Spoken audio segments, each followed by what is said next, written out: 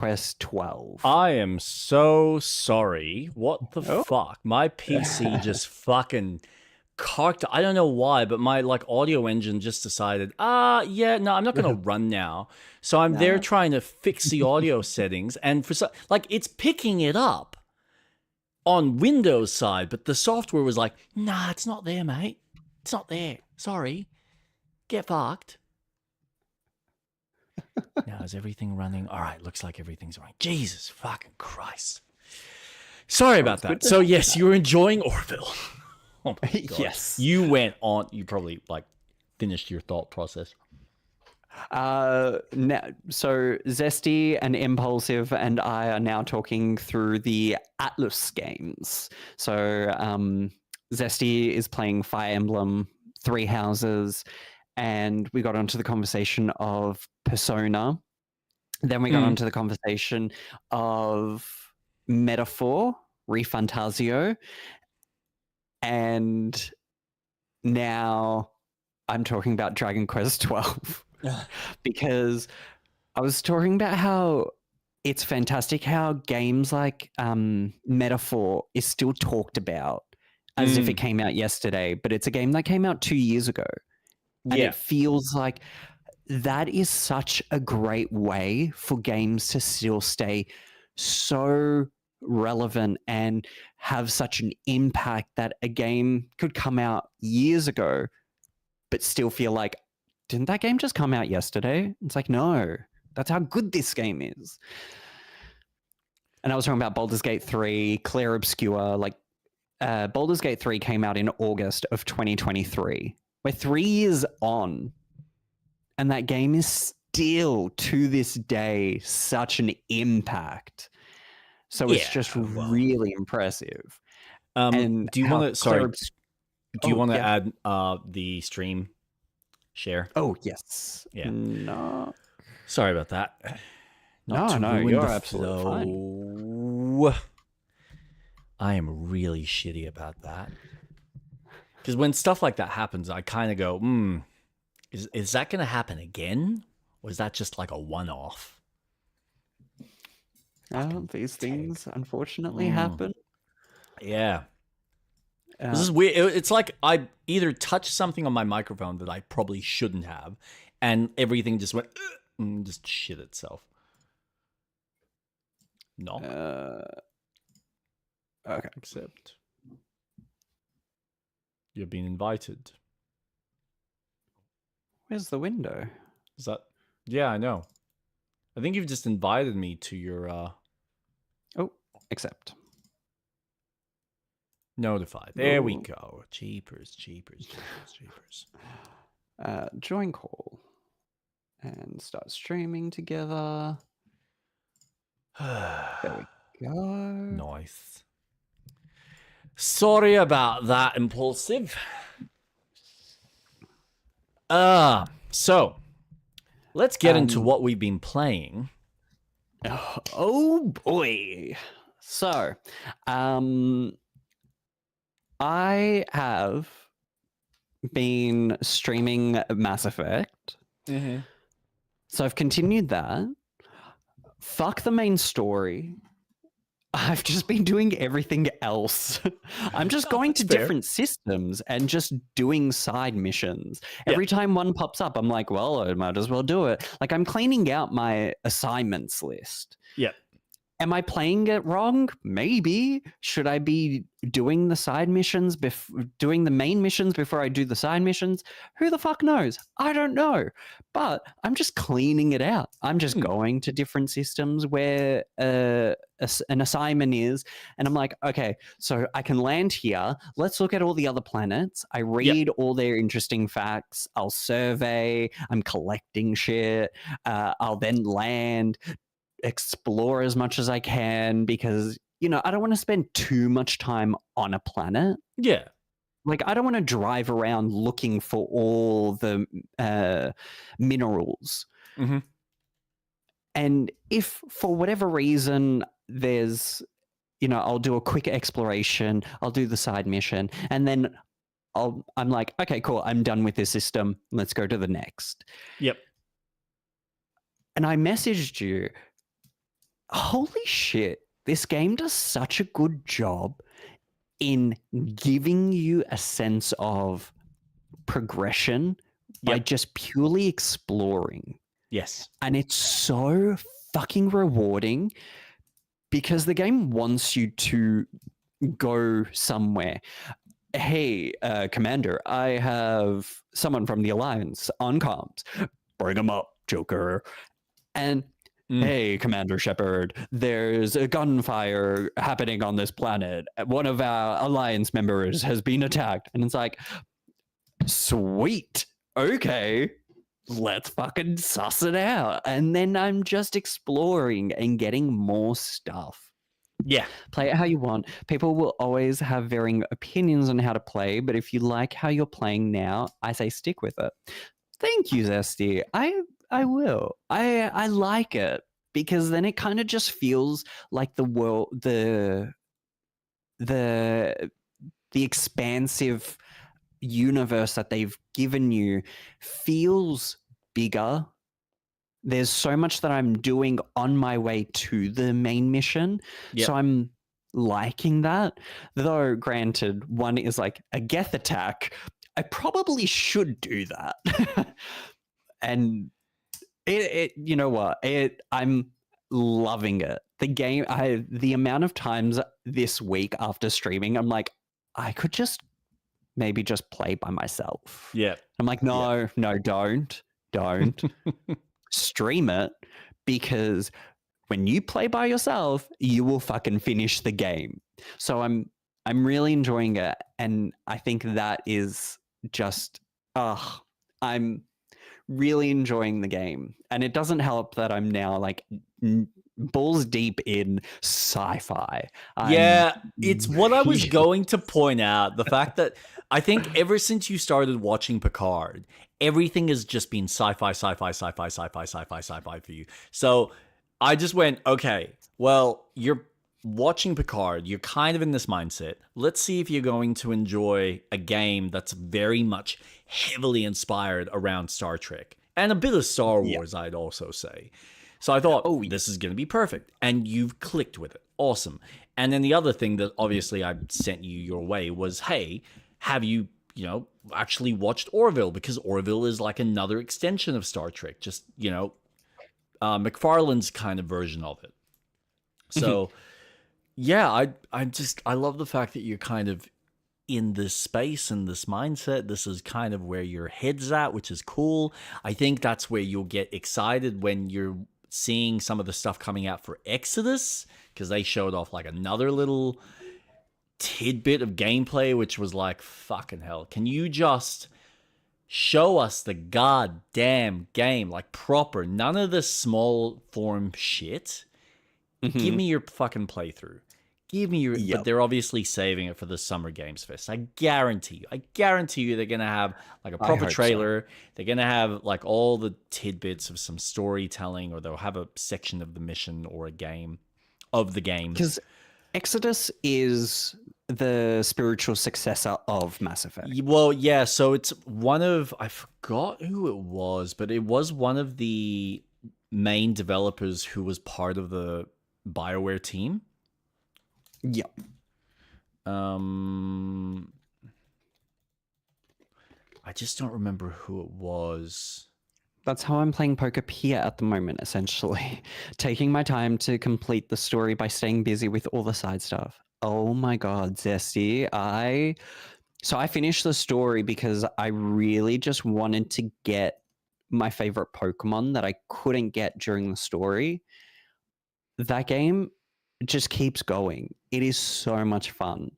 Keep having fun with it. Take your time. Enjoy each area. Enjoy the time, because that game is a diamond in the rough. So, yeah, it's not, I wouldn't necessarily say that these are guys that I'm too familiar with, but they seem to have been part. Drew Karpyshyn I know because he's written a lot. But these other guys seem to be veterans within the massive or the BioWare team. So they were So, there for Mass Effect. well, they were there for Star Wars: The Knights of the Old Republic. So they go back a Holy decent way. shit. Yeah. Yeah, so I would say they're quite instrumental in maybe some of that storytelling elements, which, if that's the case, that might come through here. It's just a case of, can they marry the gameplay and the storytelling together in the same successful way that I think Mass Effect did. But that's, you know, we won't know until it's out. Yeah. So, yeah, we'll see what happens. It also doesn't help, and I know that you probably won't, but Star Wars Maul, Dark Lord, Shadow Lord, has dropped on Disney Disney? Plus. Yeah, I saw that. I haven't seen any trailers for it just because it's not. It is stunning.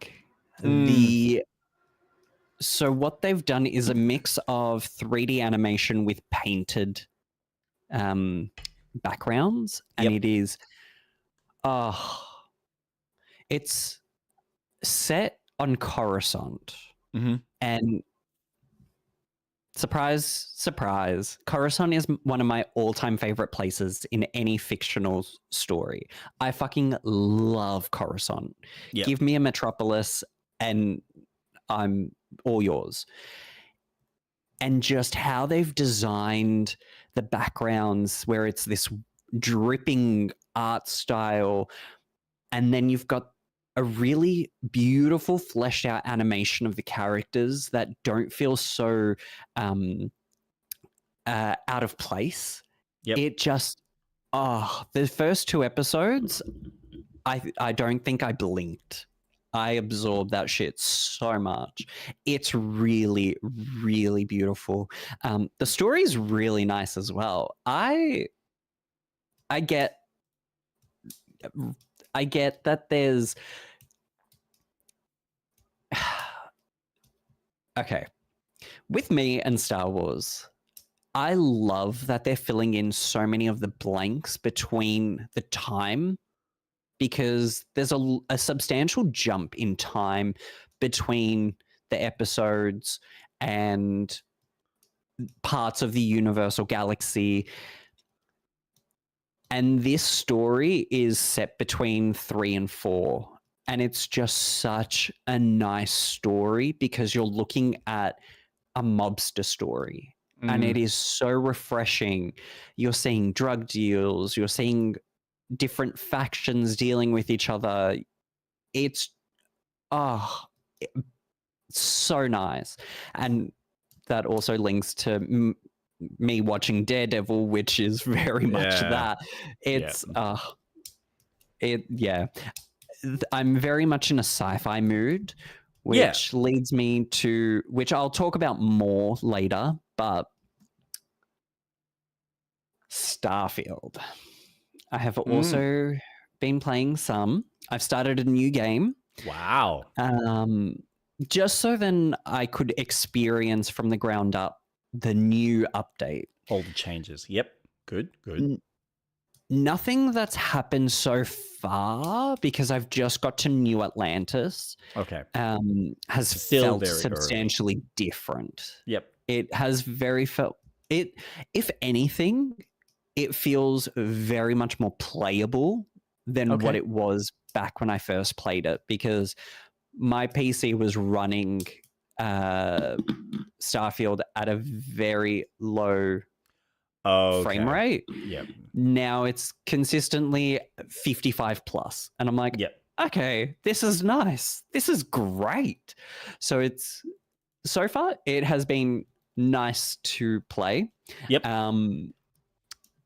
Mass Effect, I think, is more enjoyable to play as a sci-fi game, because you're right, it does feel like a Star Wars, Star Trek video game, especially when you're fucking around with the different abilities. Am I taking advantage of my party members' abilities? No. Am I taking advantage of mine? Yes. Do I forget about my party members? Yes. And that's just something I need to learn when I start getting more into the main story, where, okay, I've got Garrus who can do this. I need to use that in this moment. Though there is a sense of AI to them. So I've set them that they're defensive. So they'll use their abilities and stuff. Starfield, I've only got the robot. Yep. So I haven't really utilized much of the party system. Again, I'm still just reaching New Atlantis. They do have different things that they can do. Yes. I just haven't unlocked them to remember. Because in my other save, I'm on Neon. Mm-hmm. And I've got majority of the team that live on the ship. I don't... So, because in my head canon for my character, I'm a neon street rat. Surprise, surprise. Yep. So I grew up on the streets of Neon, and I have unlocked conversations in dialogue while I'm on Neon, but I have different factions affected by that, and it's like, cool.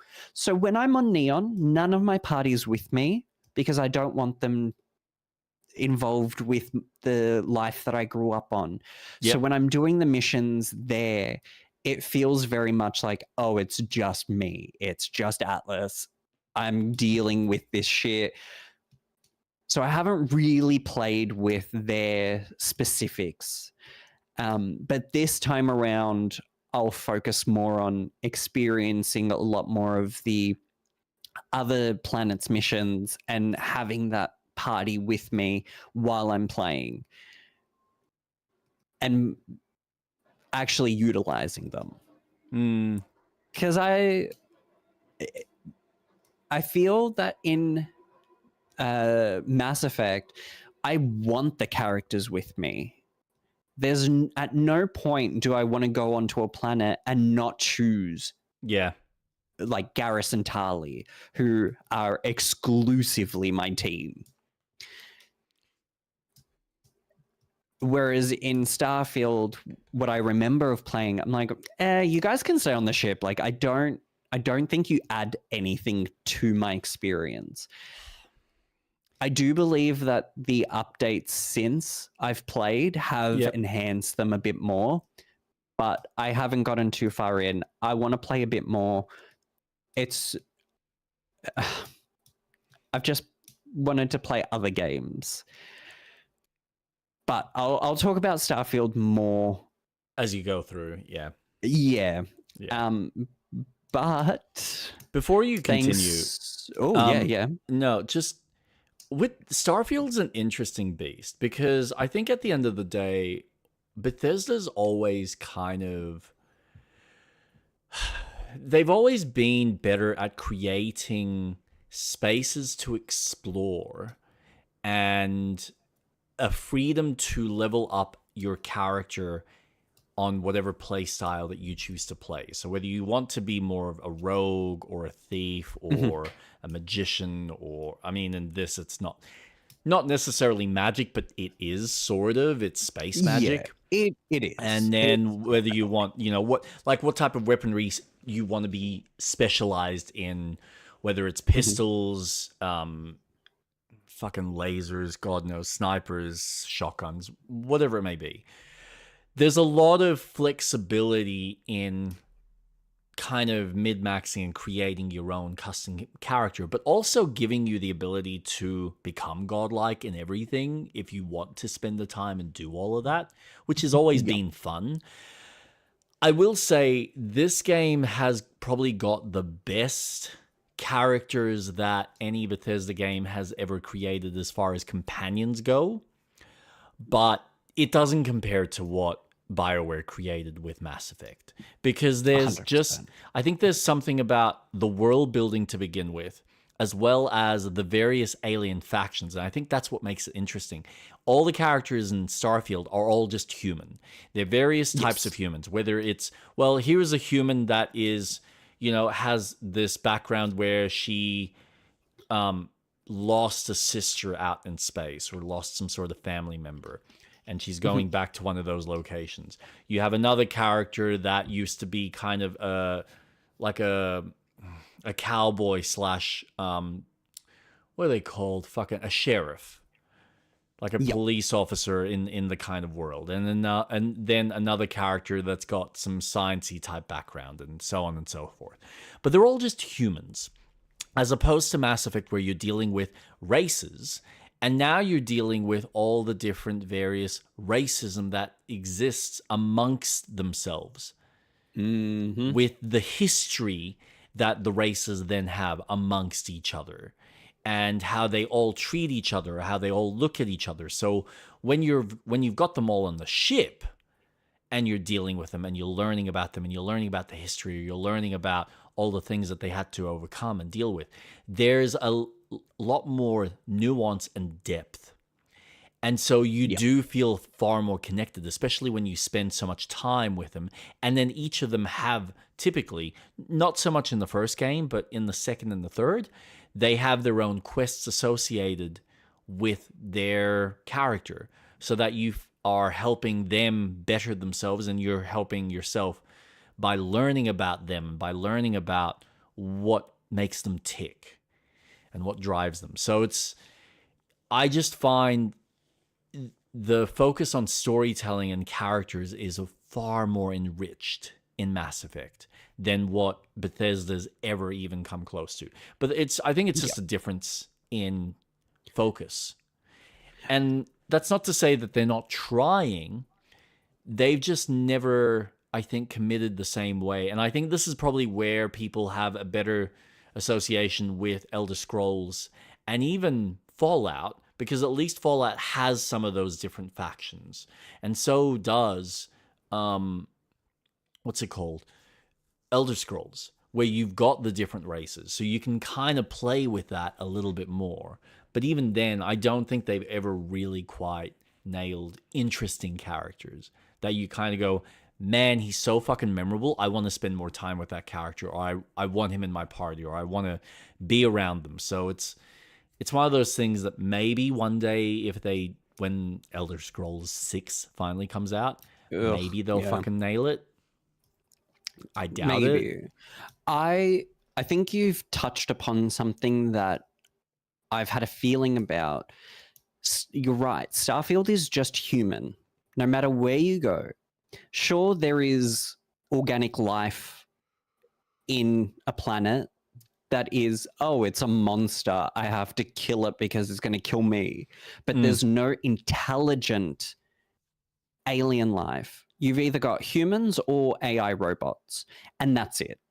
There's no, I'm an alien from this planet, and we have done this. It's like, no, it's just the story of Earth expanding to different planets. And it's like,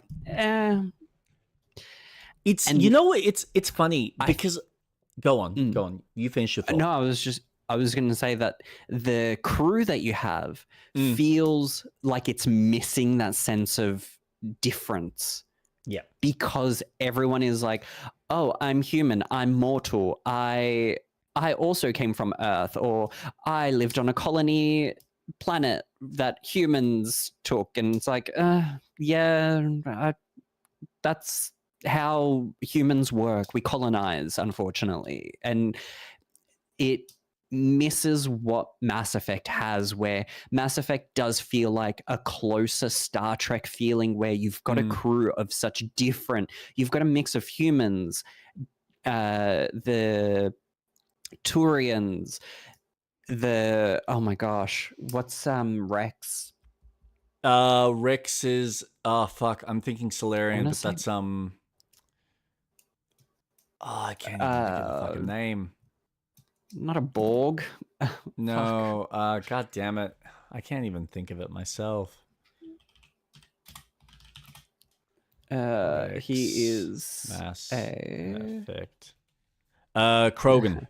See, Krogan. My head just So you've got that sense of, holy shit, we're a crew of such different minds coming together. But with Starfield, it's, oh, this artifact is going to draw us together and push us forward. And it's like, but we're just all archaeologists essentially, and there's no real feeling of being different as a crew. And that's what you've hit it. Now that you've said it out loud, it's something Bethesda really misses out on, and it's only the Elder Scrolls series that touches on it because it's such a good RPG for the different races. And Starfield just misses that because everyone is human or a robot. You know, that's it. It's okay. So my closest comparison, just from a tone, right? So I think about something like CD Projekt Red's Cyberpunk, where that is all just about humans. But there's something about the way CD Projekt Red approaches their world building, especially with Cyberpunk, where you can feel a real griminess and a real dirtiness and the capitalistic attitude. Oh yeah. Coming through. Like there's a real personality. And there sort of is here. There are, like, when you go to certain planets or you go to certain locations, you feel like, okay, this is a mining colony, or this is very much just like the Coruscant in the system, but it's dirt and grimy, and like there's all the, you've got one of the bigger corporations, the weapon corporations that like operate there, and you get a sense of some of that. But it feels like it doesn't quite edge into it enough where it feels like it has a really strong personality and character to it. Like if we had the Cyberpunk or the CD Projekt Red team kind of gloss over it in their kind of flair, I think it would give it a little bit more of that subtle nuance and that subtle, like, oh, now I feel the areas where it's dark and dingy, and I feel the areas that feel very clean and respected, or the aspects where it's supposed to be scary and threatening or unknown to the kind of I don't know. There's just something about the way it is like Disney doing fantasy, where it feels like, okay, you're doing fantasy, but you're clinically making it clean or dirty, as opposed to having it feel like, okay, there's an authentic, like you watch Lord of the Rings, and there's this authentic dirt and grime to everything you watch, versus The Hobbit, where you're like, no, now I can feel it's fake because you've done this all in a studio. It's not out and about. You're not actually really kind of getting into the dirtiness of what medieval's supposed to feel like. Tonally, there's a bit of a difference. And I think that's where Mass Effect just shines through. And again, there's just so much more to pick from it, I think. Mass Effect really has built, BioWare pre-Anthem was just incredible. Their worlds that they made were characters. Yeah. It wasn't just, oh, you're going to this planet and we're going to dot a random POI. It's, no, you're going to this planet because there is something there for you to do that evolves the story. It may not have a direct impact to the main mission, but it has an impact on the world building. Yeah. Whereas this, Starfield feels very much go here, and which I'm now going to point out is what you mentioned. It's almost you build that story. Yeah. Do you want to become a godlike character? Well, do you want to explore this? Do you want to go down this route? Do you want to...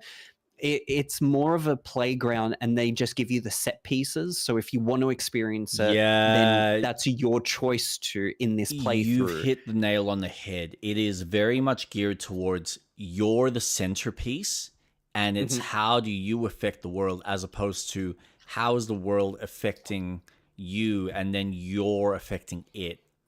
It's Yep. it's a very different style of storytelling because I think this gives you all the building blocks around you for you to kind of play with, interact, and fuck around with its system. So it doesn't want to bog you down in too much decision making and too much choice factors because it goes against, I think, the type of game that they're trying to create. Versus where Mass Effect is, no, we're trying to tell a story. We have very intriguing and intricate characters, kind of like Baldur's Gate, and we want to see how your version of this character merges or melds with these characters that we have custom made and very much created these archetypes. Yep. Yeah, it's fun. It is fun. Pros and cons to both. Pros and cons to both. Oh, I think there's less cons for Mass Effect because of just well, actually, no, you're right. There is pros and cons because if you want a game that gives you that freedom of what character you want to play as, whereas Mass Effect is very tailored to, we're going to tell you this story. How you interact with that story is your choice. Yep. Whereas Bethesda games is, this is your character. Explore. You might miss out on things, much like Baldur's Gate 3. Yeah. And we've put the chess pieces on the board. How you get there is completely up to you. What canon do you want this story to be? Because my game experience won't be the same as Tom, Dick, and Harry. Their experience of the game is going to be different to mine. And I think Bethesda does a really good job with that. Yeah. I don't really play games that Bethesda puts out. I've tried Skyrim. I really did. You didn't connect many times. Yeah. It just didn't give me what I've wanted. That's fair. And we will touch upon this, but from what I'm seeing of Fable, I think that might actually give me what I want in a fantasy RPG game.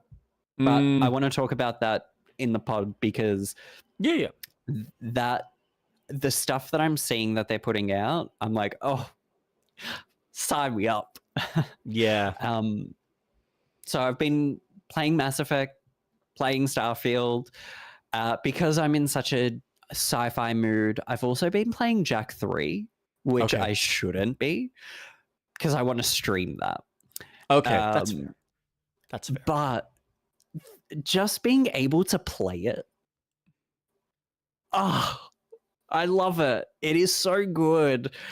It's funny because I spent, because on Open Goal, it tells you how much you've spent playing the game.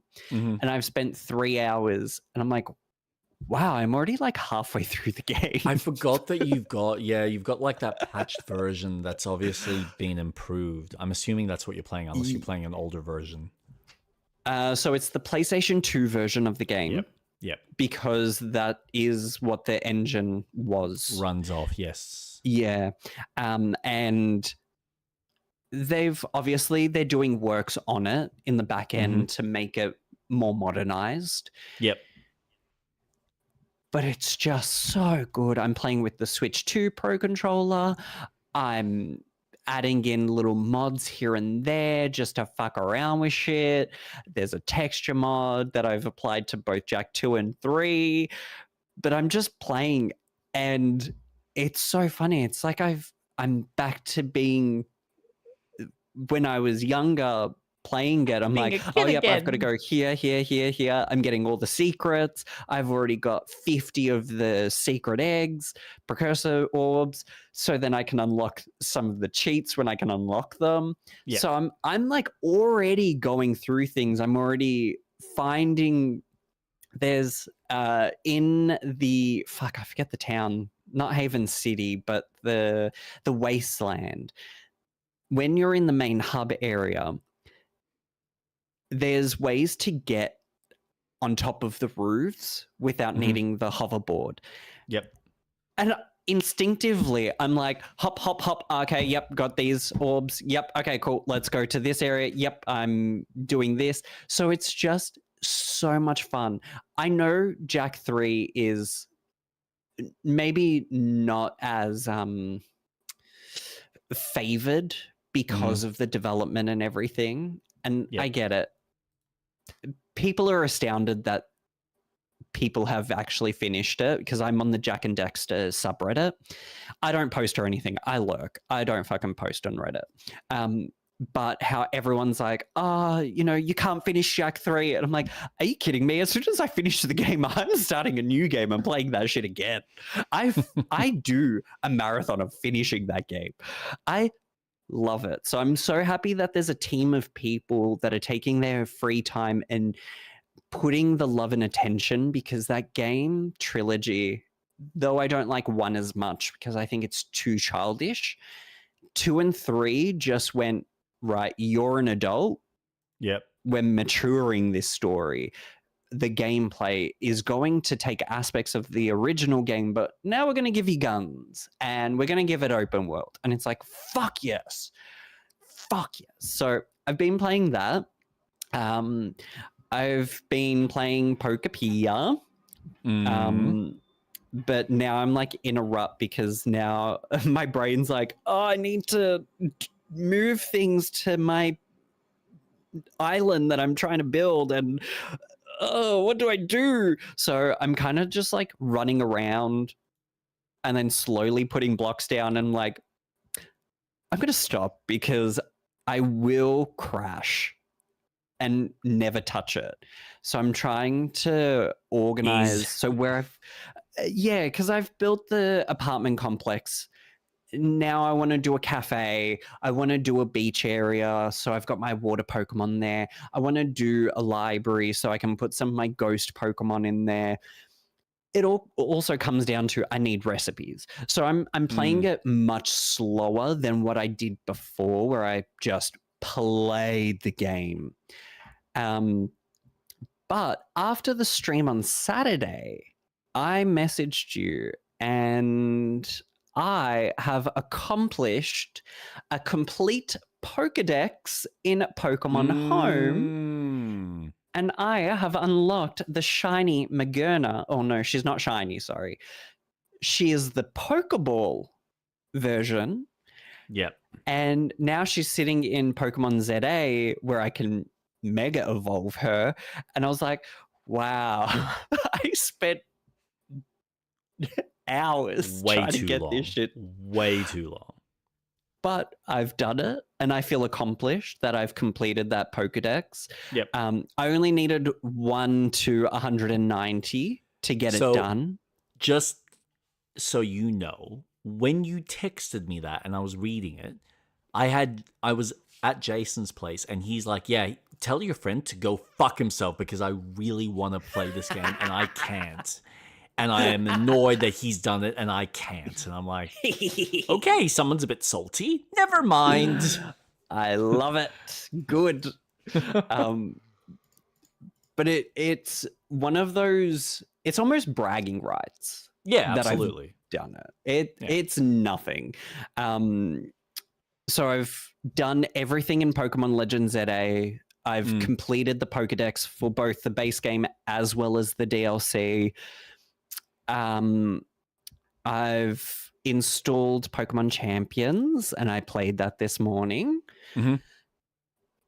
We can either talk about it now or we can talk about it in the podcast. Yeah, let's save that for the podcast because there was some like little bits of news that I found fascinating about it. I don't know all the depth and detail, but I know enough that it's rough out the gate, which is also not the biggest shock. Anyway, we'll leave that for later.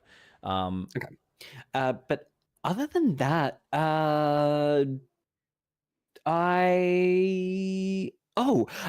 there's an indie game that has come out, which I bought for dirt cheap. It was like $4. Doki Quest, or Doki Monsters Quest, which is essentially Pokemon Crystal. And it is Dokimon Quest. Right. Yeah. Yeah. It's essentially your 8-bit Pokemon game from yesteryear on the Game Boy Color, and this has been really fun. It's just Pokemon. So I'm playing slowly. I've been playing this, because now that I finished Legends ZA, I'm waiting for the next big Pokemon game to come out, which is coming out next year. Yep. Oh, I want it now. So that's all I've been really playing. Not a lot, which is good. Otherwise, then I would never leave the house. And my friend at work who brings her Switch 2 to work, and she's like, look at what I've built in Pokepia. And I'm like, I can't tell you, if I bring my Switch to work, I won't work. Yeah.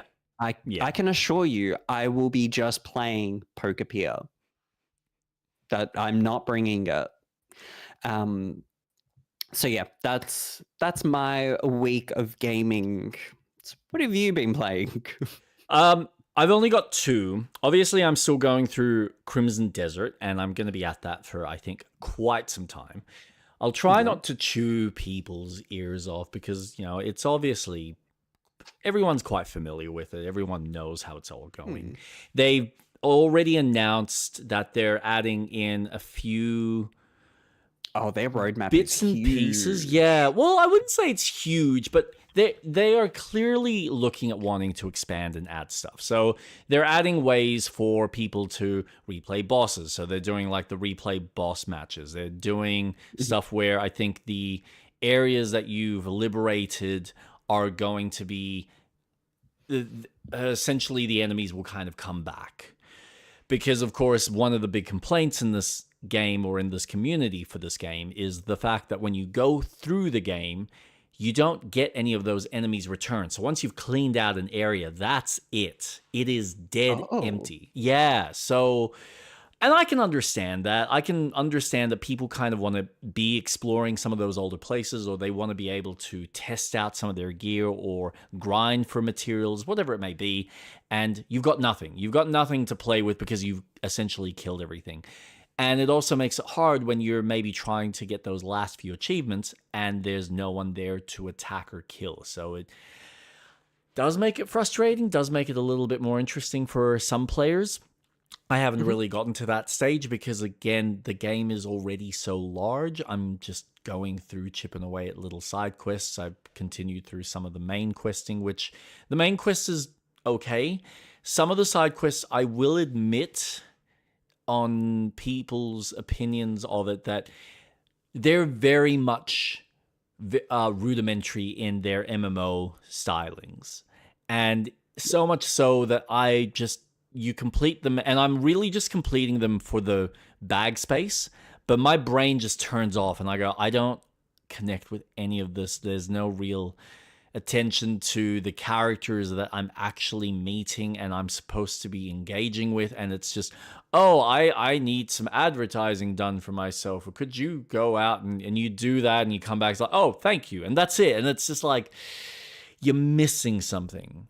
And then there's moments where I go off and help out another character and we're chatting and we're talking, and that's where the engagement happens. So it's like there's like 2 spectrums of, you get these quests that are just really mindless and other quests that are actually engaging. I did one last night that involved there's like a goblin faction, the Gold Leaf, I think they're called, and he's trying to understand why some of these shipments that he's making keep getting raided by bandits. And he's like, well, no one knows about it apart from like me and a handful of people that know about these specific cargoes that we send out. So how are these raids even happening? Like how is our stock being taken by these bandits? How do they know? And so you have to go off and investigate, the handful of people that are involved in the actual the merchant trade. But it's like you go there, you talk to one character, he tells you, oh, well, I was doing so and so. And then you read some sort of document that you're supposed to make sense of. And then you read something else that you're supposed to make sense of. And you're just like, okay, I know you're just throwing information, but none of it's actually compiling together. And then all of a sudden I'm asked to have to answer questions to the boss in order to like prove each of these people's like alibis. And you've got like 3 answers for each character that you're giving an alibi. And I'm like, man, I barely paid attention to what was even handed to me. And I don't really have a point of reference to look back at and go, well, it's A or it's B or it's C or it's D. So I ended up just using a YouTube video. I was like, man, I don't want to deal with this. Fuck this, moving on. And once it was solved, it was like, okay, we'll go take him down. So go down, I hunt down the guy, which it was clearly him because everyone was basically saying, yeah, I think it's that guy. You go down, you have a fight with him and a couple of his goons. Nice and easy. You grab him, pop him on his shoulder, ride him up to the location where the boss is and dump him down. It's like, yep, I got him. And that's it. It was like, oh, well, cool. Was it important? Did it add anything? Well, that's debatable. That's entirely up to you. But there was just nothing to it. The overall exploration of the world is cool. The puzzles are still cool. They fixed the issue with the archery. So now when you do press the bow and arrow button and he's holding it ready to draw, you do have a button with I think it's the D-pad up, where he can then put the arrow away.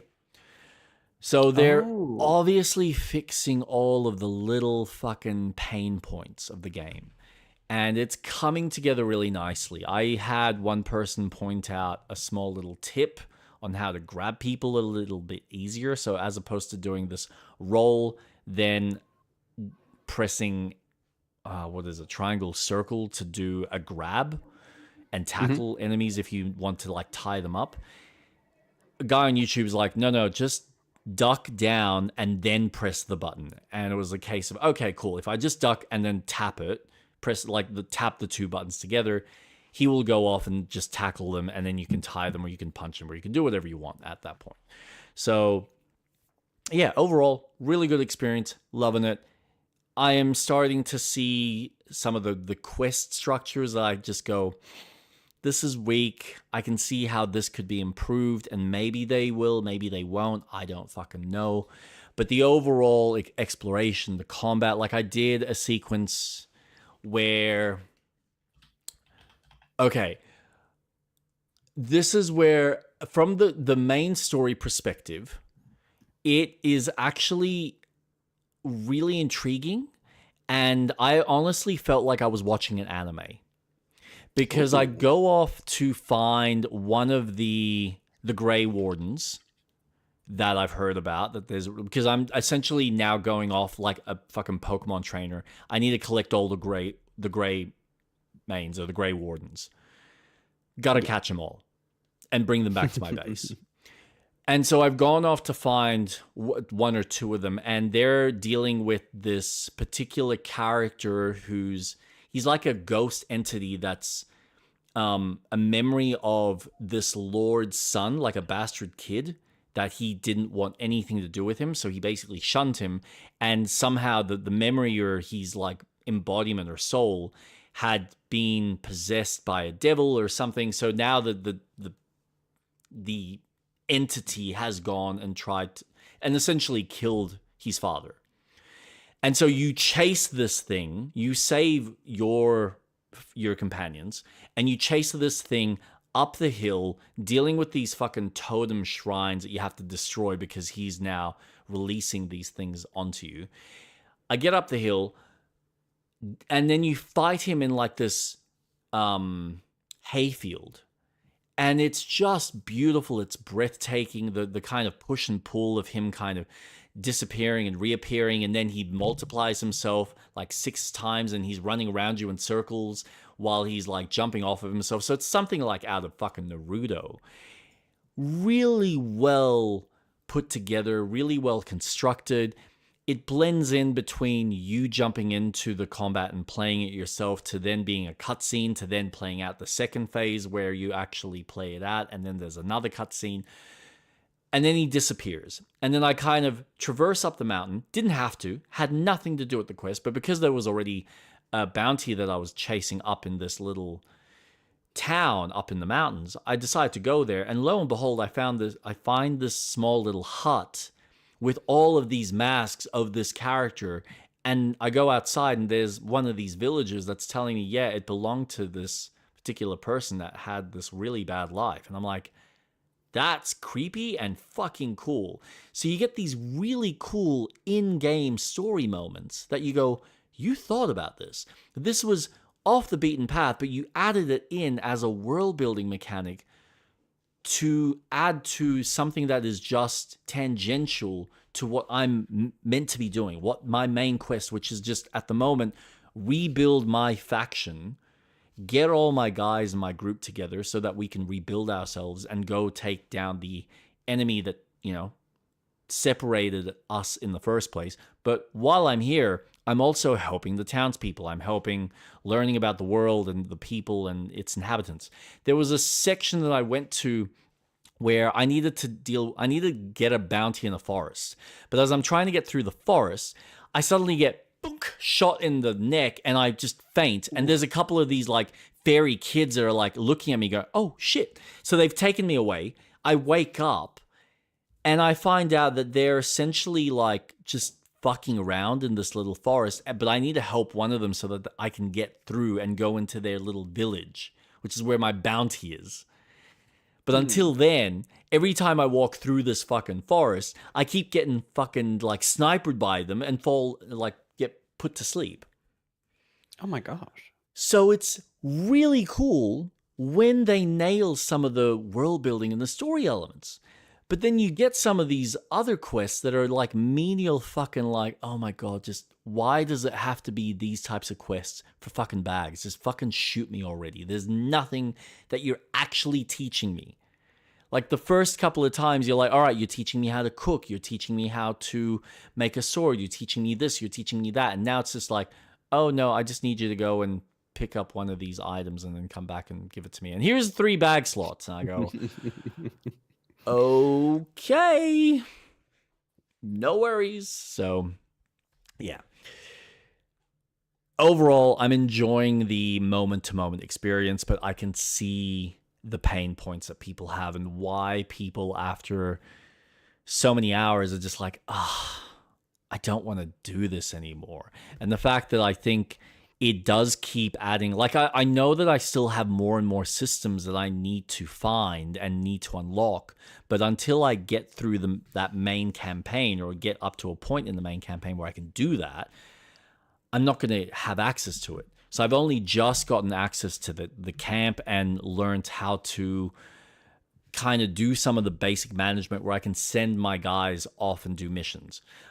Now, I will admit that side of the game is a little bit clunky because it's really weird that it doesn't show you what available missions are in the area. You kind of have to search in the massive map and go, okay, let's look at this little village. Does it have any missions? No. Okay, let's look at this little town. Does this have any missions? No. Okay, let's go to this spot. And you're basically going and clicking on every single aspect of the map, at least to my knowledge, unless there is a tip out there that's kind of like, no.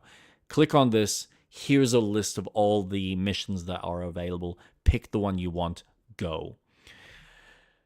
So there's some learning that I got to get my head around there. There's some other stuff that I haven't started unlocking yet, which I am waiting till my next stream to kind of continue down the main path, like the main quest, so I can get access to that. I've unlocked the dog, which is cool. I haven't really played around with the dog yet, but he seems to be really good at finding shit, so we'll see how we go. I think that's about for... Because you've unlocked the female character. Have you had a chance to play as her? No, I haven't, only because... and this is one of the things that they're going to add into the game for her and the other character. They don't have anything that's similar or comparable in the skills that he has for doing some of the puzzles. So they really are useless other than, well, they're just another play style. They now have, so just very quickly, the update that just dropped on the 11th, so earlier today, boss rematches, fight defeated bosses again. Is that Enemies will out, or is that what they're reblockade. working on? Because I don't think that's No, out. this is out. It's You out sure? as of now. Okay. Enemies with reblockade and recapture territory. Difficulty settings will be added. Hide items on Cliff's back. Axiom Force and Force Palm equivalent abilities for Domain and Ungaka? Ungaka? I don't know. New outfits to wear. New pets and mounts. Category specific storage, food, gatherables, wardrobe, UI and control improvements, improvements to LOS rendering quality, and official OST release. And that dropped. No, wrong game. Crimson Desert. Because on their Steam page it says patch notes see, version when I 1.03. 1.03. Okay. Because when I read it, it didn't seem like it was that was out yet, but that's what they were working on, and that's what they were going to add between now and June. No, so this is one of the updates for the April to June release. Okay. So yeah, this update's out now. Cool. Well, I am sure to look forward to that. Oh, the other thing I did in the game, I did one of those like massive encampments where you have to deal with all the enemies. It's really cool, but it's also, I feel like them having enemies spawn in randomly at the same time. So it'll give you a percentage of how many enemies you need to kind of take out in order to get to the boss leader. But instead of it just being, here's the maximum amount of enemies that are in this space and you just clean them out, no, they kind of keep appearing off the corner. Like, I was literally on the edge of this encampment, and there were like groups of 3 every so often coming in as I'm trying to clean out and collect all the fucking loot that I had just dealt with like the 20 or 30 people that were in my little section of that camp. But it's really cool. Like, there's just something about this type of game where it feels better than Dynasty Warriors. I gotta admit, for my sensibilities, it's fun to be able to go, I can just kind of come in, deal with individual enemies or deal with them as a group. I can do like shield rushes. I can grab a guy, fling him. I can do all sorts of fucking fun shit. So yeah, they've just nailed something with this game that, yeah, we haven't had anything like this. And I think it's worth praising, even though there are criticisms. There are criticisms. It's not perfect. They're obviously wanting to add more and work on this game and make it worth, everyone's time. But I think what they've got here is a really fucking amazing baseline, and it's better than some games even come out. And at this scale, it's just incredible. That it's sad that I get it. If it's not to everyone's sensibilities, that's fine. If you don't have the time for this style of game, that's fine. But I rather play this than every single Ubisoft game that have come out in the last 10 years. Or say 7 or 8. Because there's maybe a handful that I can go, yeah, maybe. But for the most part, no. I'd rather play this because I feel like every time I'm jumping on, even if there's something that's kind of like, I will still find something that I go, ooh, that was interesting. So they've nailed something. That's good. Yeah. That's a really good praise. I'm looking forward to eventually playing this once it goes on sale, because by the time it does go on sale, updates, patches, it will then become the game that it should be. Yep. So I'm looking forward to it. I've been keeping a very close eye on all the updates. I'm following the subreddit.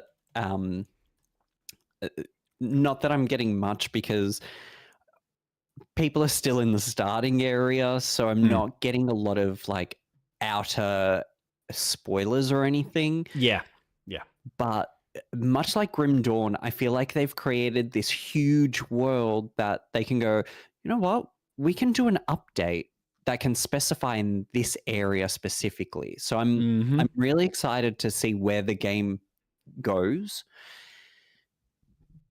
So I need to watch your latest stream. I haven't watched it.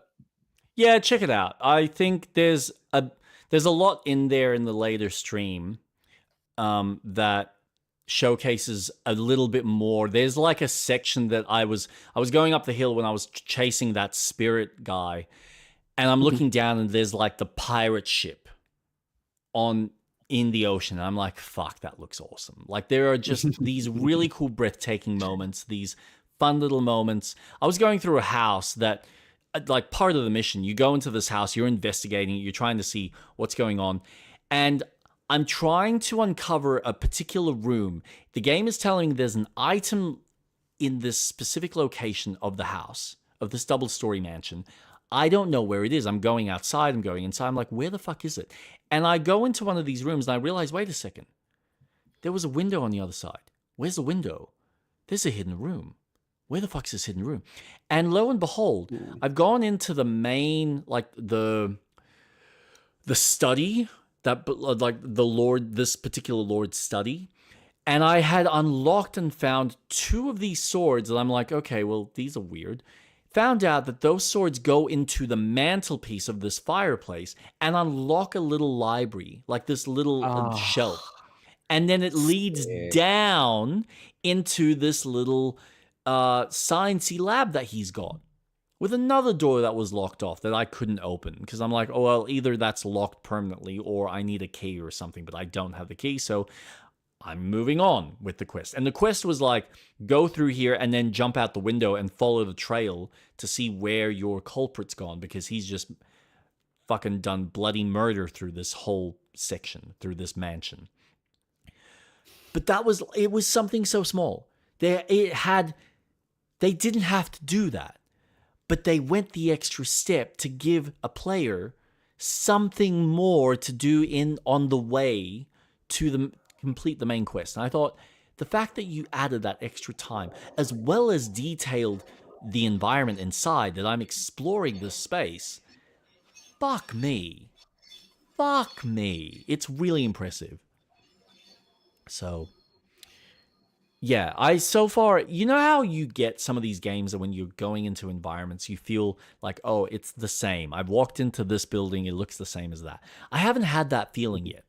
Even when I'm going to camps, I don't get the sense that I'm actually exploring the exact same camp. There might be similar architectures, there might be similar items that you see, but there's just something slightly different and varied about each of them in subtle ways. And I go, that's really hard to pull off, because eventually there is a copy and paste. And there probably is. If I was to pay closer attention, there probably is. But it's subtle enough that I just go, it doesn't, like, the light bells don't, the bells don't ding. And I don't just kind of go, oh, yep, nope, alarm bells. There it is. So they're doing something right. And I think it's worth applauding them for that. Absolutely. But yes, I can't wait to see all the new things that they are wanting to add, things that they're wanting to implement and change. With the enemies kind of coming back, I hope that that's an option that you can toggle, because I personally would like to kind of clean out areas and know that, okay, I have done all of this and I don't need to necessarily go back unless I want to unlock that or turn that on where, okay, now everything feels more organic again. But we'll see what they do. Yeah. They might make it interesting and fair in their own way. They might do something rewarding in that sense, but it would be nice for me to kind of go, that's done, tick it off, moving on. At least for like a single playthrough, especially with the size of the game.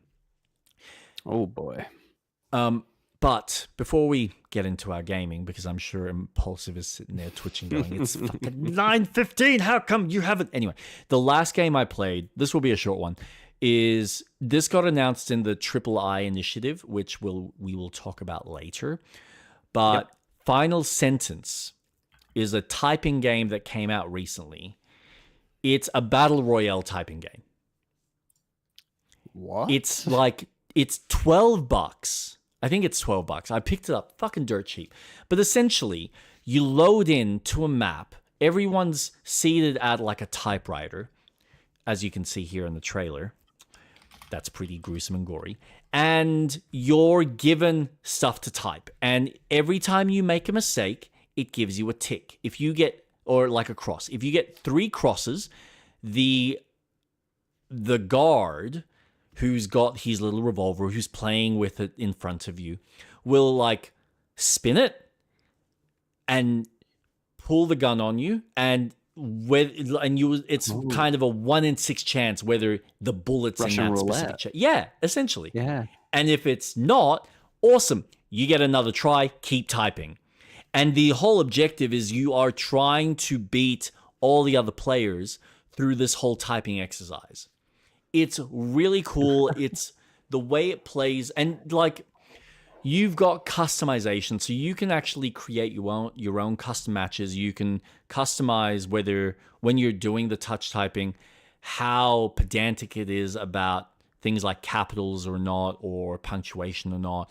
I think you can change how many like mistakes you make, and all the little nuances that come with the touch typing. You can adjust. There's bots in the game as well, which I'll point out. The one thing that is unfortunately an issue, and I think it just comes down to the genre, because the idea is cool, but unfortunately in the time that I was playing, I don't think I actually played against another player. And so I'd be loading into a map. Like you load a game, you load a match, and what ends up happening is it's sitting there, it's waiting for a server, nothing connects because there's no one playing, so then it turns off. I load it again, and now it actually loads, but this time it's loading a bunch of bots into the server. So it's almost like the first time it's looking for actual players, realizes that there's no one. Second time, here you go, we're just going to load you in by yourself with a bunch of bots. If you happen to get some other players, cool bananas. As far as what I've noticed, because you've got, as you play through the game, it's got like I wouldn't call it a skill system, but it's got like a level up system that every time you progress through it, it's leveling up your stats or whatever it is for ranking how well system. Something. It's very it's negligible for the most part. It gives you a couple of little achievements on, hey, try and hit, 10,000 words, or see if you can win X amount of matches, and all of these little achievements that they try to, incentivize you to keep playing. But the overall aspect of the game, the kind of concept of it, I think is really fucking cool, especially as a touch typing game. And it's fun because they throw in like the way they play with some of the words, and it changes. Sometimes you'll have numbers and letters. It might be like, all right, you're typing out a recipe of some sort. Or sometimes it'll be quotes from movies and books. So there was stuff from Lord of the Rings where you've got Boromir doing, the little quote that he's got about, one does not simply walk into Mordor. Just a line. Just that line. And then you go to the next line and it's something else from a memorable quote from a character. Other times it'll be literal gibberish that you're writing. Sometimes it'll be, stuff that it almost feels like the character himself that you're playing as is internalizing, and he's just, I don't know what I'm doing here. And it's all, there's no spaces. So it's just like you're typing out one word and you're having to pay attention to what you're writing. It's really cool. It's very clever. It's very witty. It's well designed. It is unfortunate that there aren't a lot of people trying it and wanting to play this, because I think it would be neat. Yeah. So check it out. It's cheap enough. It is, honestly, this fucking game is dirt cheap. Final Sentence. $12.55, 10% off because of its release. Yep. But even still, like $14.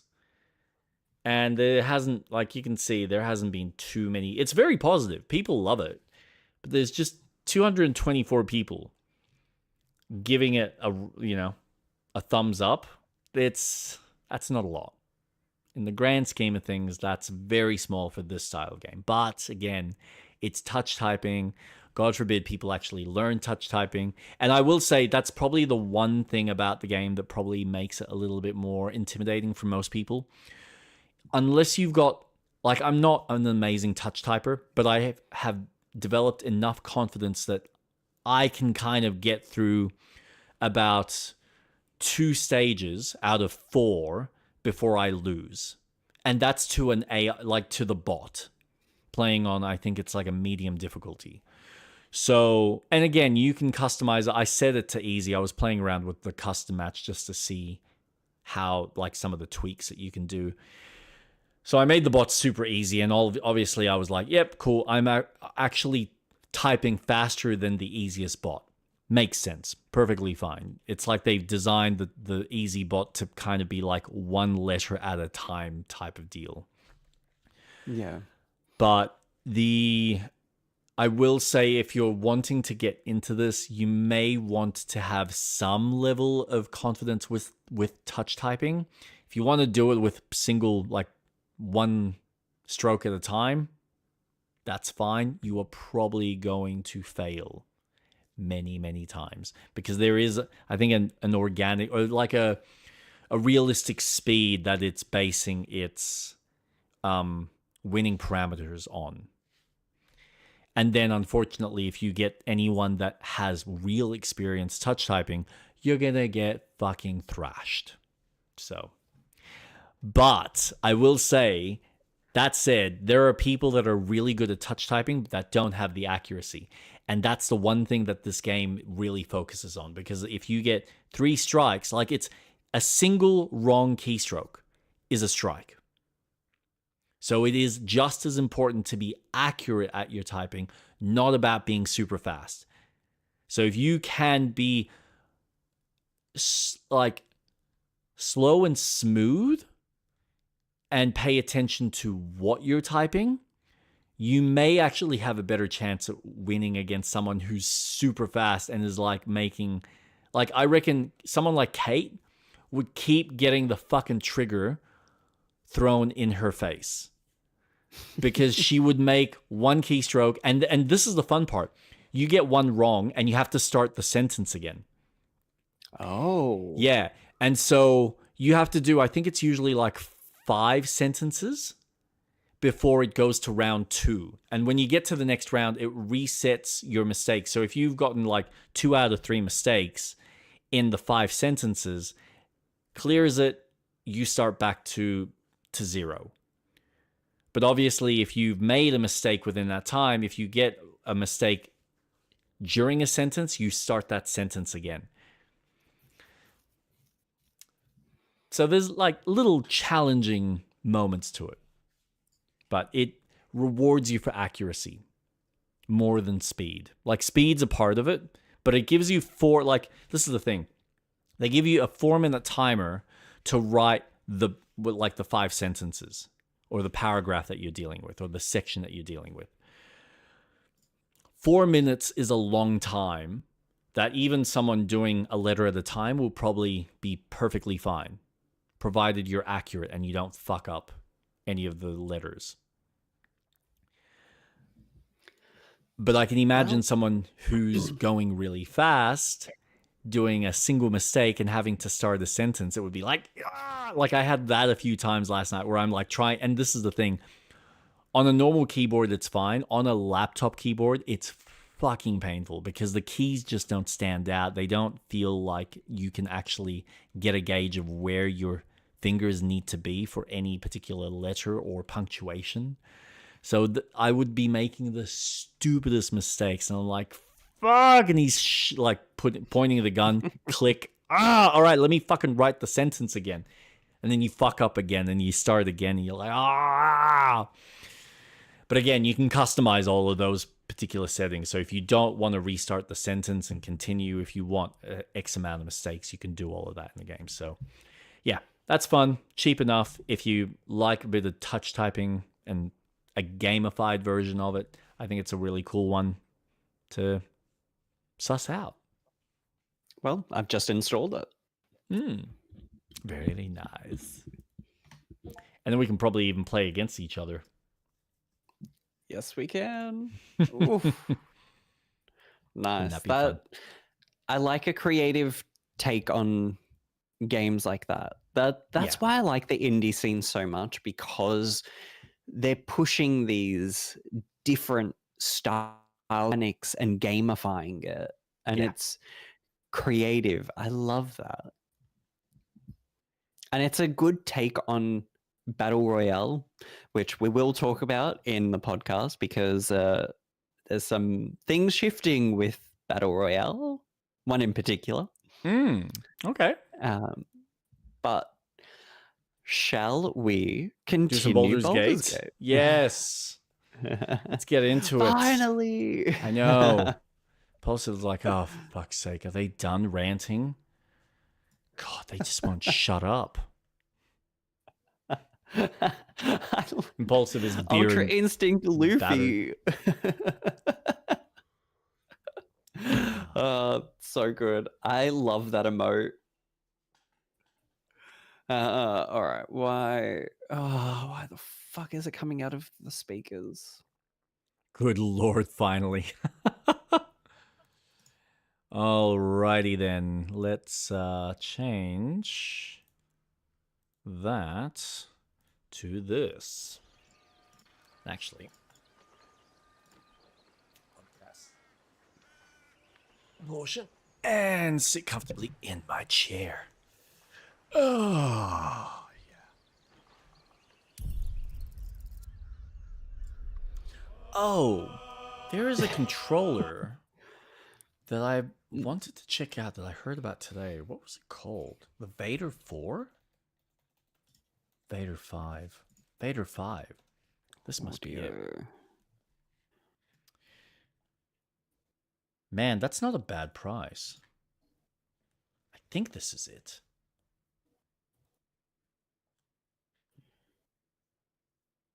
Vader 5S for Xbox. Do you have one for PlayStation?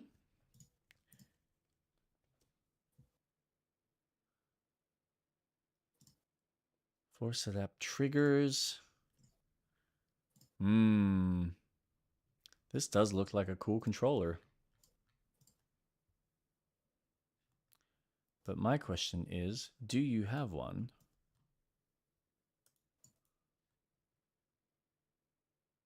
Vader 5S. By the way, the magic shop you visited has a secret dungeon with epic loot and puzzles. Best in the game. Oh. That's good to know. Is that... That's that one with the fucking That's fire. where you got transported. Yeah.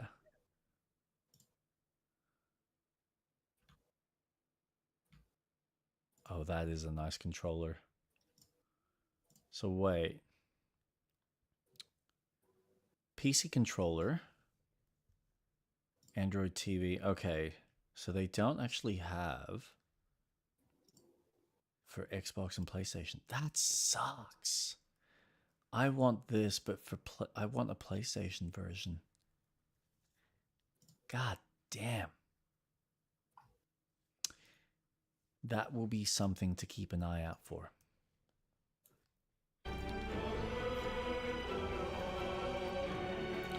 Have you sent me a link? Not yet. Not yet. My game audio is coming out from the speakers. Oh, sorry, Impulsive. I guess we're not playing tonight. It's not happening for Street Rat. My audio is not working. His audio is not working. It's not the night for Baldur's Gate. It's the night to talk games. Impulsive's like, oh God, we're never going to finish this game. It's never going to be done. You know what? I'm going to leave. close. Alt F4 stream.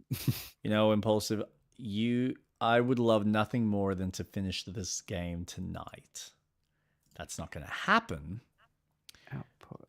But okay, so not if you keep talking. Do this, please, for the love of God, work. Do they have?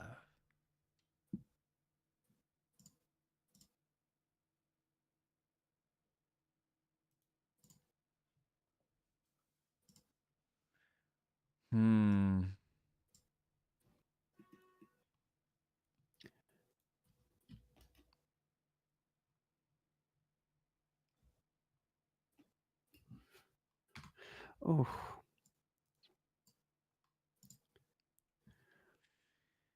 Wait a second. Wait a minute. Wait a damn minute. Fly Digi? Okay. Way too loud. Pro controller, charging dock.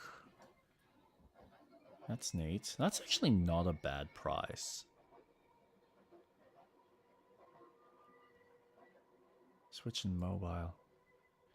Why is that not Switch compatible? That sucks. Okay, so if I set Baldur's Gate to... Please, for the love of God. Okay, so just so everyone knows what the hell I'm looking at while we're waiting for Street Rat, I'm looking at one of these. I was hearing about this from ACG, Carrick, talking about this controller. This thing apparently has adjustable analog sticks. So you can tighten the joysticks on them. Oh. Yeah. Does it have the anti-drift tech as well? Yes, ultra stable, centered that never drifts, freely adjustable tension for personalized control. Elite rubberized grip, triggers and grips, dual zone vibration. Man, I gotta admit, like normal price is $168. It's down to $108. I'm actually considering this. Because I'd like a pro style controller, and I'm not buying a fucking Xbox one. Especially after the... Get a Switch 2 Pro controller. Yes, you're right. However, I don't see the point when... See, what I want is something like this that I can run on my PC as well as my PlayStation. But the problem is, I gotta admit, the PlayStation controllers themselves are great, but I'm not getting a PlayStation Pro controller because it's just like, it's not really what I want. And again, it's more that price. Xbox Elite. Yeah, Jesus Christ. $199 for an Elite. $222. That's a joke. And what's the PlayStation?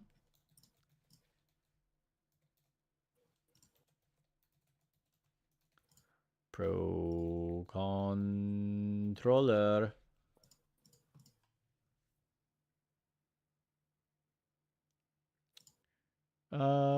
Wait a second. PlayStation controller.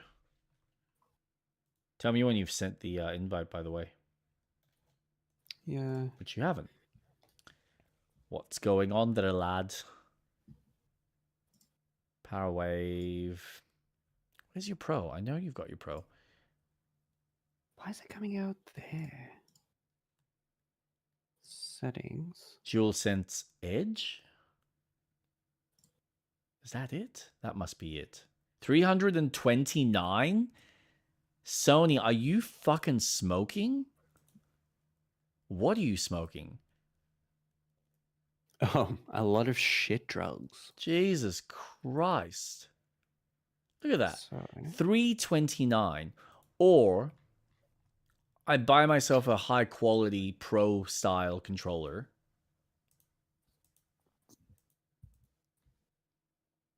That's got all the back buttons and adjustable tensions. It just doesn't have extra buttons, which I couldn't give 10 fucks about. Now I can't hear anything. All right, I've invited. Hey, about freaking time.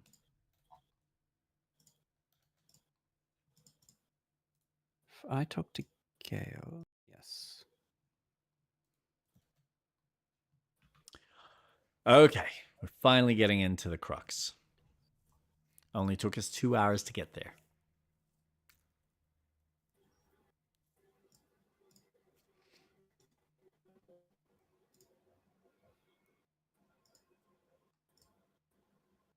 Okay. Now. I'm listening. Awesome. Oh. I can hear. Yay!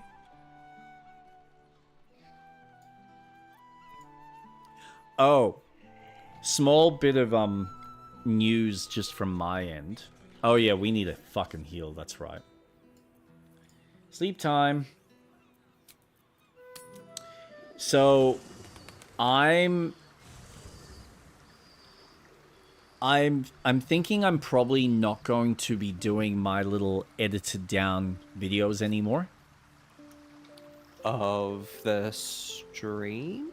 Yeah. Just because I'm really not getting any... I'm not getting anyone really watching it. I probably had maybe one person just recently watch a video or two. And I was like... I've been going through this for so long. I've been doing these edits. I've had one or two people saying, I don't want to watch a whole 3 hours playthrough. I just want to watch a cut down version. Okay, well I put that out and no one's fucking watching it. So why am I spending the time doing it when you can just watch my stream? If you're interested in me, you're going to watch me. If you're not, that's fine. So I'm thinking I might just forego that for the time being. I can always bring it back if people are interested, but at this stage, I just don't see the point in spending the time doing it when it's not really rewarding me at all. And I will probably just do the occasional little short.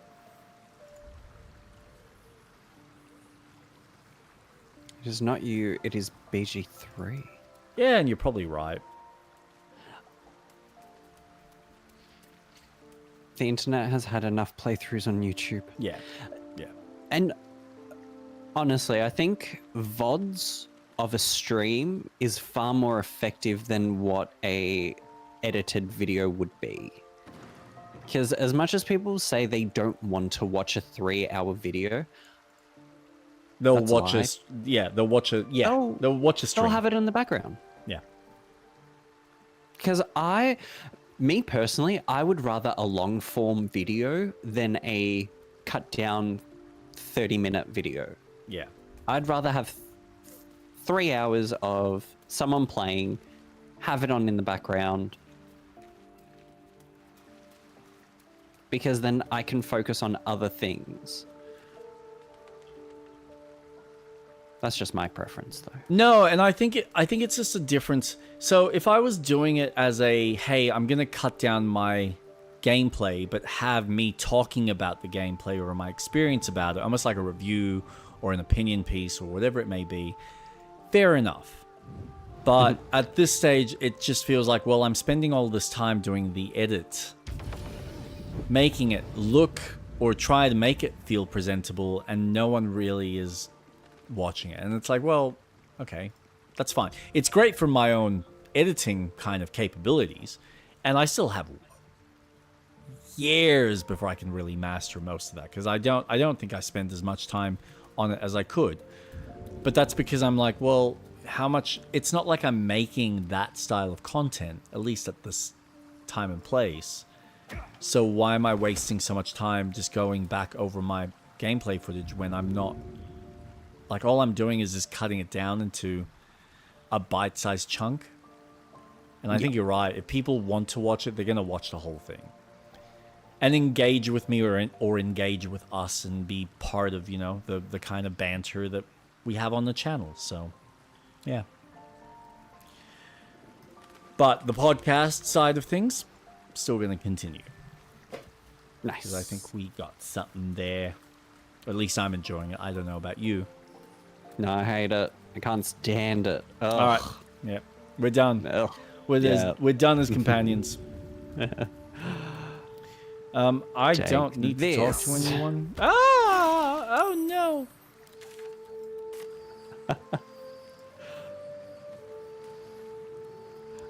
No, I don't think anyone wants to chat. Do they? Concentration broken. No. Oh, no one there wants to is chat. someone. Hold on. Carla. Maybe they'll bring us closer. Oh. What have you got to say, love? What do you want? I figured it out.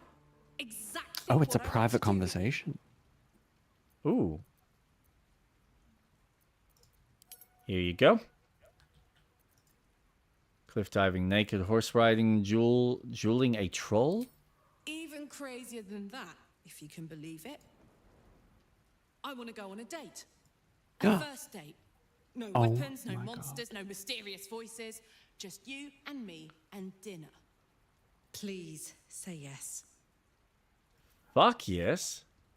Oh my god, yes. Yes! Oh, amazing. Put on your least bloody tunic and meet me back here. Oh, I'm so excited! All right, Cat in the Hat. Give me a beat to run ahead. I want to make sure everything's absolutely perfect. See you there. Wow. Ah, That's cool. Awesome.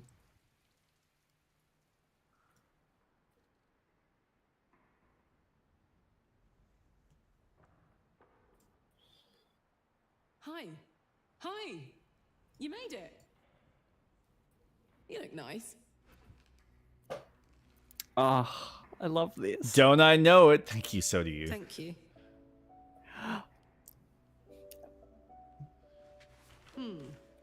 Baldurian seafood stew.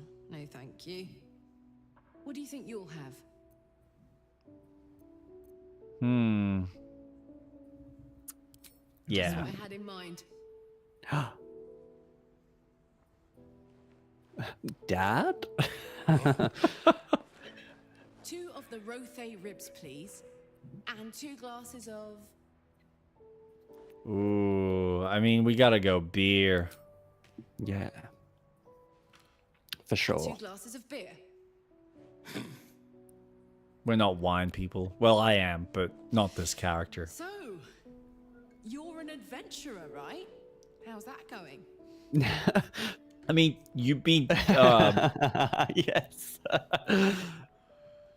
baddies around here are very bad. Bad-ish. Not trying to one-up the local villains, of course, but man, have I seen some shit. But hang on, this isn't first date talk.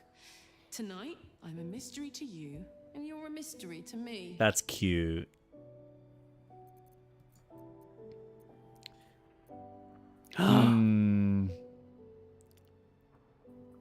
Can't we skip? Oh my god, that's true. We ought to behave like we've only just met.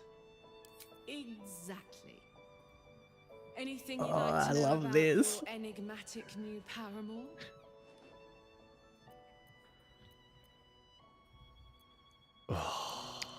Oof. Right here in Baldur's Gate, more or less.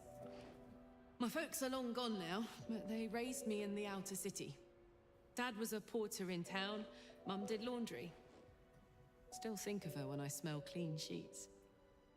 We were poorer than dirt, but my gods, we had fun. What about you? Ooh. I mean, yeah, I guess so. Might have, if you spent any time in the outer city. We didn't exactly hide ourselves under a bushel. Oh, hey, here comes our food.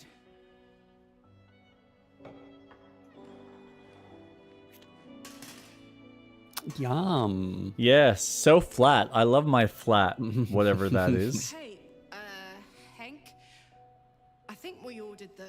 To bleed her. Worst guy I ever met. Anyway, how about a toast? Oh, shit!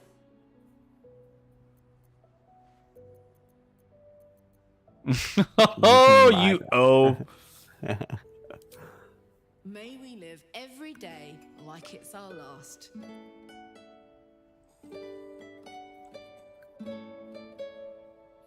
Ooh.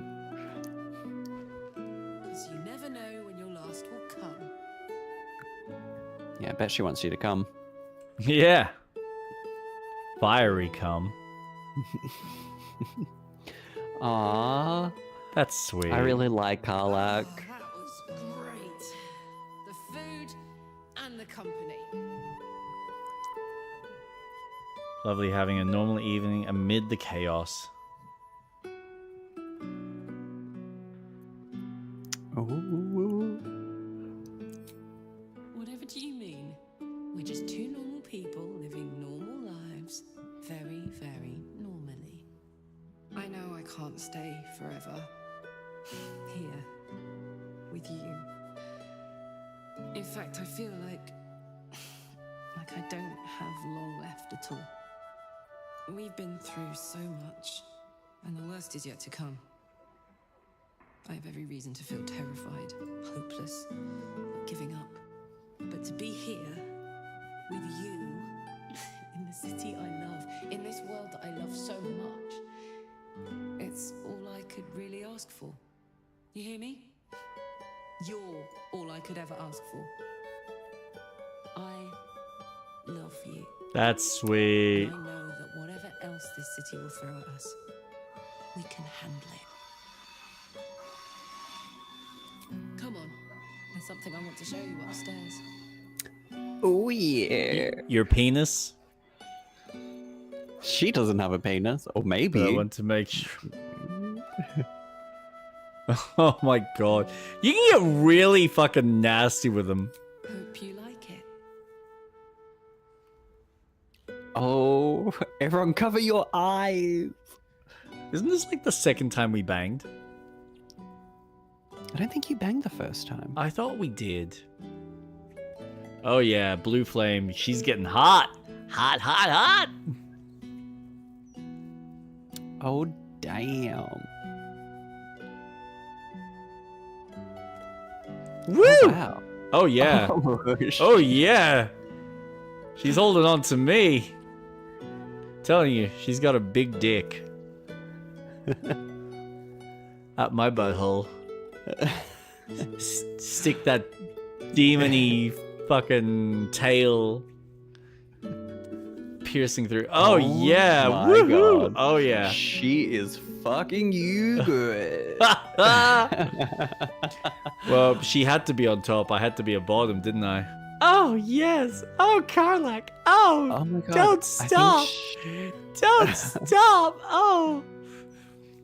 Holy crap. Look at yeah. you go.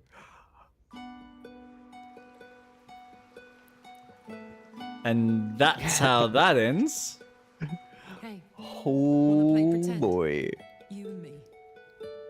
Let's imagine I get to live 50 more years. We have a whole life ahead of us. What do we do? What do we do?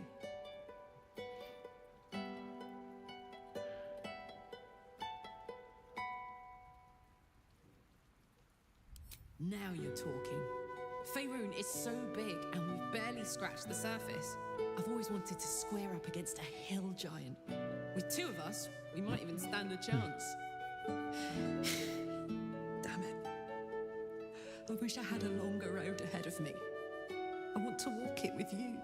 Aww.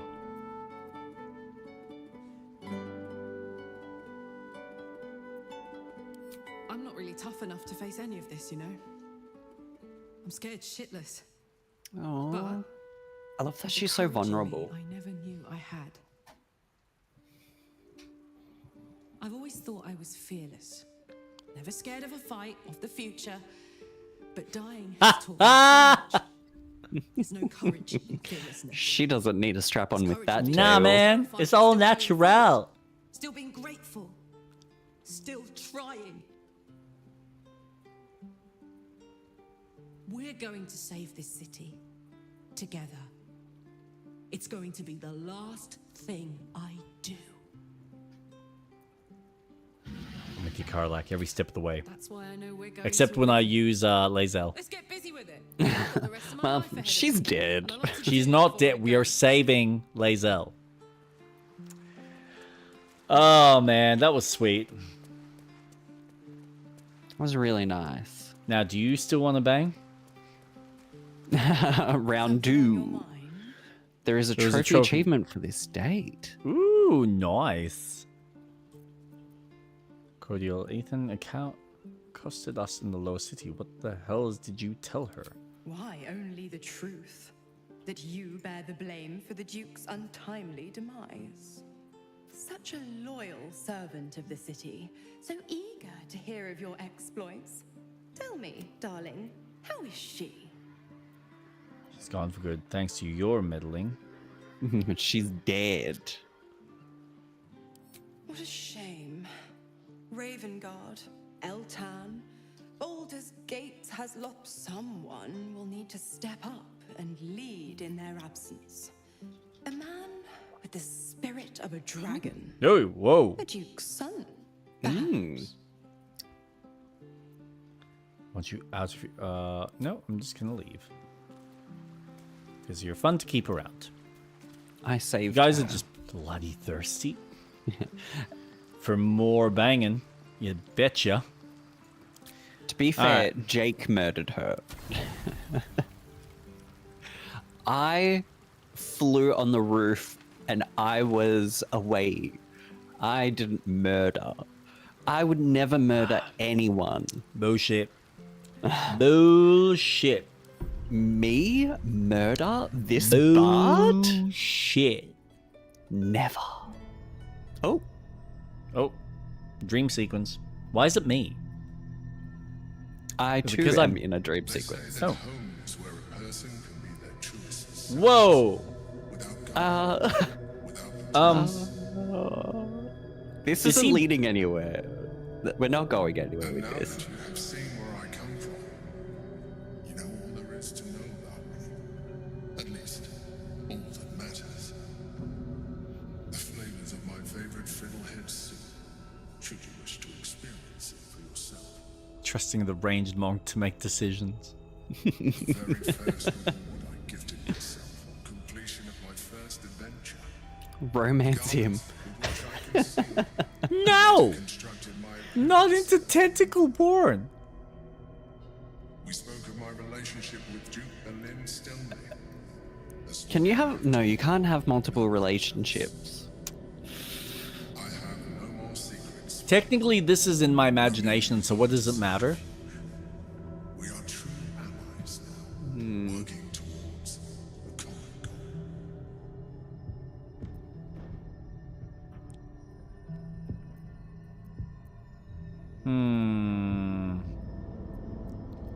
You don't sound like a mind flayer. I have learned to adapt my methods to your needs. The only way we were ever going to get close enough to the brain to destroy it was by working together. But few would trust a mind flayer. So I did what I had to convince you. I DP with one person. What a ride. your actions, your desires. I deduced the best way to align your goals with my own. Some sort of experiment. Right, so you... To Okay. learn. Complex and full of contradictions. It was no easy task. His story is actually amazing. I do not know if you guys figured out his identity. Dedication to the cause. I He's a mind Specifically? No. anticipated your existence. What I didn't He's the anticipate brain. was how much I would enjoy your company, Is he? your mind. I don't know. I mean, that might be true. You really don't sound like a mind flayer. You led an exciting life. Why did you conceal it from me?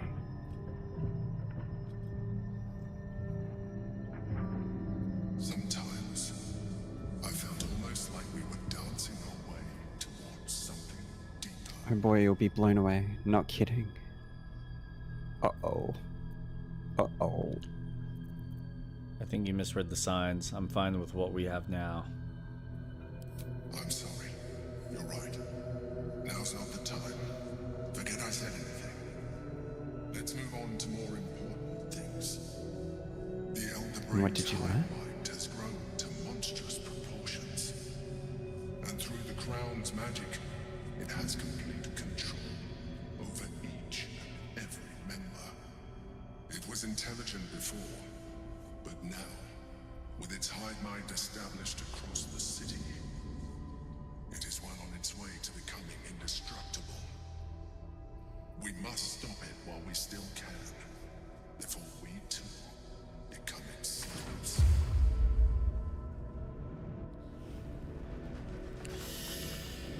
Fuck, I don't trust him. I could have done with a little more cuddling. You know what? I'm gonna be in a open There's relationship. clues of his identity all around the city. Well, I need to go back into the into that workshop that he had, because I did find his little workshop.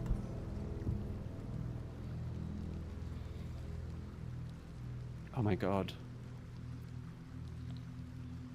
So you gonna bang Am I him? gonna- I think we're about to make up. Oh yeah. Can I watch? You Go you for need it. to you need to unprivate it. There we go. I felt almost like we were dancing our way towards something deeper.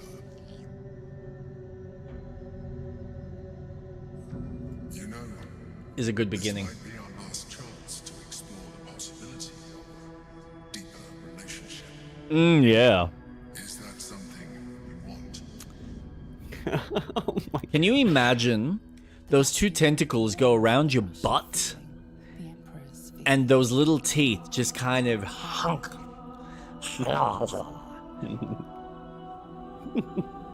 just tickle and guzzle all the cream out of your little wet penis. Oh yes. Oh yes, Street Rat's doing this. He's committed. You let me fly. Now let me fly orgasmically.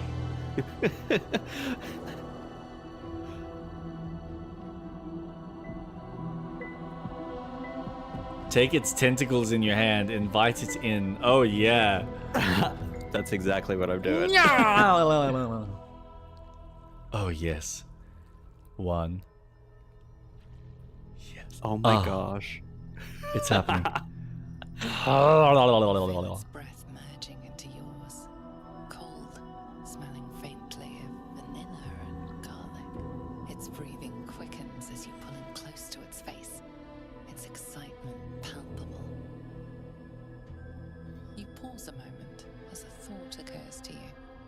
Where is a Mind Flayer's mouth? You're looking at it. A memory stirs. Diagrams in a book you read long ago.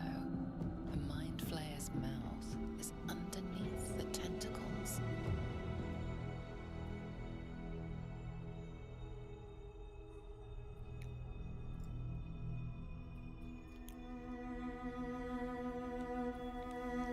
Oh my gosh. This is awesome.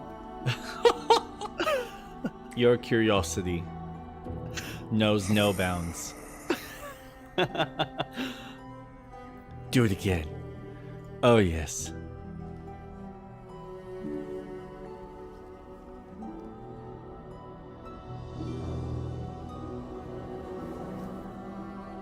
Oh man, the Japanese must love this.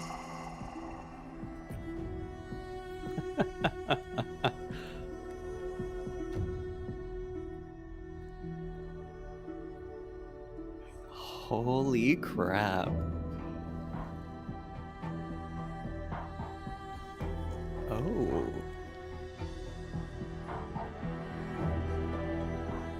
Oh yeah. I love this. This is so good.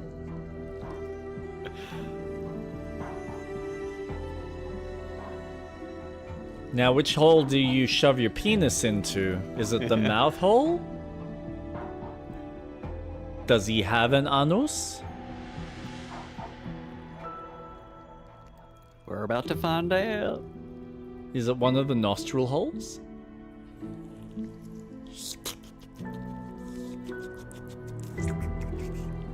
Oh yeah. Mmm. Oh. Yeah, grab that butt. Oh my gosh. Fuck yeah.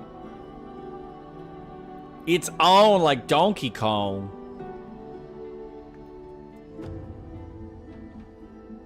Everything you ever dreamt of and more. The single greatest experience of your life. Mate, you've given yourself to everything. You've given your eye to a witch. You've given your soul to a tentacle As mind and body intertwined. beast. It was Given your hard to heart tell to when it too. things ended and feelings began. You can read the Emperor's expression better now that you've connected on a deeper level. You know it feels the same way.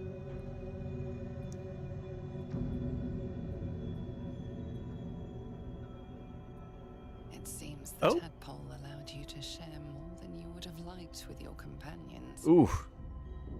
I said I'd protect you from the absolute, not each other. And I was distracted. Don't worry.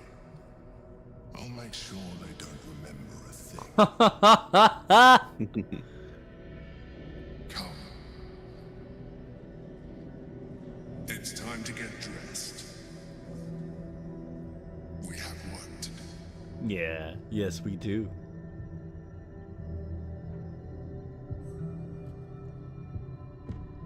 Round two, round two, round two, round two, round two, round two, round two. I am tempted, but it will be quite some time before I am able to do that again. And time is not on our side. Ah, weak. Oh, fine. I'll just rub one off. What was that between his legs? Was that supposed to be his ball sack? Whoa, he got dressed quick. The Elder Brain's hive mind has grown to monstrous proportions. I want to see that scrotum again because it looked like a It has complete control over each.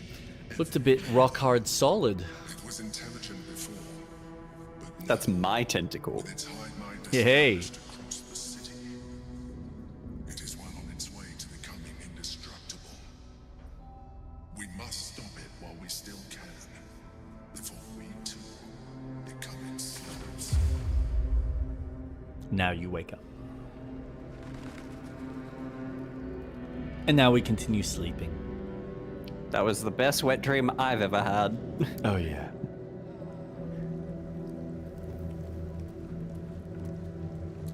Awesome. Look, we're fully healed up and ready to keep going. It's perfect.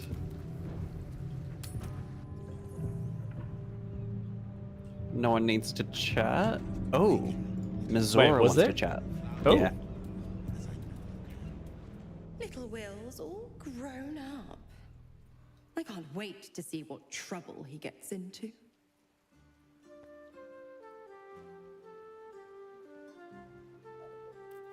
Oh, I think this is the same conversation I had initially. I will cure you of your pestilence. You have my word. So what exactly did you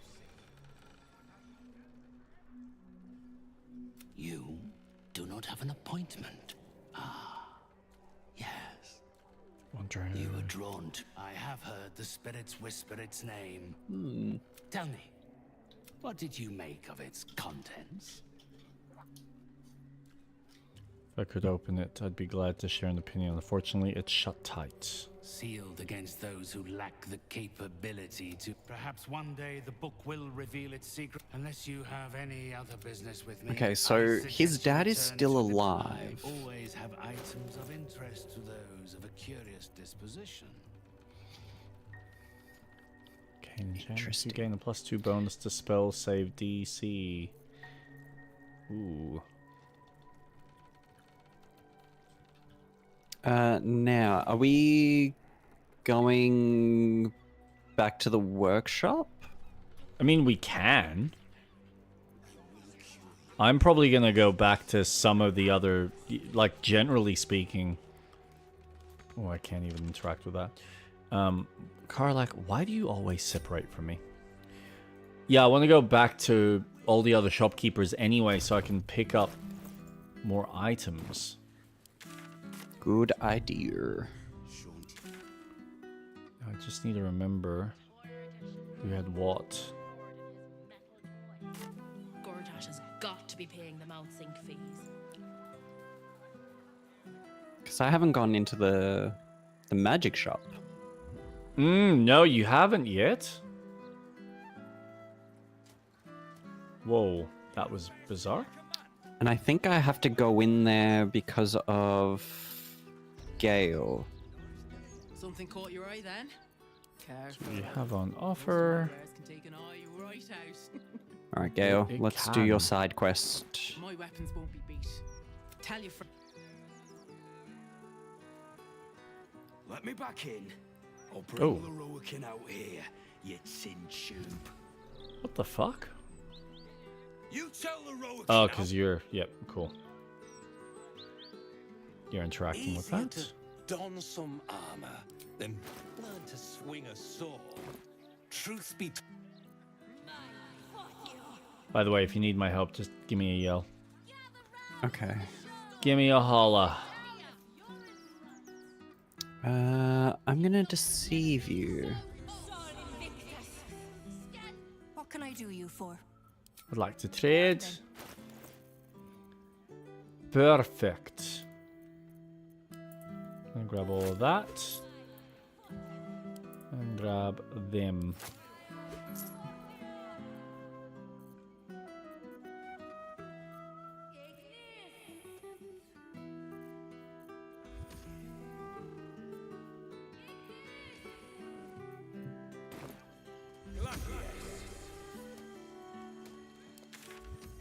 Now, who else was there?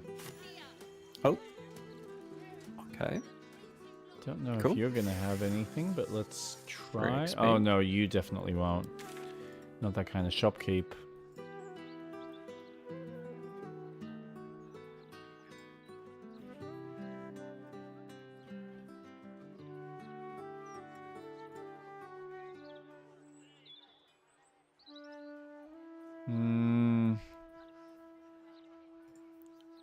Find the Diabolist Helsik. No, alright, so I want to go this way. Why is Roland so Maybe. upset with me? Vest of Soul Rejuvenation. When the wearer succeeds on a saving throw against a spell, they regain 1 to 4 hit points. Greater Kashigo counter. The wearer can use a reaction to make an unarmed strike against any attacker that misses.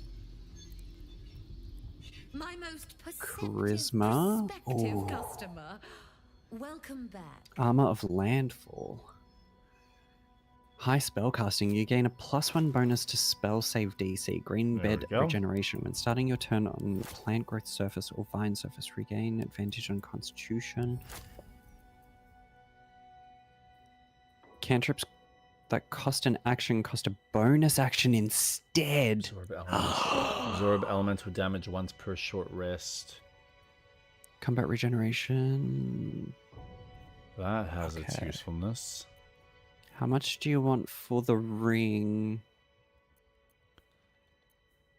No, for the gloves. 420.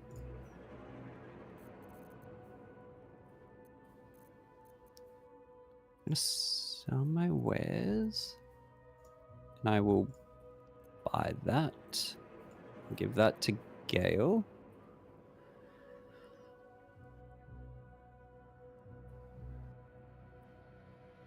Got some good spells in there, buddy. I think I will take that. That might be useful. You. Now you've seen what I.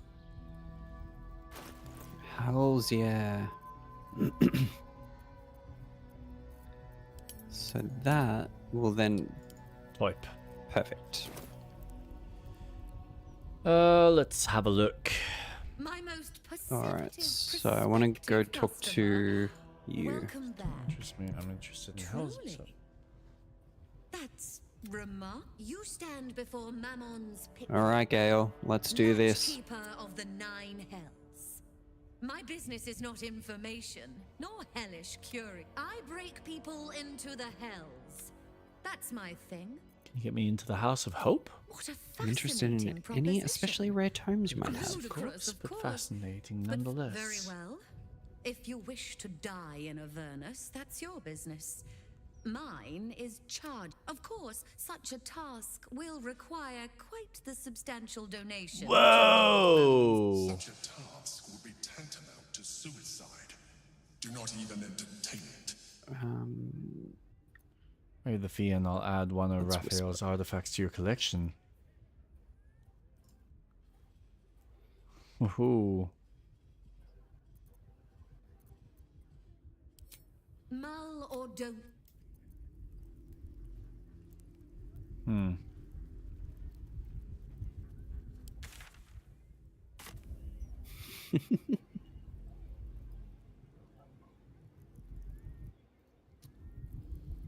Well.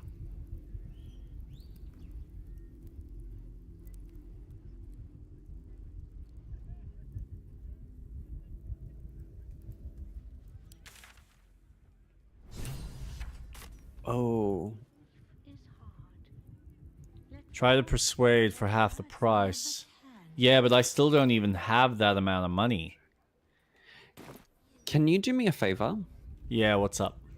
Can you open the journal to see the quests for the Waterdeep? I need to buy a particular book, and I forgot what it was. Whew. Water Deep. God, I wish there was a search function. It might be under Companions, Gale. That's completed quests. Alright, let's not look at complete companions.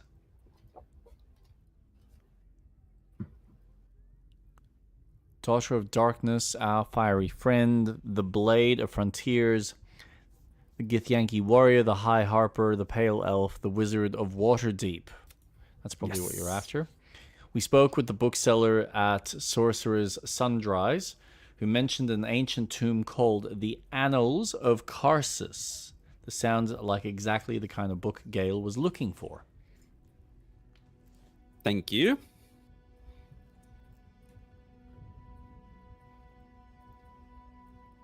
It's getting cold in my room. Actually, it's getting cold in general.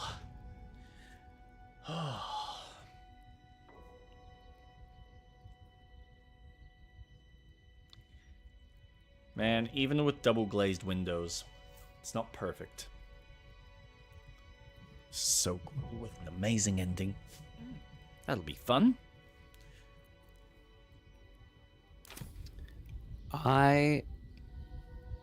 Gale's quest is so cool with an amazing ending.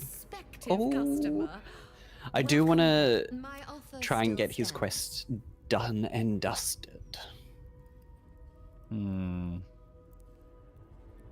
But one thing I will say, I don't like the cold. I hate there's winter. no way.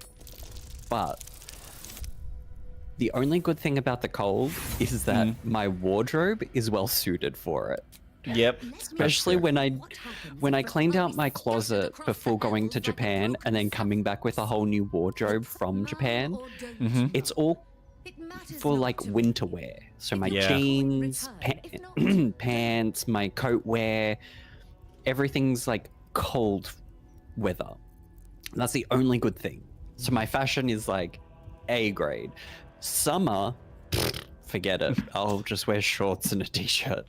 But this is the thing, right? Like, and I need to go buy new shorts. But I love summer wear. Like, I'm a huge fan of summer wear. But I must admit, I think I have the same issue as you. Most of my fashion sensibilities, want a tip for the money? Sure. most of my fashion sensibilities are probably more winter-driven. Like, I do have more winter stylings than I do have summer. Because you're right, summer is like, chuck on some shorts, like singlet, top, whatever it may be, done. Yep. All right, what do you want me to do with the money? I agree. Go to the bank. I'm not kidding. Wait, what?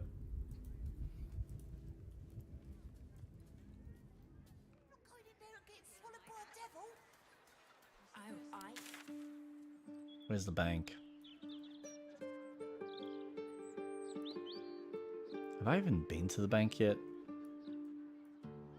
I'm not going to intimidate, but I can persuade you. There, Baldur's Is there Gate any Bank. objection? Not keep it locked away. At least tell me where the South, vault is. south. Is it somewhere here? 18! Come on. Fuck. Wait, do I have... Let's do Oh, that. dirty 20.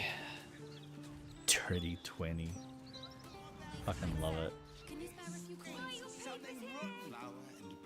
As I know you can. Alright.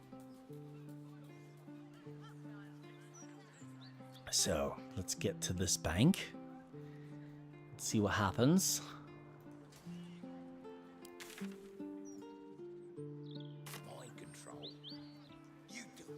By the way, when you're ready, I'll probably get you to save.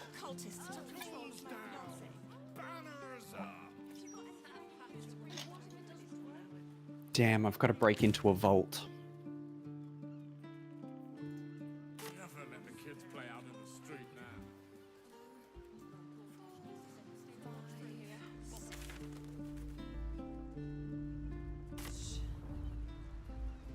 Save. Mm-hmm. That might not be the bank. Counting house. Okay. Maybe Where that's is it. your vault, lady? Up. Oh, this is. Salut. Salut. Thank you.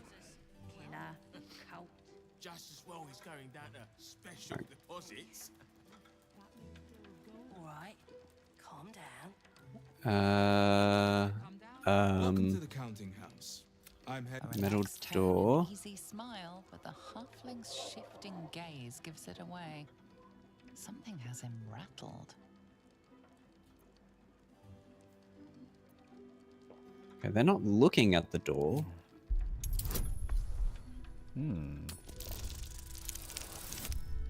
Nope, that didn't work.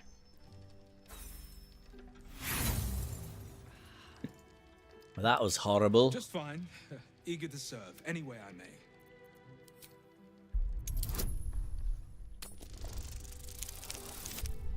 Yep, just not my night for rolling.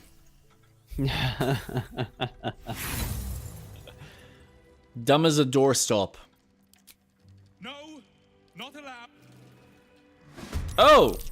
Oh, it's a good thing we saved. Because now I'm fighting guards. Oh no. Oh, yes. Well, then that's a good thing. I'm gonna try unlocking this.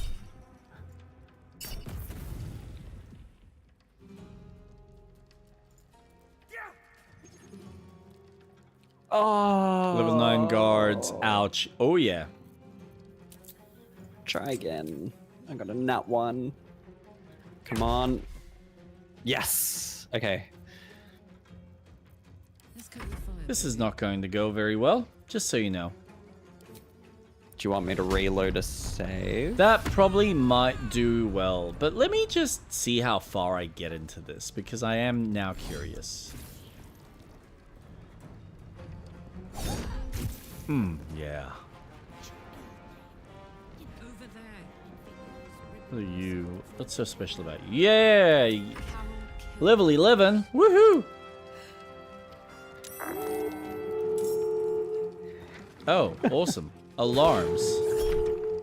Oh no.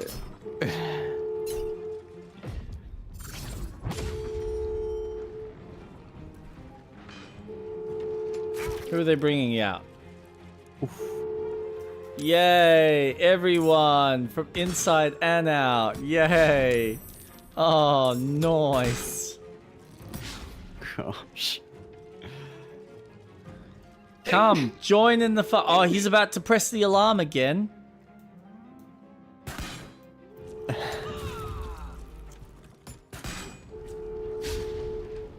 Oof.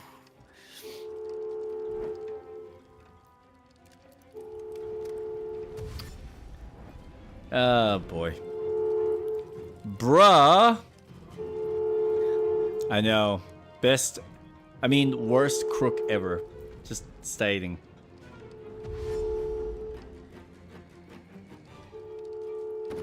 He tells me to go to the bank. I go to the bank. What happens? I get myself reload time. Okay.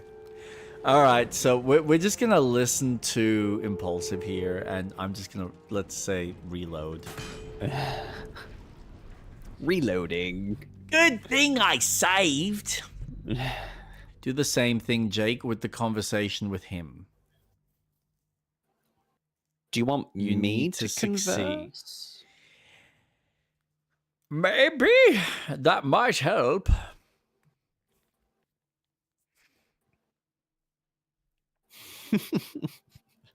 Because I needed 25 for one of the... Holy shit. And I'm like, that ain't gonna happen. No, sorry, was it with it? No, maybe it was 18. It was something ridiculous. I get and a then plus the other one, 15 to my rolls. Oh, man. And then all I needed was a 10 to probe his brain. And what did I get? A fucking 6. With a -1 to intelligence. I'm like, cheers. Thanks, game. It is worth it. You'll thank me. Well, I believe you. Oh, boy. Okay, where are you? I'm down south. You can... Where are you? Oh, you're there. So that's not going to make too much of a difference for you. Ooh. All right, let's I'll just run. wait. Alright, calm down.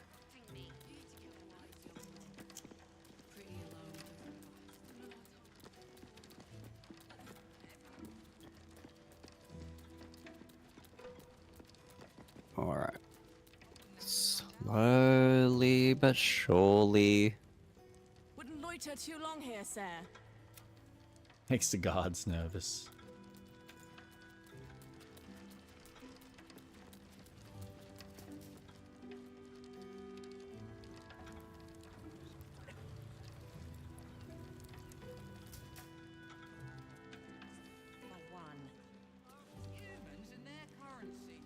Okay.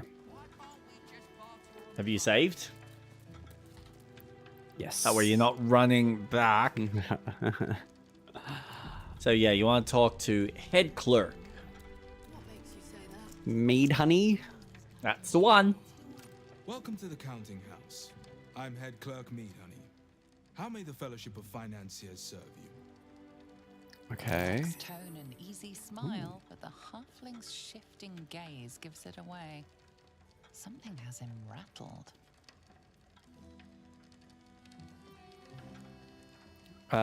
So what am I trying to do? I would say you want to convince him. All right, let's persuade. Or figure out what... Yeah. Shit, yeah. Oh, that is so much lower.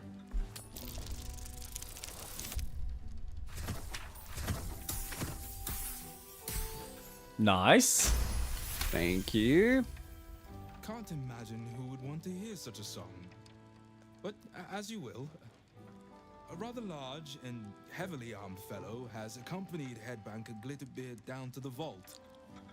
He's an unusual sort of customer, but the headbanker said he'd handle it, so it's fine. I'm sure we're just fine. Let me help. I'll go check on your head banker. Oof. Oh my gosh. I might need help on this one.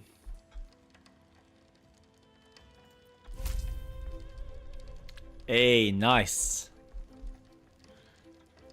And now you get a 2. And a 3. Oh! Mate, doesn't get better than that.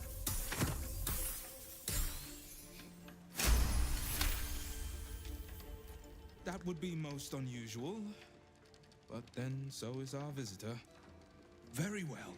Show the guards this temporary vault pass, and should my superior ask, keep my name out of it.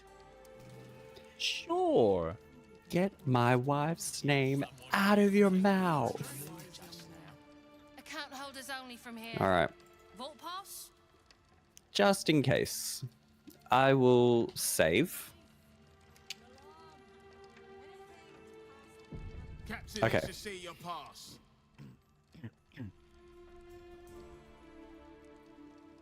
Go on the iron Account holders fence. only from here. Vault pass? Right. Descend and know. Upon entering the vaults, you forego the protection of city and church law alike. Which is to say, keep to your own vault and you'll be fine.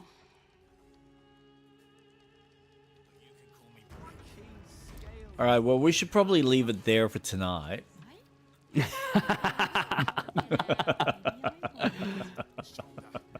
I'll be a chap and steal everything inside. Oh my god, you're joking me. Wait, what? Money making time. Like legit?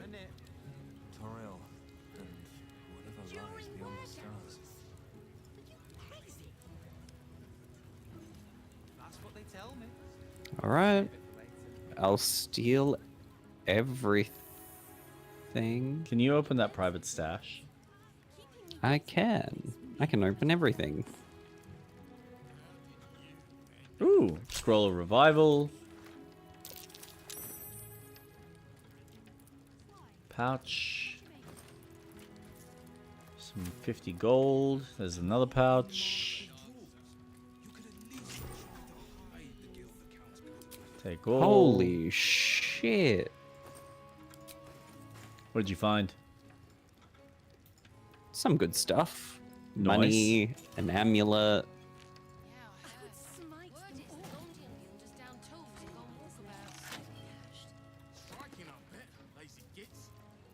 Detailed ledger. Let's read this. A summary of local business matters. Seal Watch Foundry. Net positive, net positive, net positive. Okay.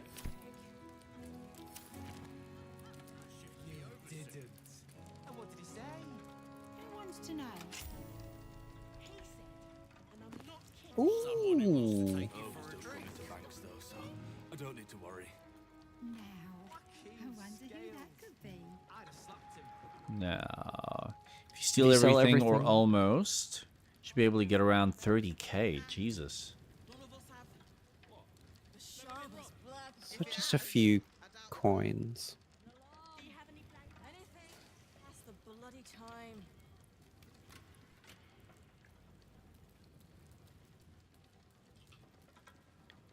Counting House Guard is very unhappy about you messing with forbidden items.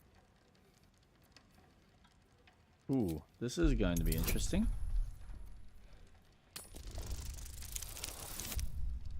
Oh! Oh! Just what you It seems needed. you've made a run. Perfect. Perfect.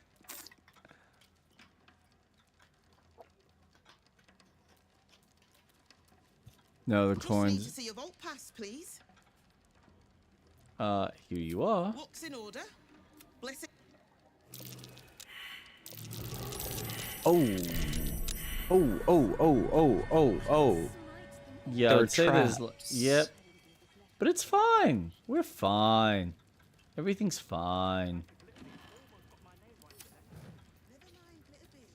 Seems simple enough.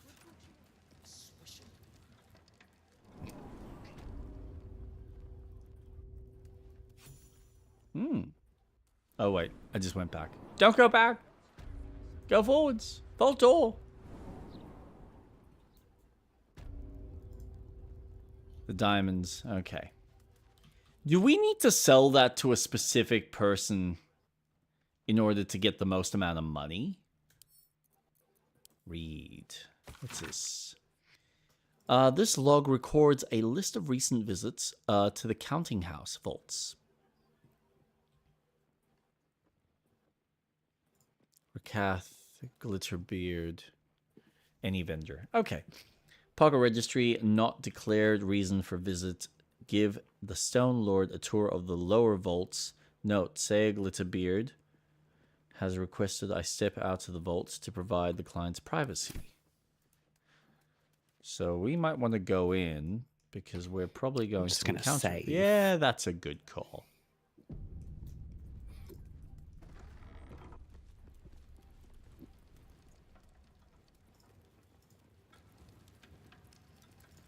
What's behind door number 2?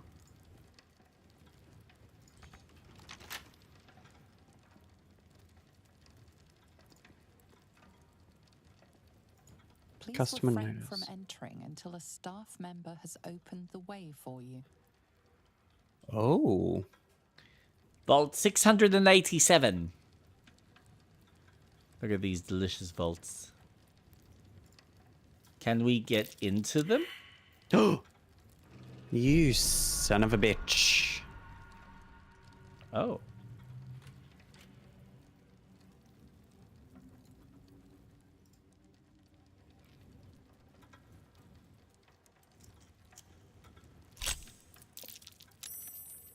You got money, and you get money, and you get money, and you get money, and you get money, and you get money. Please wait here. A staff member will retrieve your Oh, items. yes. I'll take the gold.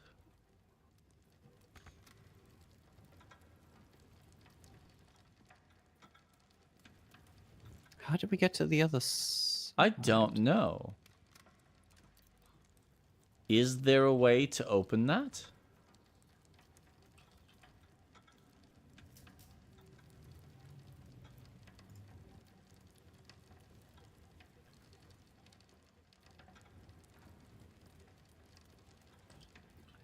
Surely.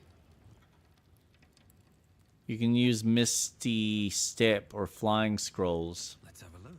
Oh, wait. You I can jump fly. over. You can. He can fly, he can fly, he can fly, he can fly, he can fly. Scroll of feather fall. Jesus. Oh. Nope, that was not what we wanted. For current door codes, please refer to the head banker's office. Highest security Okay, clearance. I can't only. fly. Do not approach any vault but your own. Make sure the number before. Do not ask. Wet floor, unsafe. Use device. Blah, blah, blah. Might be useful. Ah. Where are you? Mineral water is to be used to clean the floor in front of the main vault.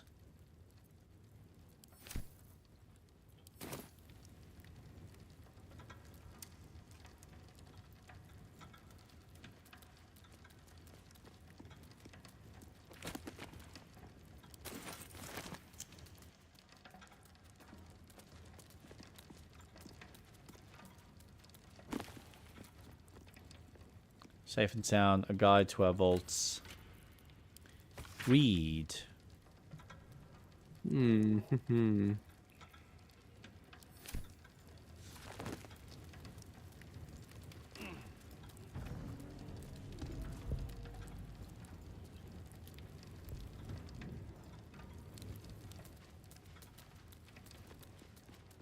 How'd you go? The only problem is if I Misty Step, I can't You get can't back. get back.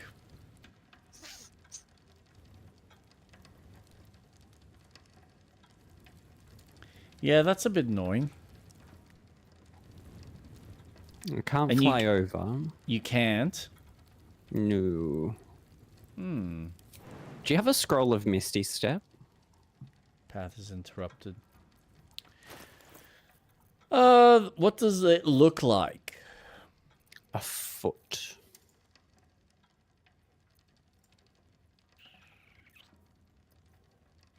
Send someone to buy shit. Ton of scrolls from the maid shop.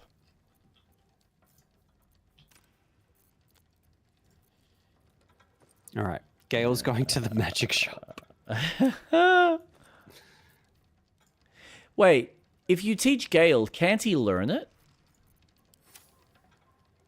But it's a short rest. Ah. Fair enough. So I'm gonna buy some.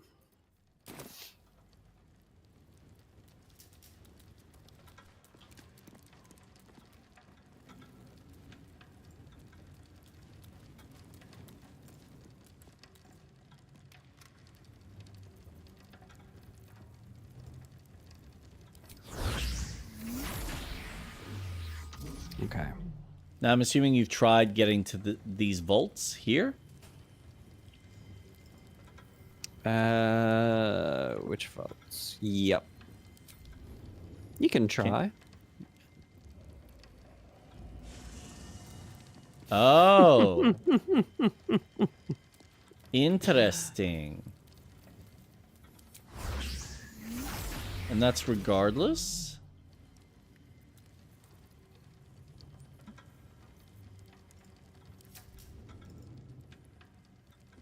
I think that just...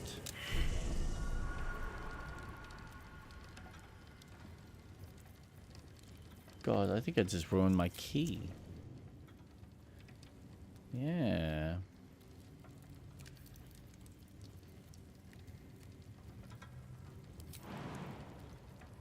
What do I have to lose? Okay.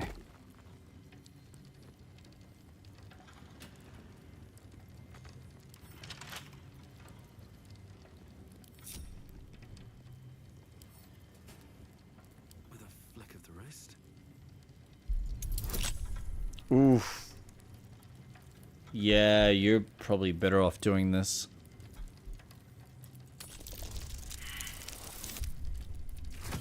Nah. Not a fucking chance. Okay, so I can... So, you can jump here.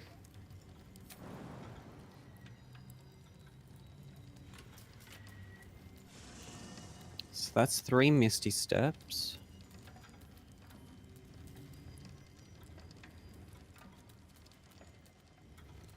That's 4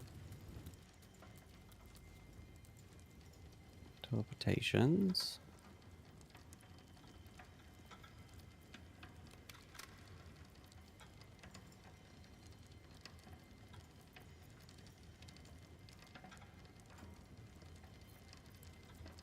God damn it. That sucks. Oh well. Not much I can do now. Oh, man. Freaking neck. I woke up with Piper screaming this morning, so I went into her bedroom to comfort her, and I fell asleep. But her pillow is not very comfortable. So now I'm suffering the agonizing pain of a stiff neck. Damn. A bit annoying. Actually, while you're doing that, I'm just going to go to the bathroom. Okay.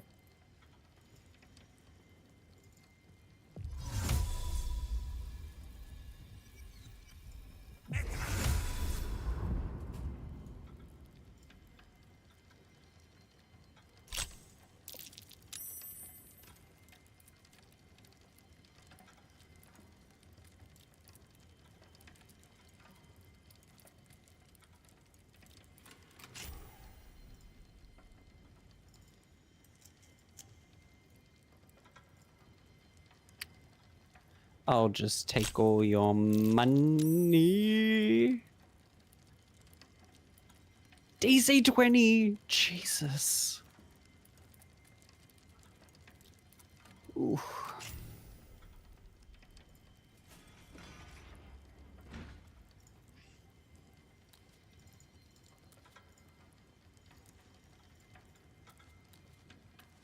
Okay.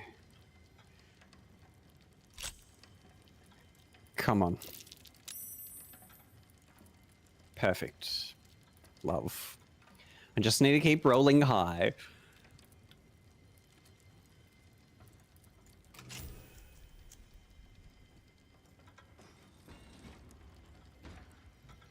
Oh. A stuffed owlbear head. Great axe. Helmet. A short sword. Can I?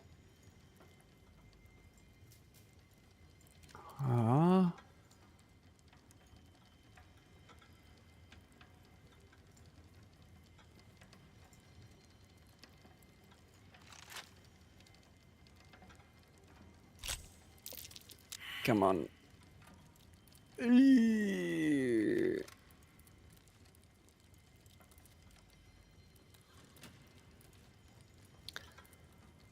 Let's try that again.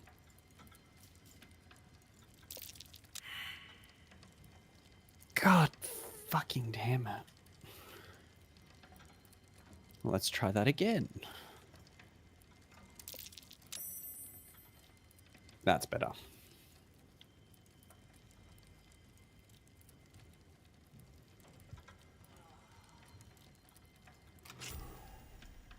Hyper's losing her ever-loving mind. Now I'm hearing some rewarding success, which will do well in our future in order to get into a certain somewhere. We're doing well. I've opened the gates. You're a crafty little bugger. It does help that you have better lockpicking skills than what I do. It is the build that I went for. Have made, yeah. No.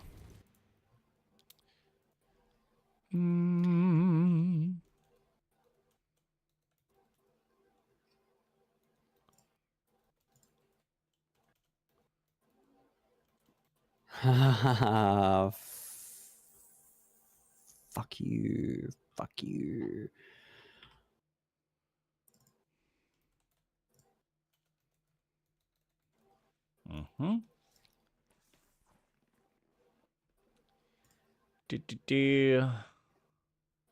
Oh, nat 20.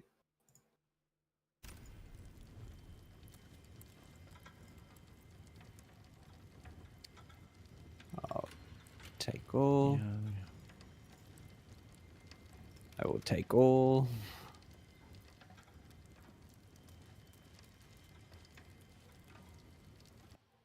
There's nothing else.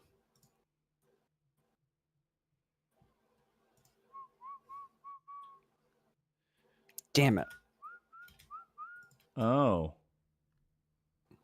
Oh, you're joking.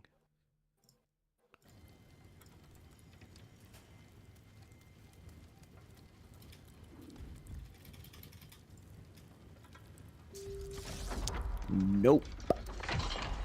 Try that again. Let's march. Where to?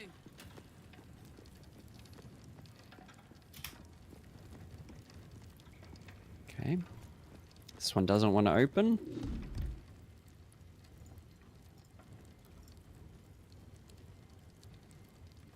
Fucking hell. What to do?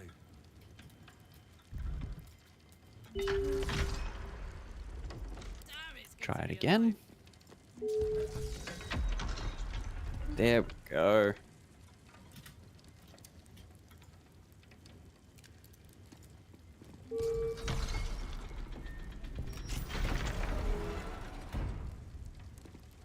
Ooh.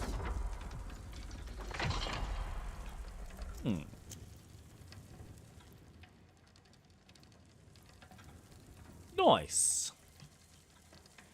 That solves that little problem.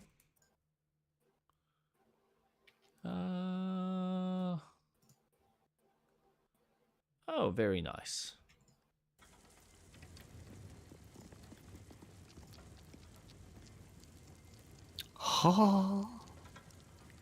How's it going?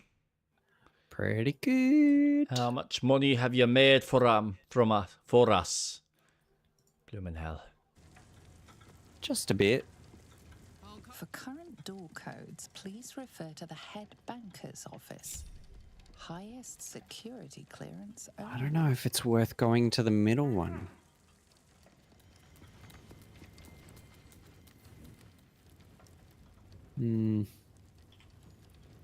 Well, for that last one, safe number 5. Yeah. Why, are you out of scrolls? No, I can get there, but safe number 4 had nothing. Ah. Fuck it. You've gone this far. How much were the scrolls? Oh, not much. Peanuts?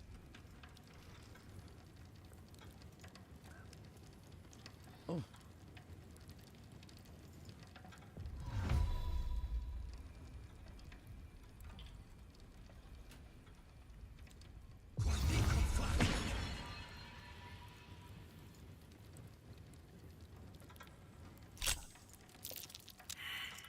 Yeah. Let's try again. Ah. No. No. No. Get out of here, Lara. No. No. No. No. No. Uh-huh. Yep. That's right. Yes. Oh, God. Okay. That was worth it. That was.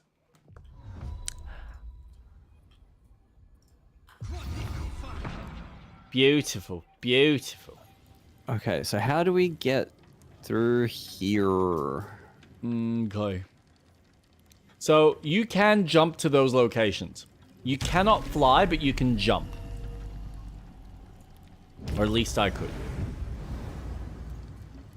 Okay. I flew. Well, then you've got special flying powers. 25! Yeah. Yeah, I failed too. I tried. It didn't work for me. I don't have the sleight of hand.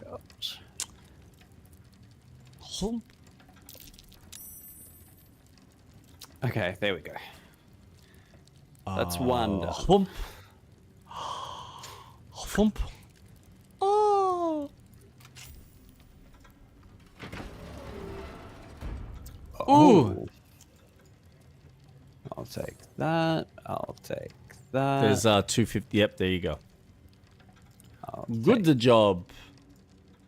This.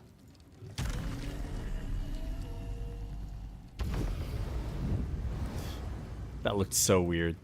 Didn't it? Failed. Oh gosh. I'm gonna need some more lockpicks. Call the locksmith. Call the locksmith. Can I? Where can I get lockpicks from? Scroll. Oh.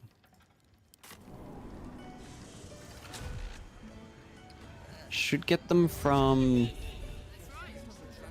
any trader. I gotta find one though. Alright. Nice. I'm off to have a look. Oh, I could send Gale. Well, he's That's out of alright. I've town. already got Karlak. Karlak incoming.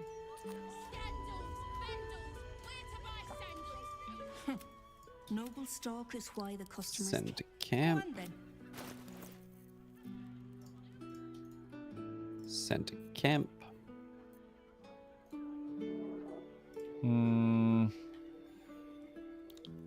No lockpicks from you. Do you have any? Go on, Balin. You're ruining me fun, bitch.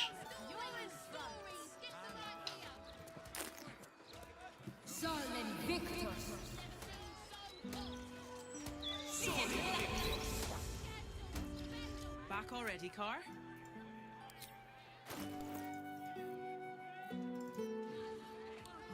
You don't have any Till lockpicks. soon, darling.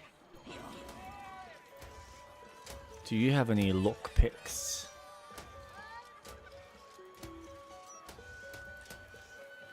Karlak. Please. Uh-oh. Uh-oh. I think I broke the game.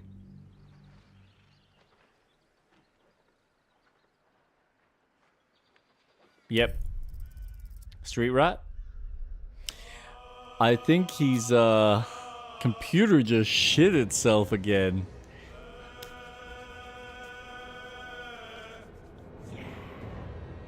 What a night we're having. Everything's breaking down. My audio's breaking down. My YouTube connection is being fucking weird. Street Rat's audio is playing up. His PC's playing up. What more can we ask of this wonderful night? Ah! Ah! Love it. Ah. Join us for some more exciting fun on Worth Damn Gaming. Here live every Saturday, 7:30 Australian Eastern Time.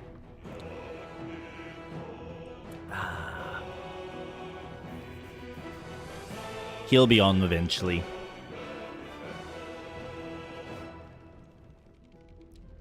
What are you playing at the moment, Impulsive? Are you still on Neo? I think you finished that, didn't you?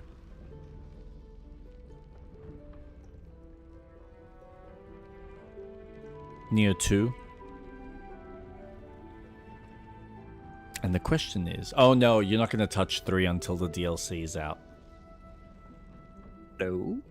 Hello? I crashed. Really? I had no idea.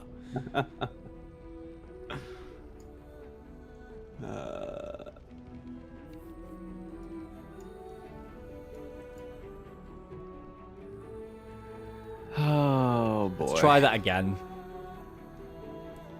I was just saying, everyone's just having a shit time tonight. I'm having audio issues, you're having PC issues. It's all happening. All happening all at once. Alright. Let's get... Alright, stream's back up. That's good. Technical difficulties. Ugh.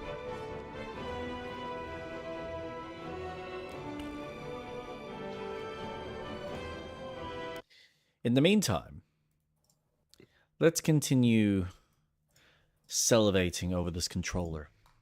Actually, what are my funds like at the moment?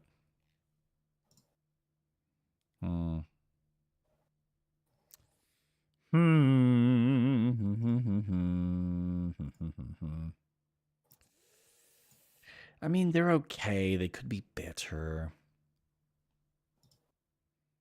I do need to save money, and well, yeah, that did kill me today. $250 for a service. Capped servicing though, so not too bad.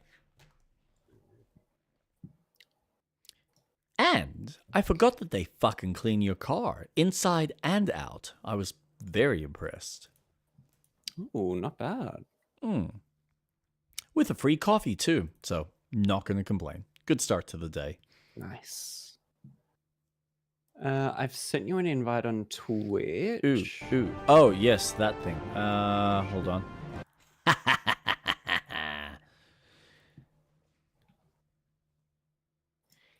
All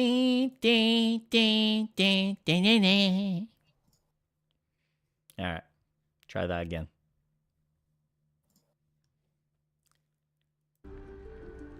Oh gosh. No. How much do you have to repeat? All of it? Bullshit. I didn't say. Oh no. Good job. Thank you. Okay, so... Look, it's a rough night. We're just having a bit of fun. It's all good. I mean, I've accepted that we're just never going to finish this game. We'll be playing it for another year. They will have a forever game. They will have released No Rest for the Wicked and like 4 expansions by the time we're actually done. You know what? That's good. Not if they fucking sunset older content, Destiny style. Fucking. They're not doing Bungie style. Fucking hate that shit. I fucking hate. Okay, so it's funny you say that because what's gonna happen with Marathon? Yeah, I was listening to Sacred Symbols did a review spoiler cast type thing for Marathon. Because 3 or 4 of them have been playing it, and one's gotten pretty deep into it. And they were all on the assumption that, oh no, Bungie's not going to do that. They've learned from that mistake from Destiny. They're not going to sunset content.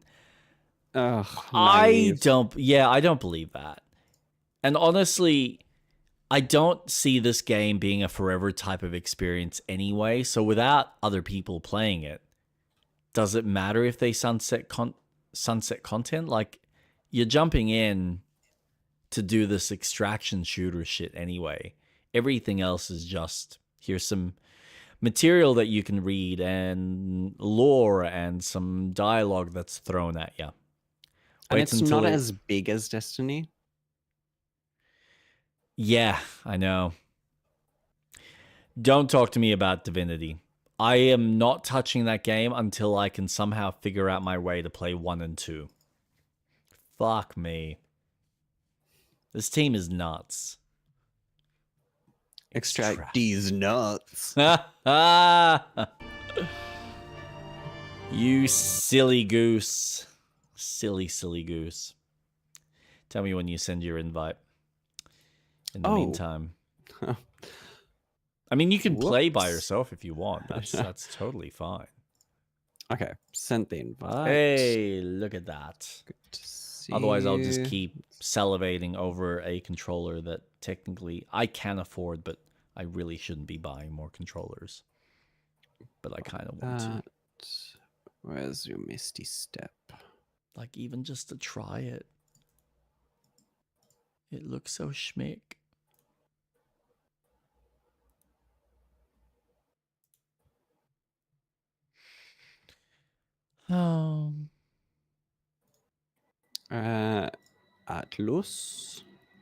Atlus.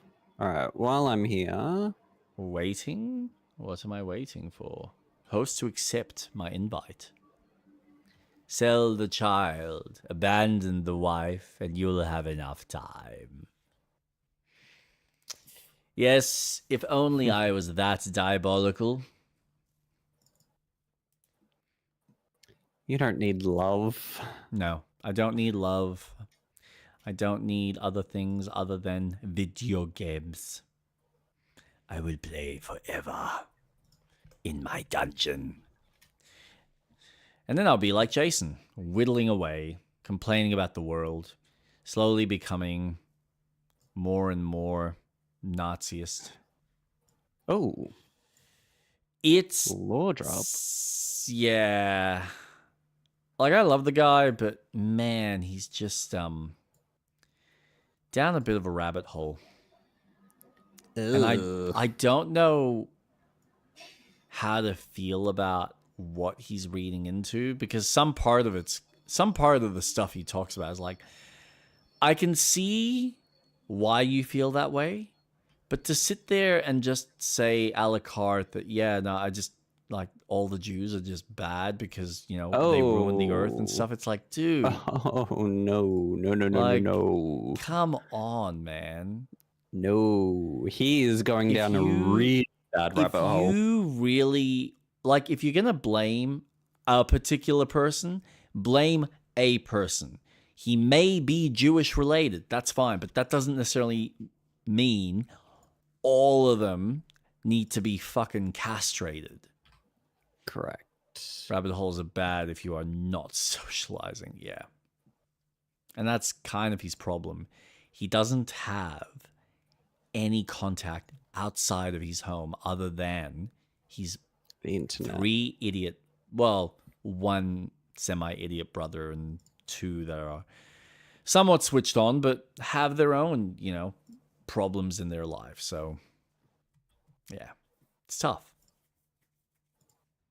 I want the best for him.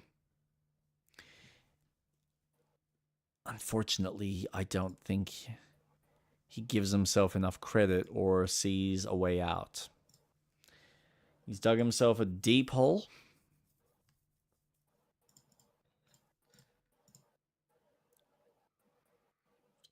Doesn't want to put in the effort.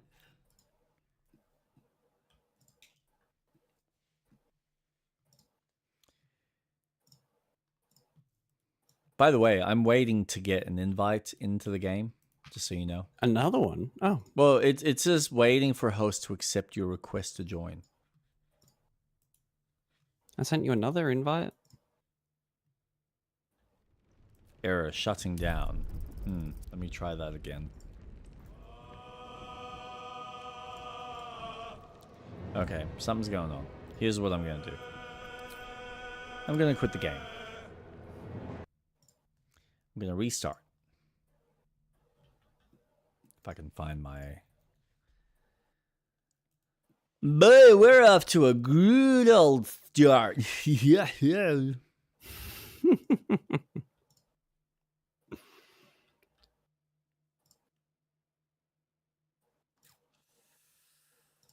Yeppers peppers. All right.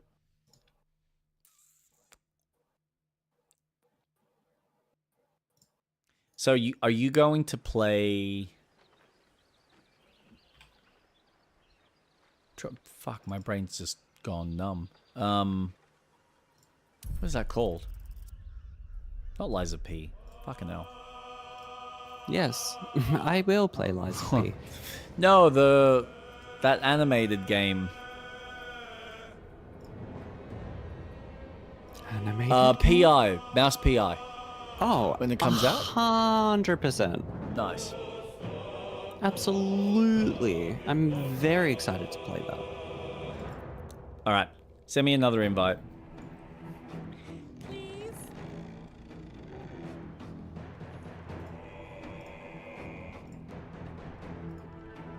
Thank you. All right, let's see if it lets me in. Waiting for the host. Hey, there we go. That did what it needed to. I mean, you're sending me the invite. I don't know why you have to approve. Maybe not. Here, I'm inviting you. Actually, I need you to stand at the door. Yes. No, don't let him in. Let him stand outside in the cold, dark rain. Absolutely. Under no circumstances are you to allow him inside the premise. Do you understand? You can only watch. I'm into voyeurism. You can watch me play.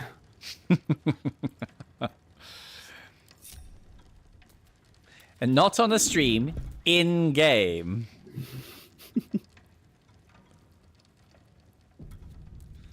Alright, so we wanted that one. And, uh-oh.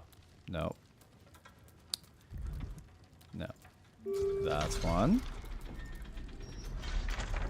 That's one. That's one. That's one. Okay, vault is open.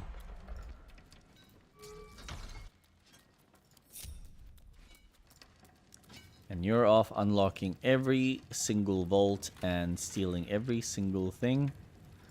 Why didn't you go into the middle one? Oh, that one was empty. That's right. You already... Well, at least you knew that. That's true. That is true. Here we go.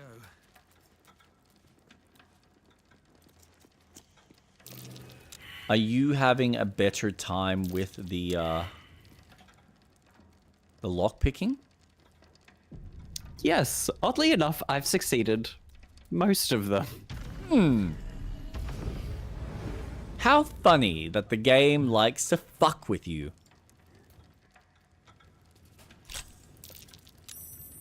Oh, success! Don't. Oh my gosh, don't quit. Don't quit. Oh, thank God. Don't forget to save. Whoa. Was there that much money there? Yes. Wow. I did save just before doing this, so I don't have to do too much. Okay. Das ist gut.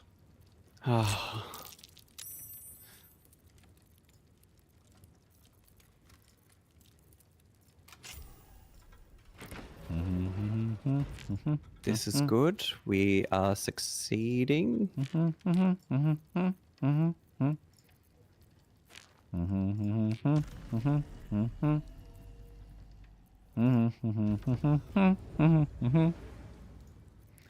Da da da da da da da da. Hey. Da da da da da da da da.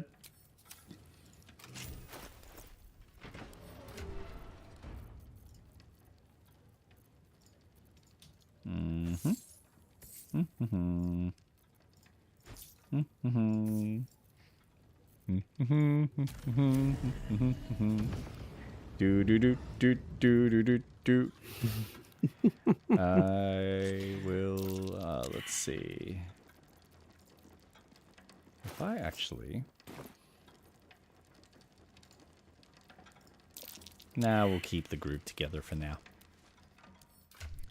Do do do do do do do do da da da da dum.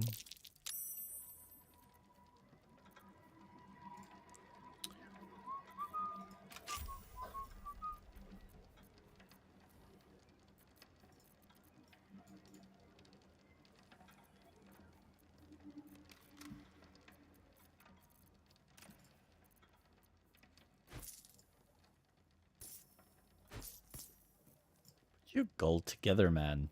God. Can't even organize your own money.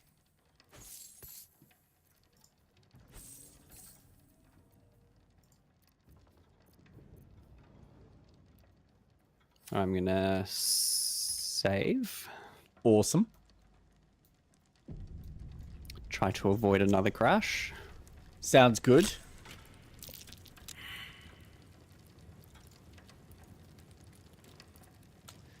How many of the lockpicking tools have you got left? I have 12. Hey, you're doing pretty well. That means we don't need to buy more.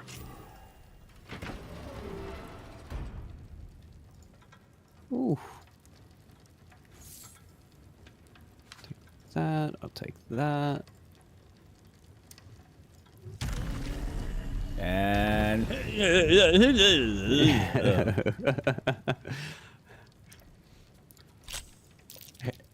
Give me some credit. I had some tentacles in me. Yeah, that's true. That is true. God knows what those little prongs did to your flying capabilities. The antenna in your head is not quite working the way it's designed.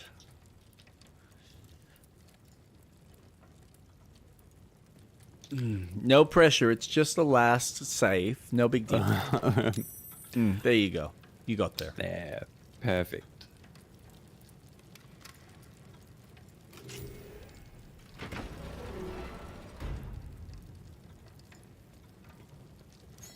Bunch of silver and gold and goblets.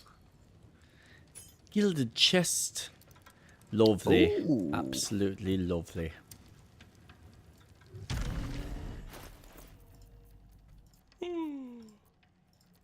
Alright. Now, shall we go down into this little section? Give me 2 seconds. 1, 2. Alright, let's go.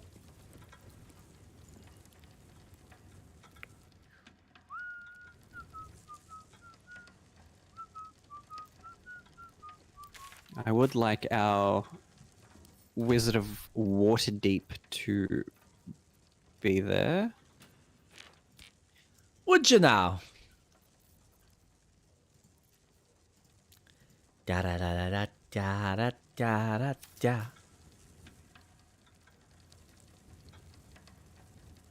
Be nice if you could sprint instead of jogging. That's an interesting place to leave gold. And yes, you are right. It would be nice if you could run. Oh, fucking neck.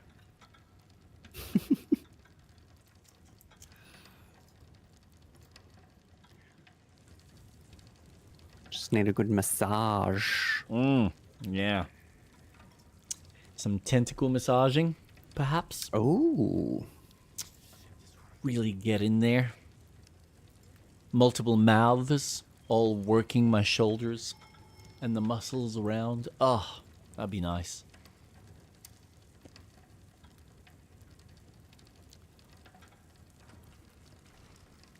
Oh. We watched How to Make a Killing last night.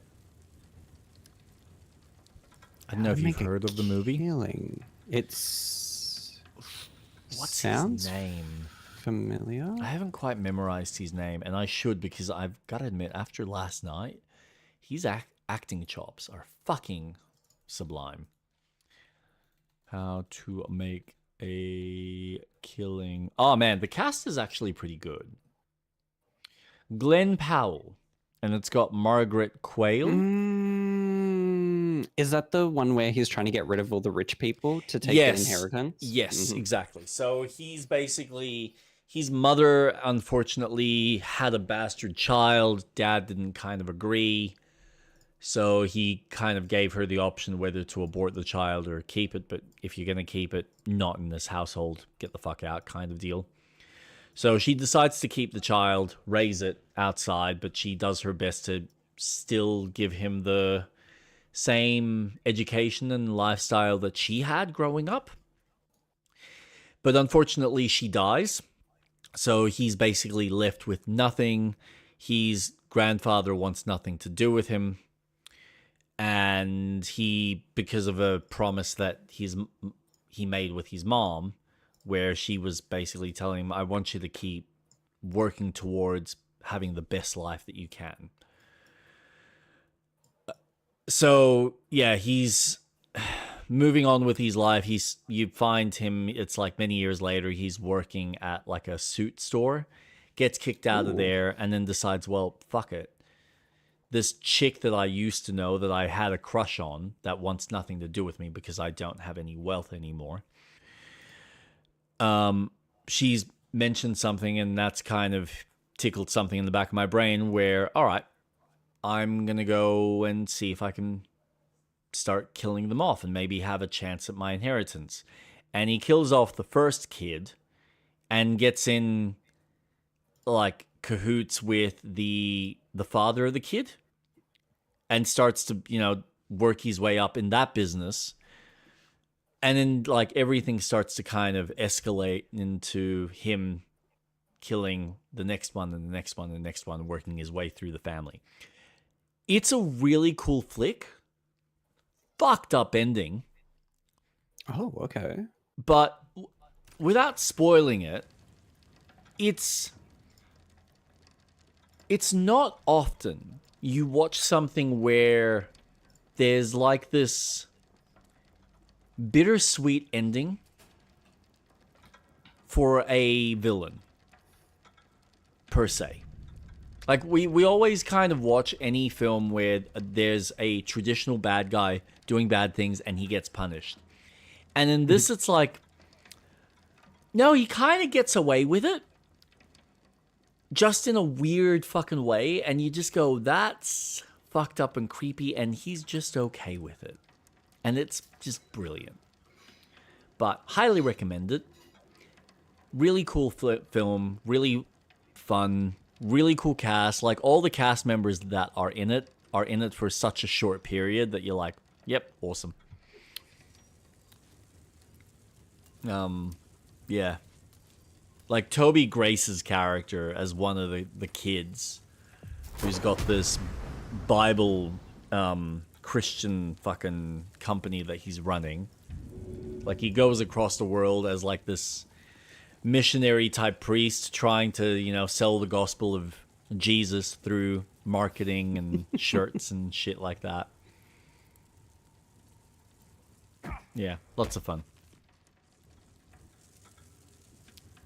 Shall we go down? Yes. I've just added it to the list of movies to watch. Oh. Hush your fussing. Nine Fingers had this one made especially. A little mouthful will barely slow it down. But the stories... Stories. Tall tales and big names, lad. Don't let them fool you. Elminster the Archmage, Drist the Drow Exile. Heroes have power, aye, but not half so much as we do. A little coin into the right purse. A soft word in the right ear. It's not glory that spins these plains, lad. It's gold. See? Now. A mimic. Moradin's cracked clay. Yeah, but who's in the mimic? Or is that the actual mimic? Nope. That's someone in the mimic.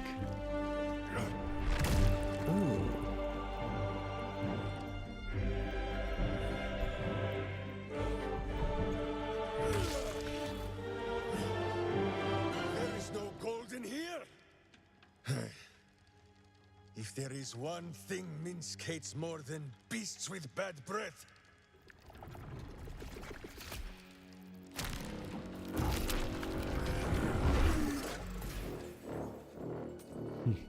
it is those who are tricksome with the truth. And turnips. But you are no turnip. Let that be of comfort in your final moments. You should speak out. No. No. We should, shouldn't we? Or should I do nothing?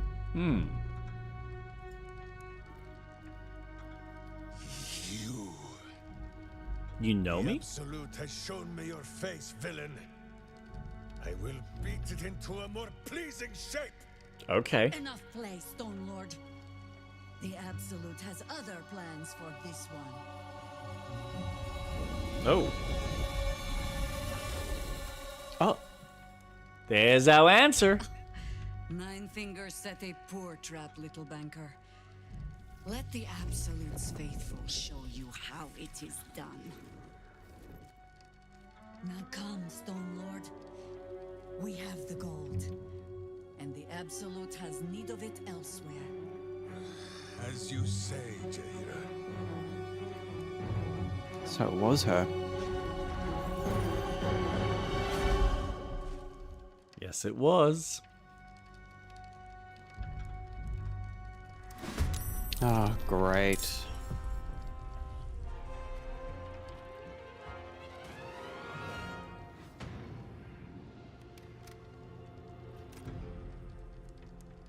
Oh my god, they're just killing him. Well, that's a shame.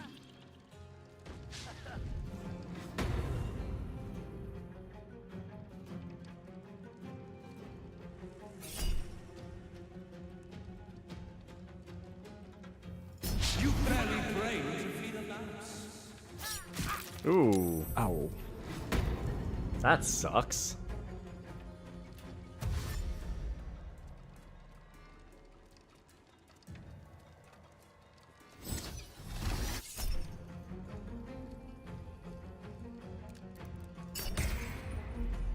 Oh.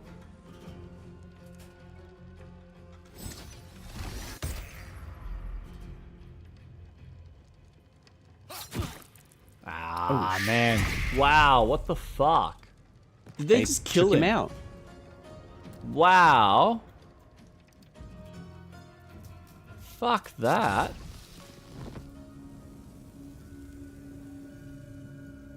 Time for some bloody work.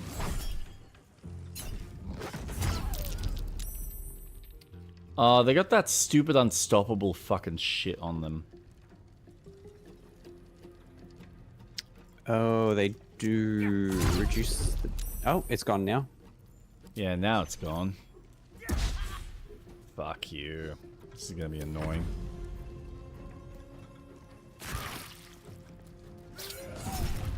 Oh. What the fuck? So Gale's about to die. Yeah.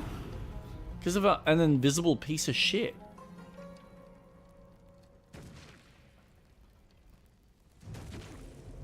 Ooh. This is not good.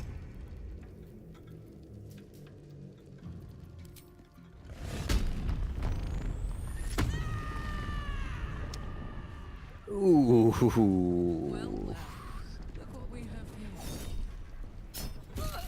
Shouldn't have done reckless. Fuck.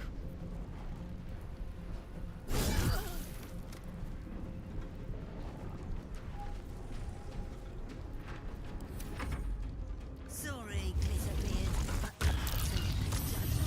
unworthy. Wait, you're bad as well?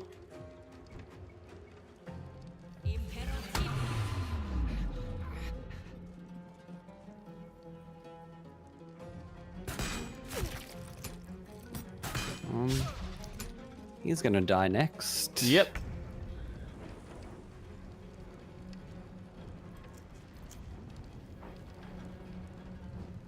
Fuck me.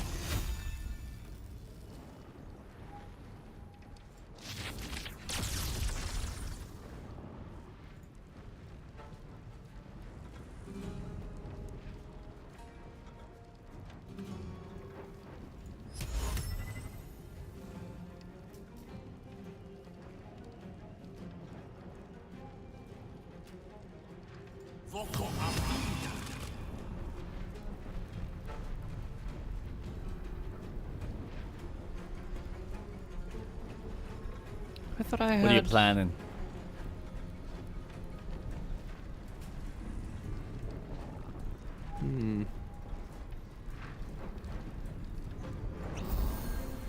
Yeah, that's definitely gonna be needed.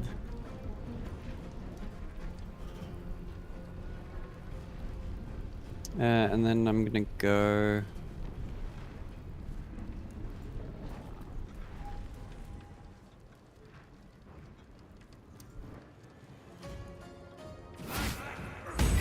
Wow, finally.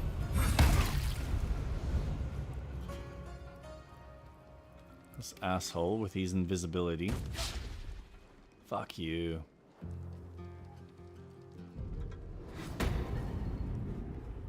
I hate that. Ugh.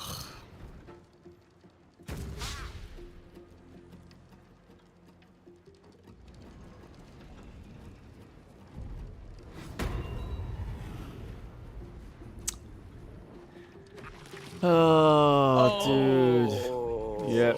That was Gale.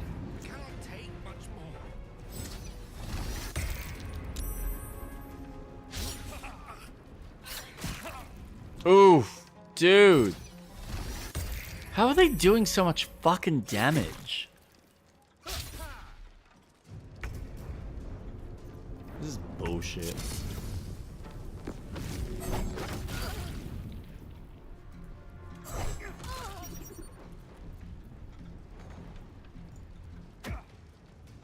Where's my extra attack?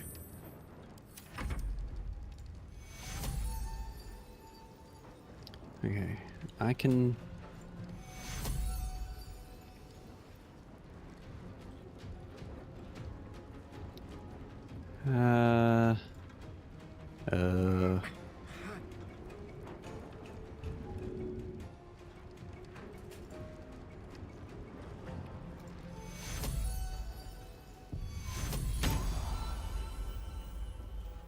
Nice. It's something. Mm-hmm.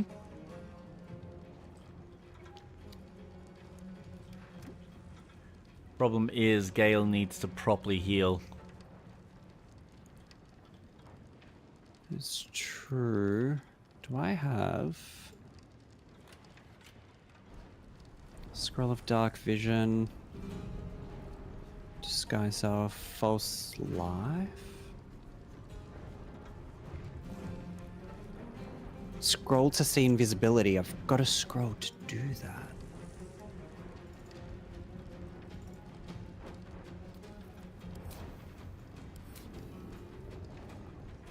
that. Do you want the scroll to see invisibility? Yeah, probably. Do you want me to give it to Karlak or you? Give it to Karlak. I can always send it to one of the other characters. It depends on who's next in line for attack.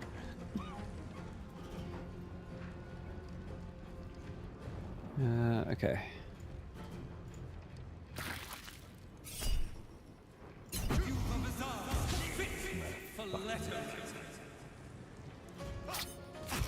Ow.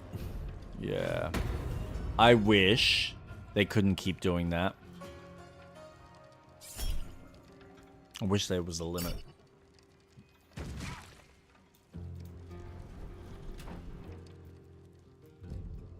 Yeah, go fuck yourself.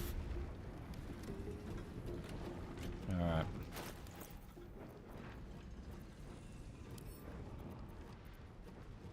Oh, I can't cast it. Oh. That's useful.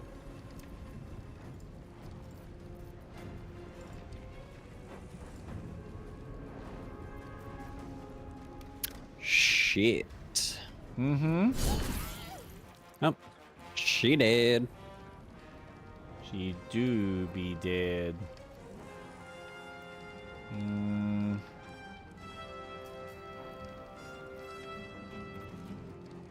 Problem is, that doesn't help us.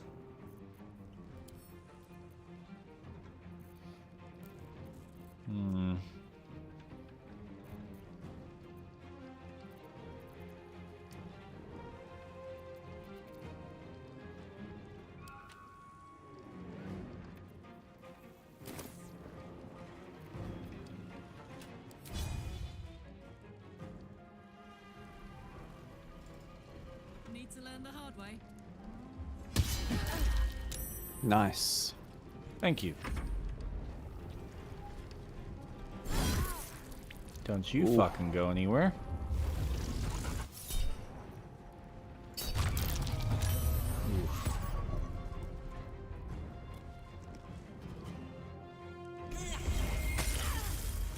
Oh, he's dead. Yep.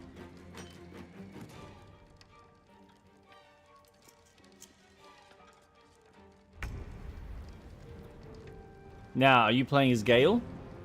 Yep. Do you want proper healing? Hold on. No, that should be okay. No, because I've got... If you want a real... I've got supreme healing. Oh, okay. Yep. Wait, how do I...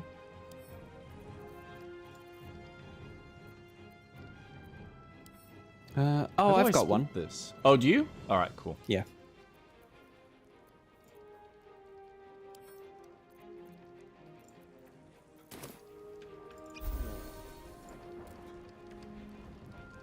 Okay. That's kind of fucked me.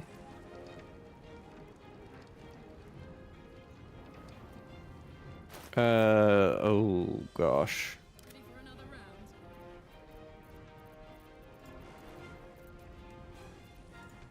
He can't do anything. Oh, did you take the scroll? What scroll?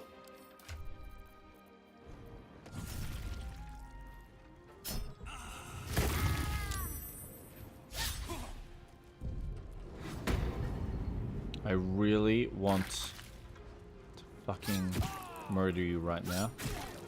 Oh my god. Fuck.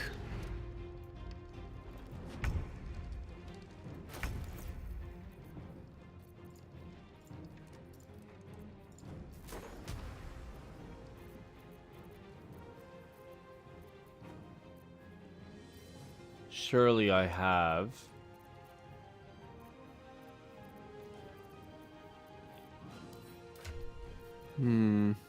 Wait, where's that scroll for invisibility? I gave it to Karlak. She doesn't have it. What the fuck?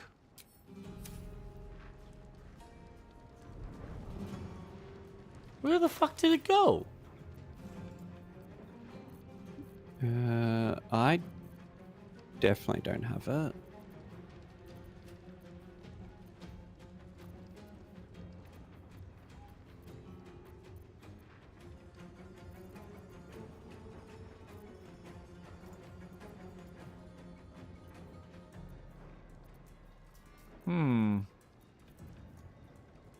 That's a bit annoying.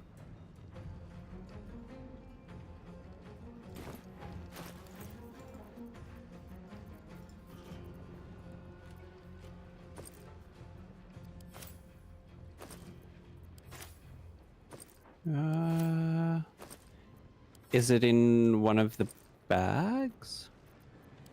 Well, I thought so, but it doesn't look like it. Oh, wait. There it is. Yeah, cool.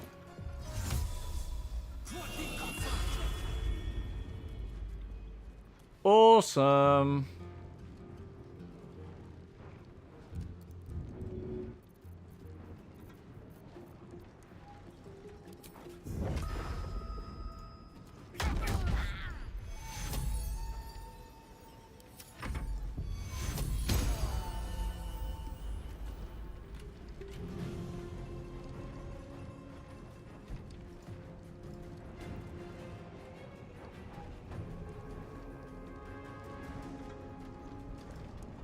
Okay.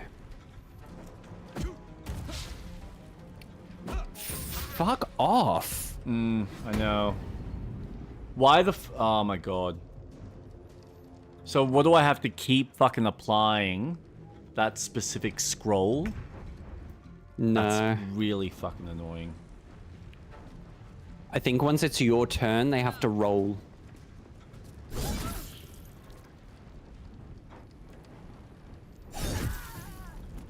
Oh, thank God. Agreed.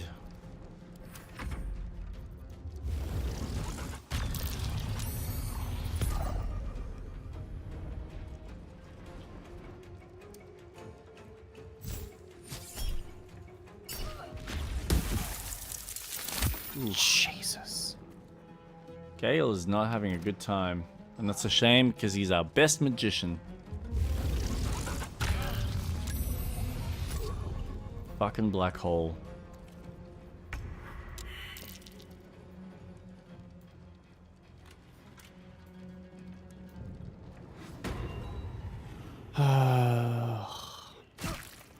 Couldn't agree more. Oh, yay. Yes. Do more damage. Please, for the love of God.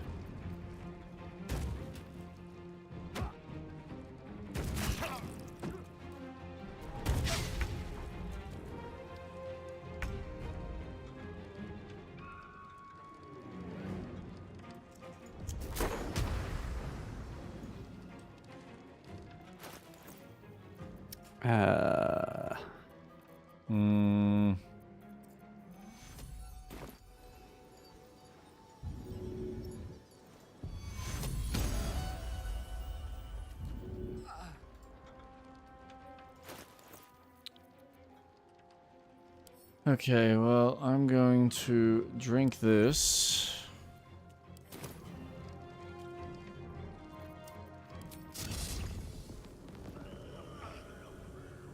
Oh, fuck me, I don't even have enough movement.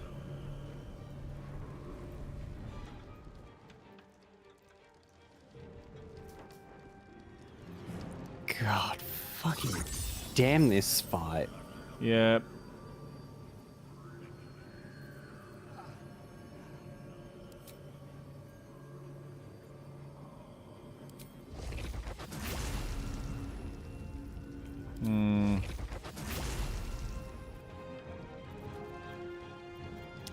Can you shoot her and then go back to your weapon? Oh, yeah, I can do that.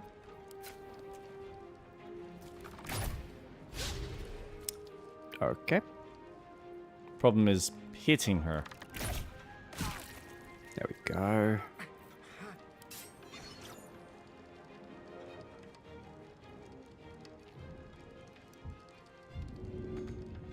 It's a shame I can't pick him up. Swift as my feet can carry me.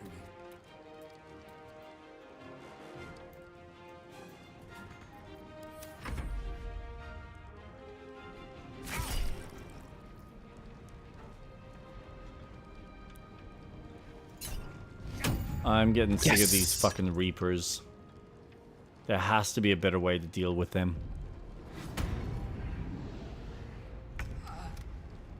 I just need Gale to be alive so I can cast the ice spell.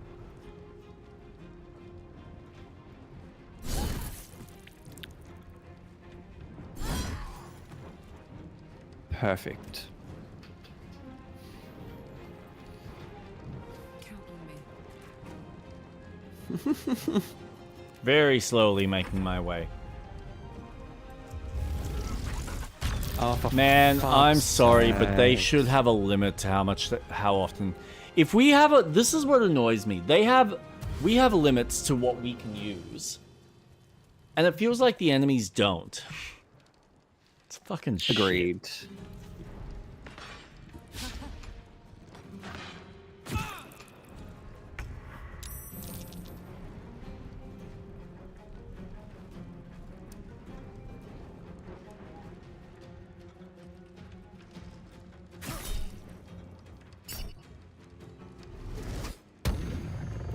Nice. Hey. Fuck your invisibility. Fuck it up the butthole. Oh, man.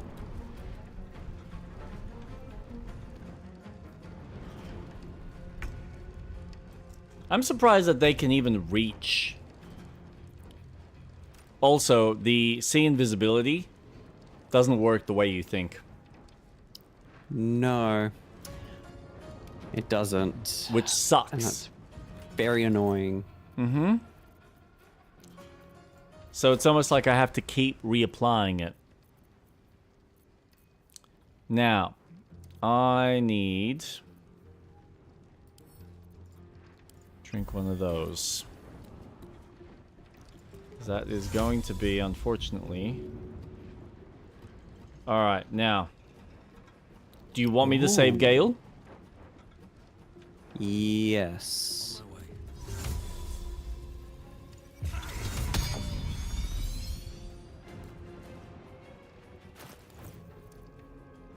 Excuse me? What?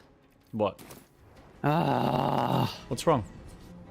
No, nothing.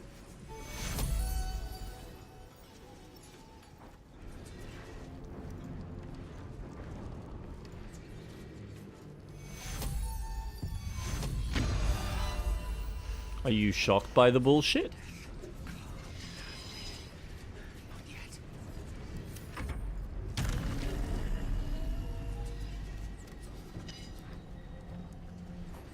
Like a height advantage, but I can't.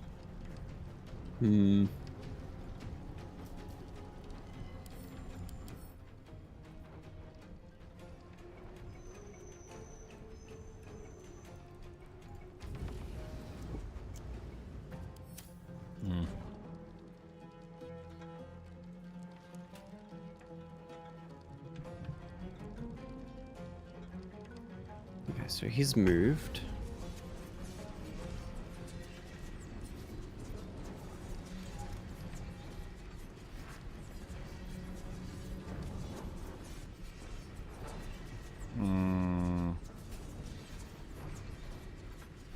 No, I don't want that.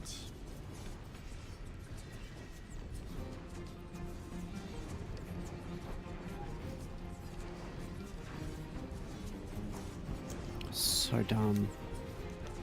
What's wrong? No, I casted a cloud of shadow daggers, and it's on top of the fucking doorway. I don't want to talk about it. You've done it all wrong.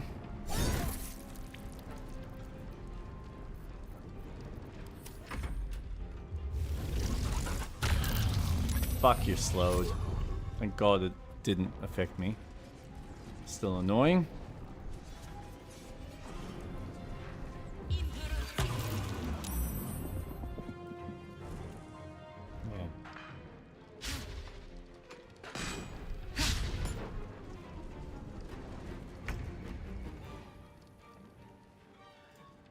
You're gonna do your foot.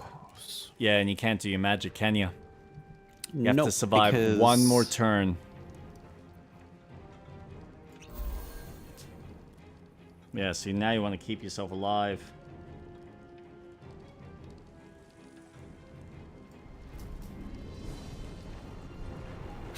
They're all in a really good position too. I know. I'm annoyed. Ah, right. Okay, so it sort of works. They roll. And my... Alright, so it does work. It's just, it works in the moment.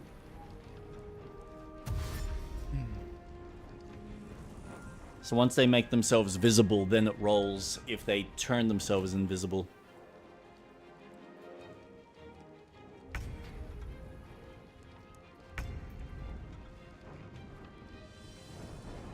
Alright, so who have I got?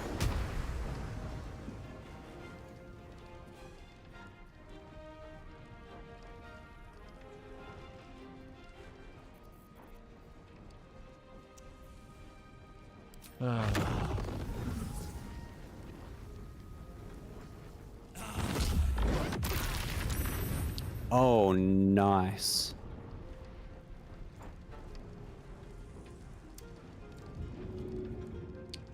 I think I might just stay here, because that's probably going to be beneficial to keep you alive.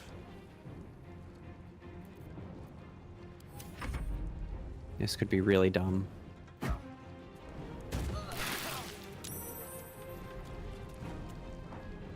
Whoa. Okay.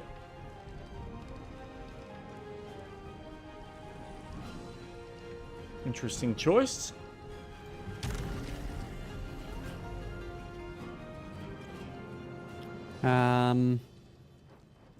Now. Do you need to heal? Can you heal? Nope, I can't do fuck all. I'm just gonna run over here. See if I can get them all close enough together, I can then cast the ice spell. Yeah, I know what you're trying to do.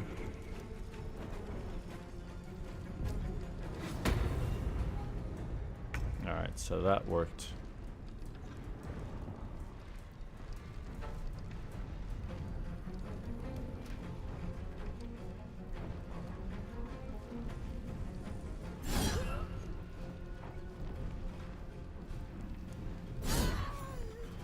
That's another one. Nice. Too heavy. How can you be too heavy? Have you seen how pissed off I am?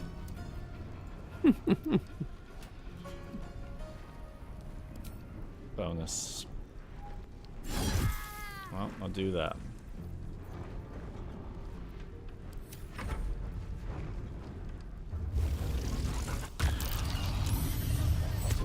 Thank God.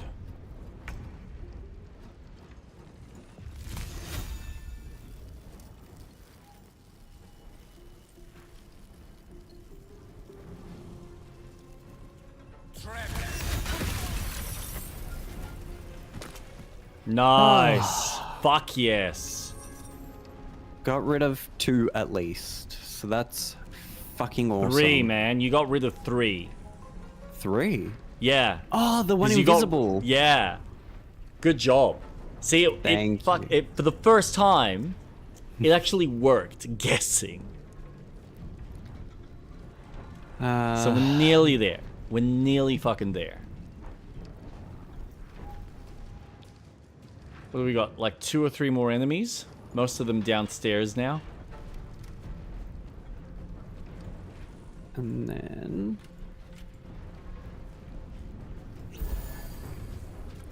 Ah, fully healed. Thank fuck. Mm-hmm. Alright. You dash. Waste a turn. Because I'll move next. Oh, he's not coming for me. Yes, he is. Alright. That's fine. Works for me. Actually, I can fuck with you. Yeah, just walk very slowly.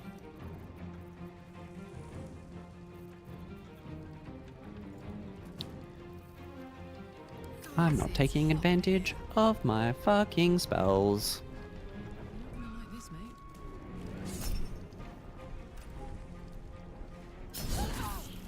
Oh, thank God.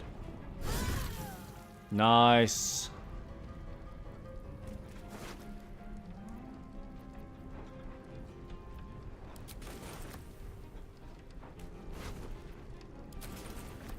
Ah, they've all got specimens. Awesome.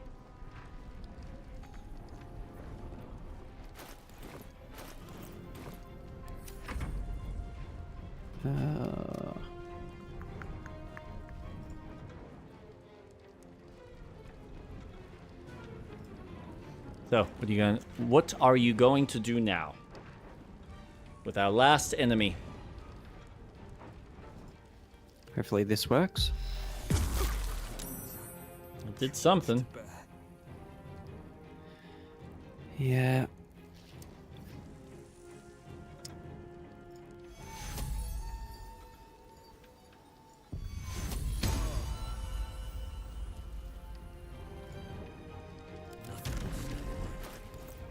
Okay.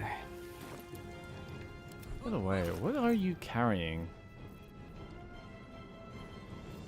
That's so much weight. 'Cause it can't be this shit. Must be that.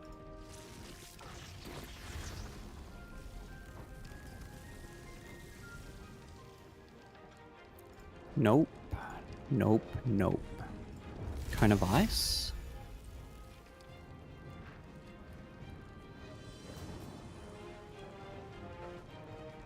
If you don't need to waste a special turn or anything, don't bother. Because I would say between Lucian and Karlak, I should be able to finish this asshole. Yeah, you should definitely be able to finish him off now. Yep. Unless I have a bad roll. He gets his dex in. Oh, okay. Why? Why? You fucker. I guess I'll finish him off. You do that. Soldier.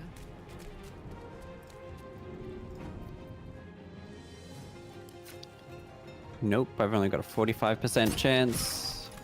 From a distance! Oh boy. Okay, he didn't have a tadpole.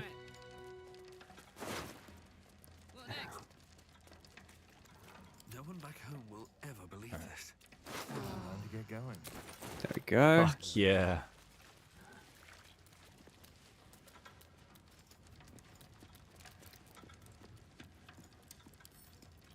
Read. You will recall that I deposited a rather important ring in the vault for safekeeping. I may have been premature in locking it away and have decided I would rather keep it close. I'll be along tomorrow to retrieve it. Please have all the necessary arrangements made. Lady Fire Lila Janath?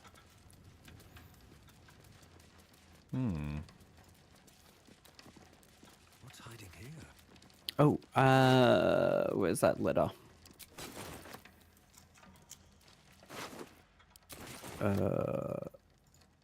Dagger. Dagger. Dagger. Dagger. Stone Lord Strike Team. Update on the counting house operation. We're being tipped off to expect an ambush once we reach the vault, but the guild underestimates us, as usual. And if we maintain coordination, we should be able to shrug it off without casualties. Let the Stone Lord take the lead. If you deal efficiently with the cash guards, there may be time to gather additional funds before we withdraw. Bring everything to the cistern in the sewers. A tadpole shipment has been secured. Targets have been identified and the operation may proceed as planned. Assistance in the vaults will be provided as arranged. Destroy this note.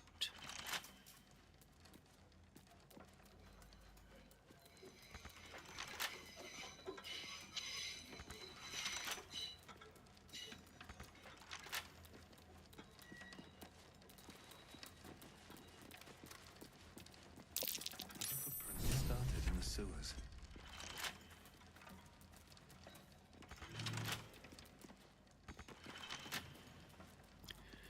Another entrance into the sewers, huh? I think so. Jesus!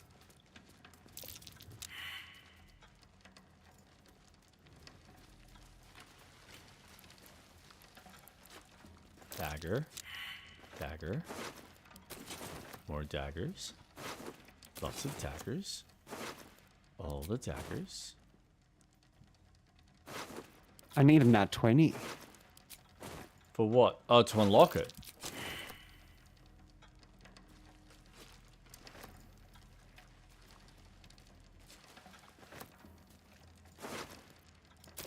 Everybody's got a dagger here. Dagger for you. Dagger for me. I had a dagger. Just gonna save. That's a good call. You had 4 daggers. You were just gonna keep throwing that shit at me, weren't you?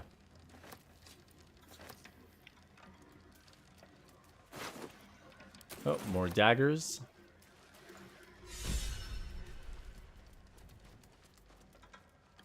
Elegant studded leather. Oh, you did. Ambusher. Gain a +2 on initiative rolls. Advantage on stealth checks. Shield.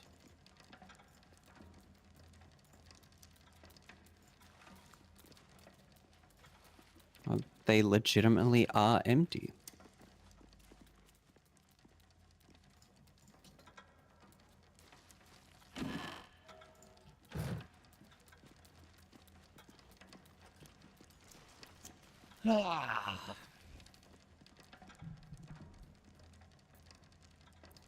Oh, these are vaults. Mm-hmm.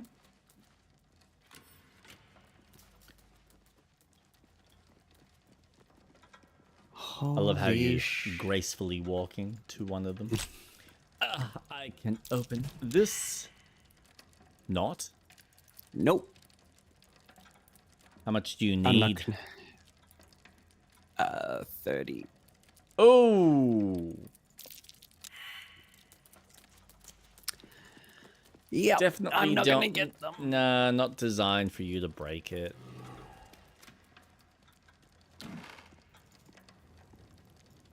Loading dock chest key.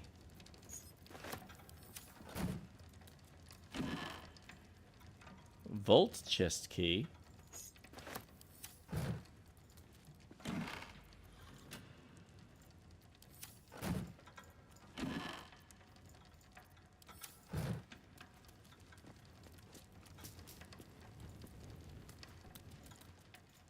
Oof.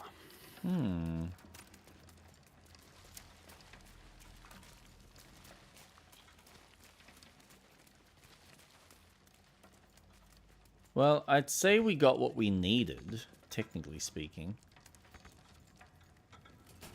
Why can't you reach it? What do you mean you can't reach it? It's right there. You dumbass.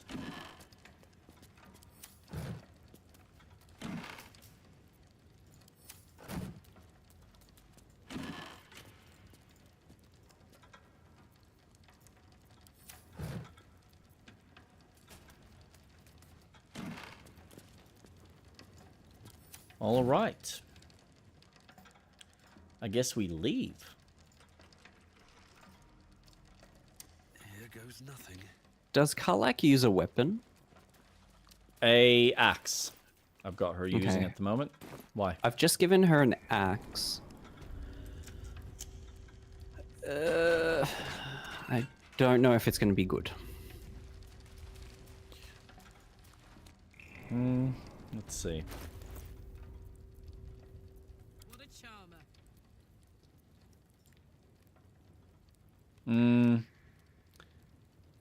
7 to 18. Mine does 8 to 20, and it has a few extra perks, so I'm gonna say not really. Marching. Sell that shit. We will. Because we need like 20,000 apparently. Or 10,000. Something stupid. Basically, we need money. Which is why we landed in here. What is it? Was it worth it? I think so. I think so.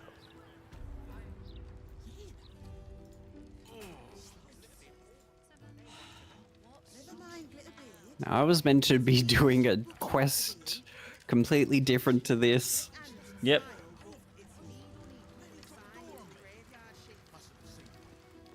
But now I look like Aquaman? Woohoo!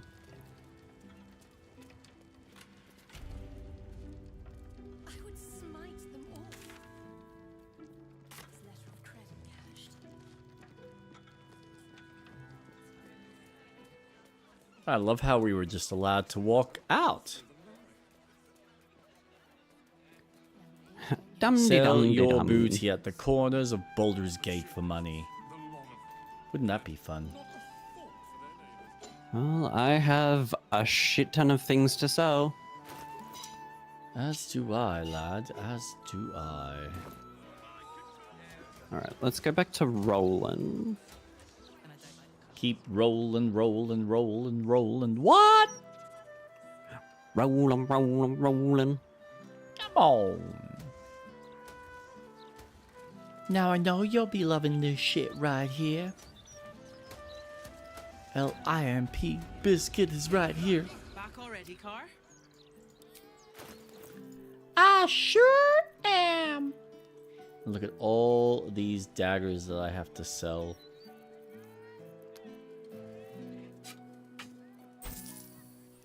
And then these ones. And then there's Blade of Oppression. Cruel Sting. There's a spear.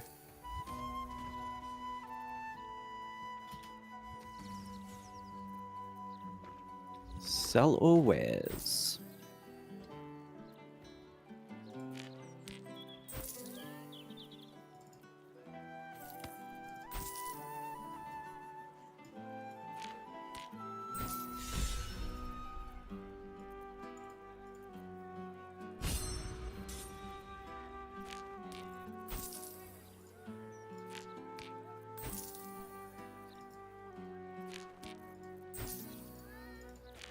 You know, I don't think this is as much as you think it is.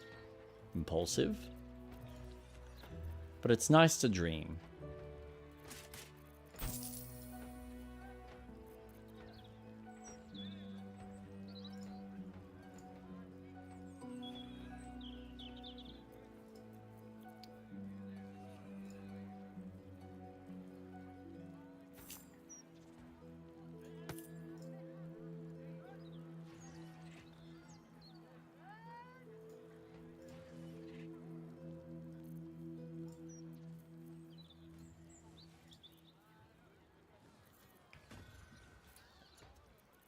Let's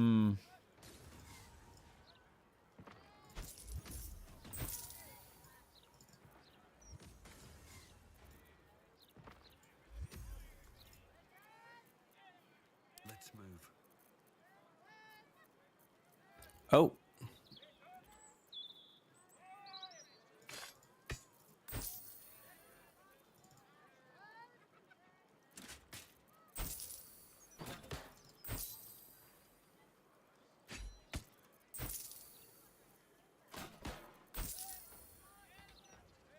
I'm just gonna save. Good call.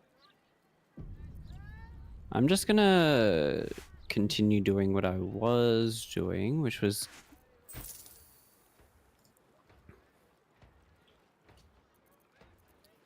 this.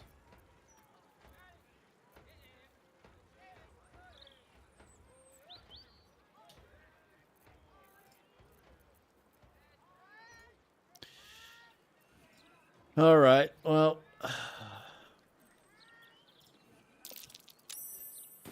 Till soon, darling. other than pooling all our money together.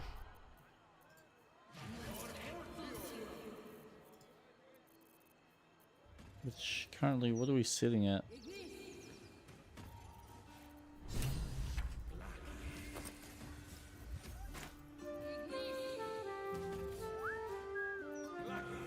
Okay. I'm in.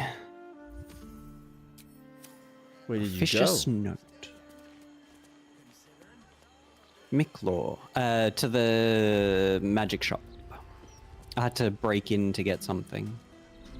Master Lorican has requested his tome of divination spells be brought to the basement. He must focus without interruption in order to see the unseen. Since he refused to speak to me since the incident with the ape, I have no choice but to make my request in writing. Baldur.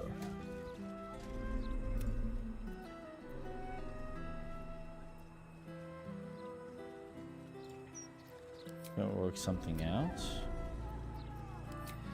Micklaw, as you refuse to speak to me following the incident that's with the annoying. three-eyed man, I have no choice but to make a request in writing. Master Lorican instructs you to bring his newly acquired lamb, one with the djinn, to the vault and store it behind the protective wall. It is far too dangerous to be left on display in the shop proper. What do you want? Awesome, so we might have to potentially fight Don't worry about a it. djinn. That's awesome. His voice catches. There's more going. Please just make your purchase and go. I don't have energy for anything else. Please just make your purchase and go. According to the standard wisdom, a weave is comprised of the body of Mistra, or the domain of Mistral, the threads connecting all the creation to the source of magic itself. I post it to the intrepid reader that the truth is far more fascinating. The weave, as we know, is not invisible at all.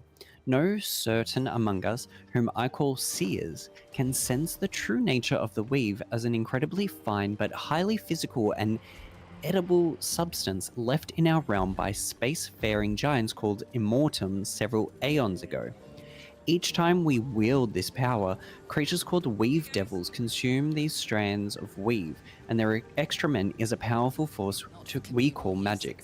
I know this will shock many readers, but I only deliver the facts as I know them, and as the esteemed wizarding community wants to keep from you. But where's the book? Look, Mama, look! It's so pretty.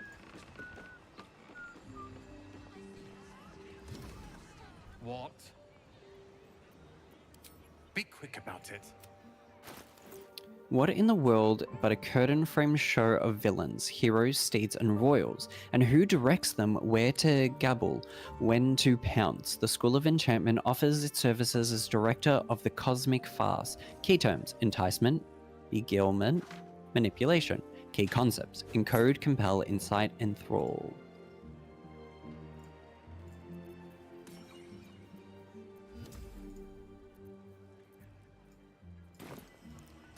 I'll just put that back.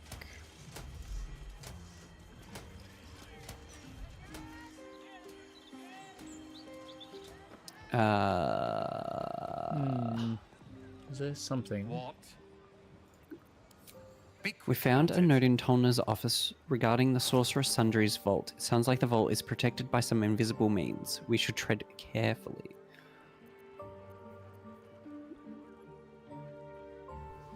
It's a creature.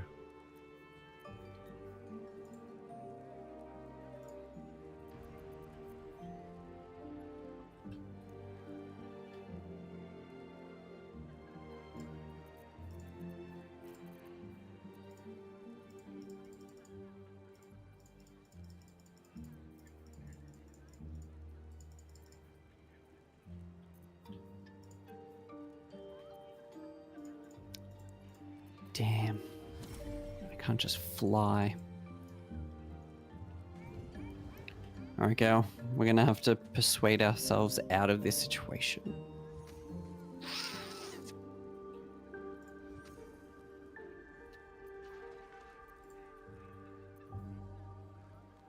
Rare creatures in the dark.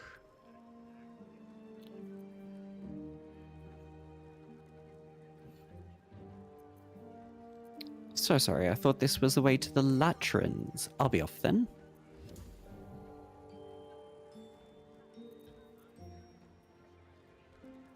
Okay, so I've got 2 keys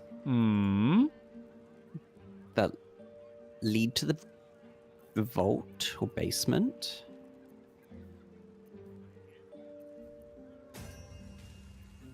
How does one go out?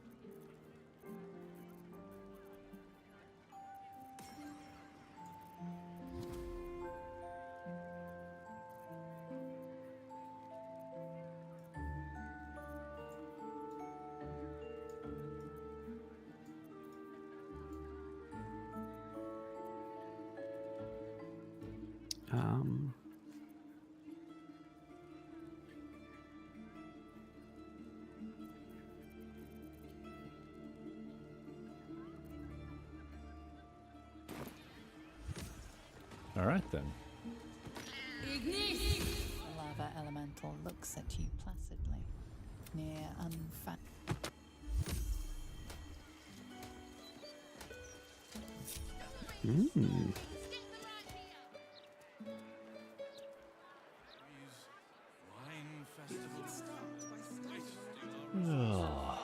I can't help but notice you're drinking anyway, Dave.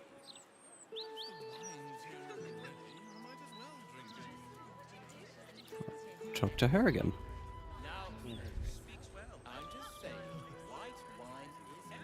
Might get you to save when you're ready. How can I help you? Oh. You're doing your thing. Nah, I just exited the conversation. Cool.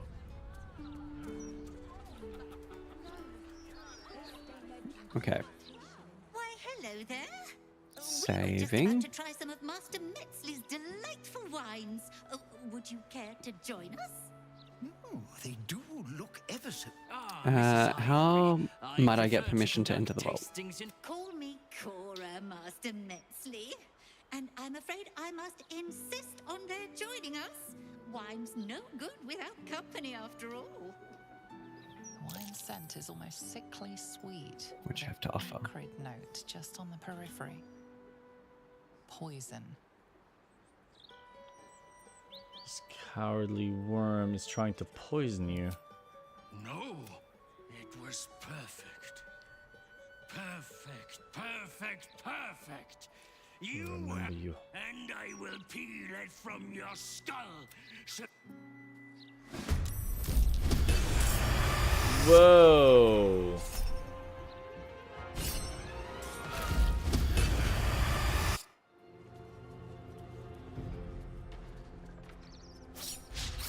Oh, I wonder. What shenanigans are you getting up to? Oh, why am I paralyzed? Fucking hell.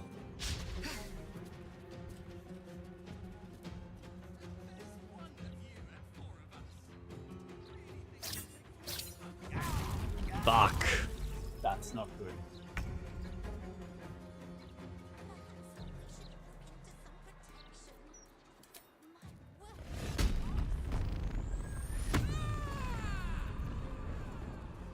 Did you need assistance? I probably might, yeah.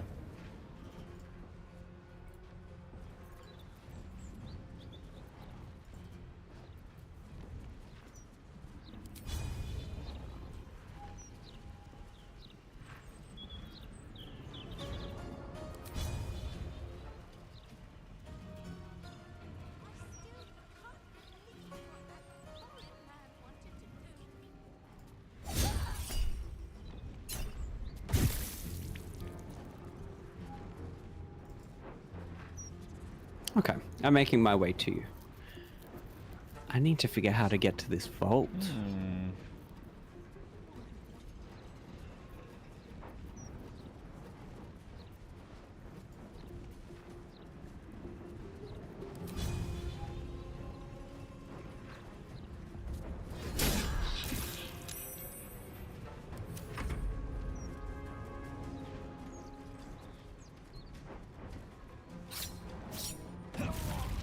God damn it. Lucian's not having a good time. He's probably gonna die. Uh-oh. Yeah. Nope. Thine eyes, pools of tepid piss. Fucking paralyzation. Booshit, booshit, booshit, booshit.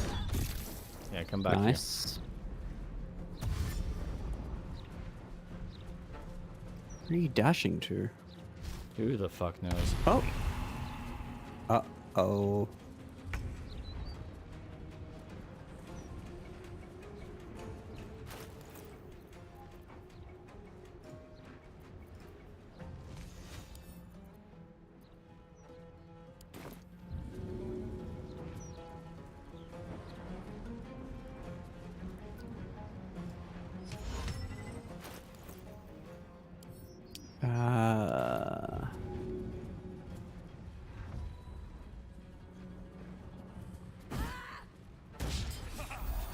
Yes! Thank God. Alright.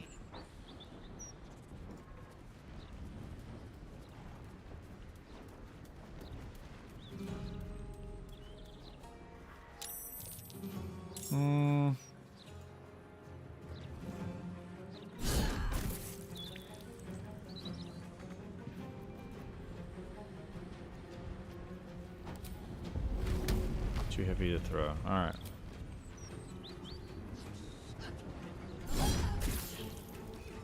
There we go. Can I ask, why did you start a fight with these guys? Because they tried to poison people here. Ah. Let's kill them. And Karlak found out, so... Naturally. Right, so they're not actual humans. I would say not.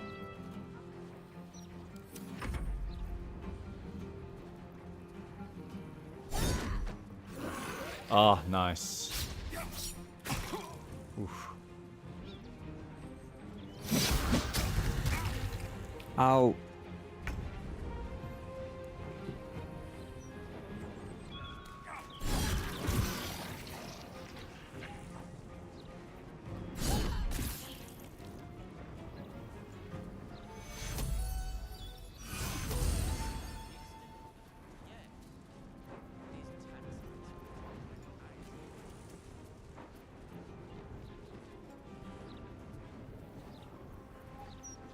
I mean, sure. Fuck it.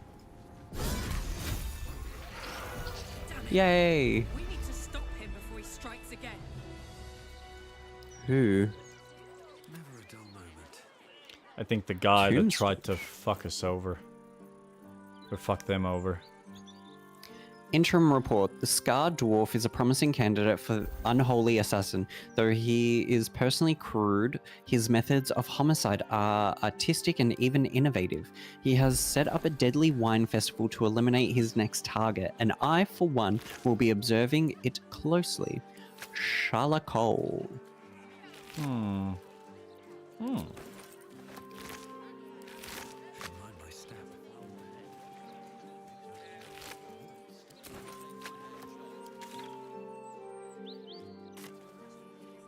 Preparations. Prepared.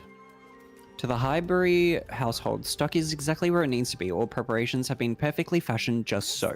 Weather's looking lush. The festival's going to be a beautiful day for a bottle, mark my words. Once we're finished, we'll make sure to leave our agreed percentage in a secure location nearby for your distribution to charity. Been an absolute pleasure working with you. Best on tour. Gift note.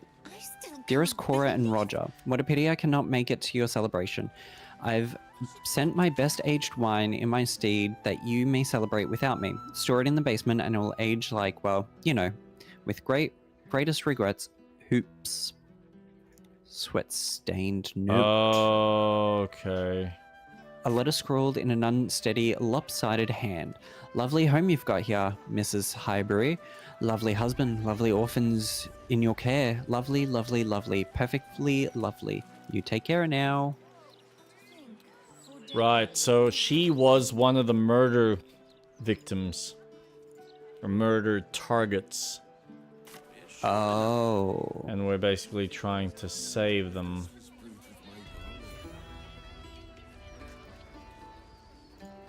There's another one here, which is a chef. Damn rats. Oi, you! I thought I asked you to clean the rats out of this cellar yesterday already. Up to it. Get in there. It would be my pleasure. True adventuring.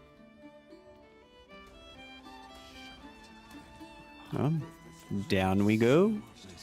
Yeah. Nice, fresh ones. Oh, God. This reminds me of something. Oh. Oh. Well, I can do this. That's one way to do it.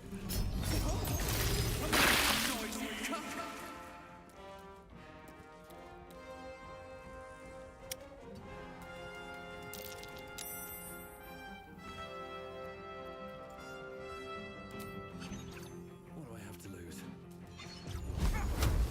Punch him.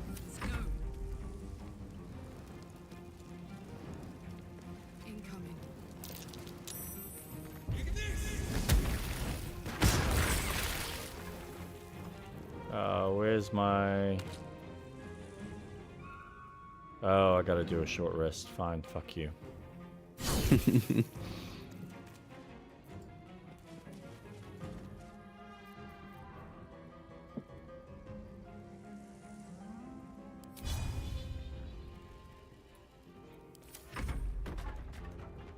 Cleave, bitch, Yeah, cleave. fine. Burn, bitches. Die, just die, everybody die.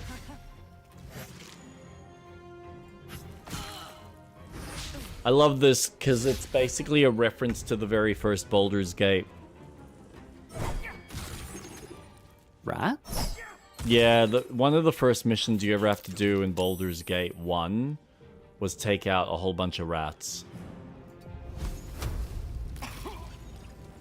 That's how the game teaches you how attacking and such works. Oh. It's very cute. And push the rat. Oh, what I should have done was grabbed it and thrown it in the fire. Oh. Because you can do that kind of shit.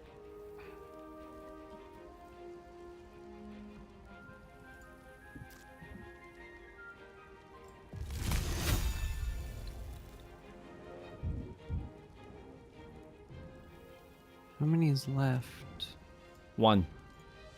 No, there's still quite a few. There's What do you mean? 5. Where? Look at the top left. They're all dead. The top of... No, they're still active. No, they're dead. Oh.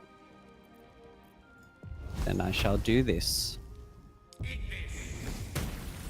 And imagine it missed. Don't. Fastest rat on the planet. I would have cried. Have to keep going.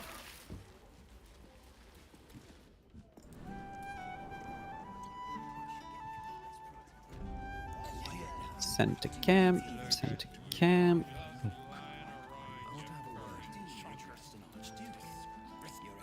You kill the rats, yes? I heard commotion in the Nice. Good. I Perfect. need to warn You you. take this. Rats, murderers, do not worry. Chef Revere's eyes will be kept. Time for playing with cats, especially lazy lumps.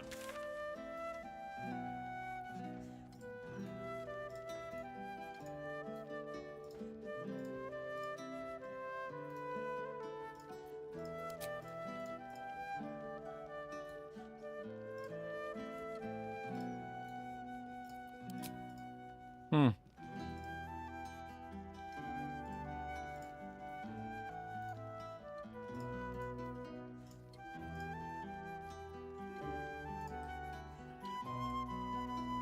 You know what? I feel like we're actually doing okay, quest-wise. Oh god, yeah. I'm surprised how much we kind of knocked out.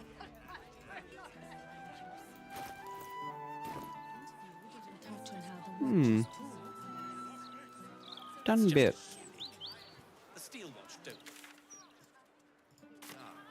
Now, why is... It says down. No. Shut What? up. What? You might want to come back to the cellar. Is there more there? Oh boy. As long as they do their jobs, they can sing sea shanties for all I care. Sea shanties. Alright, I'm coming. Put my hands on everything. What did you find? More. Furry chunkers. Quite literally. It keeps going. Don't tell me that.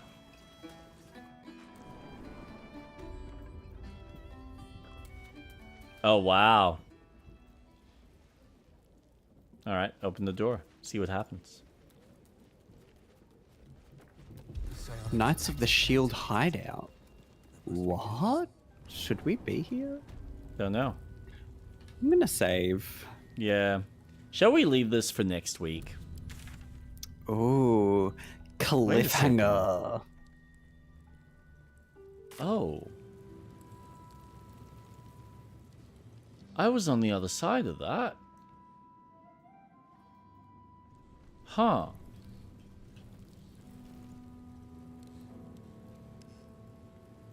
Yeah, we're probably going to want to leave this for next week.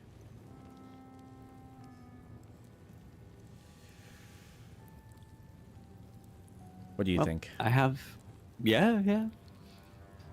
I have saved. Awesome.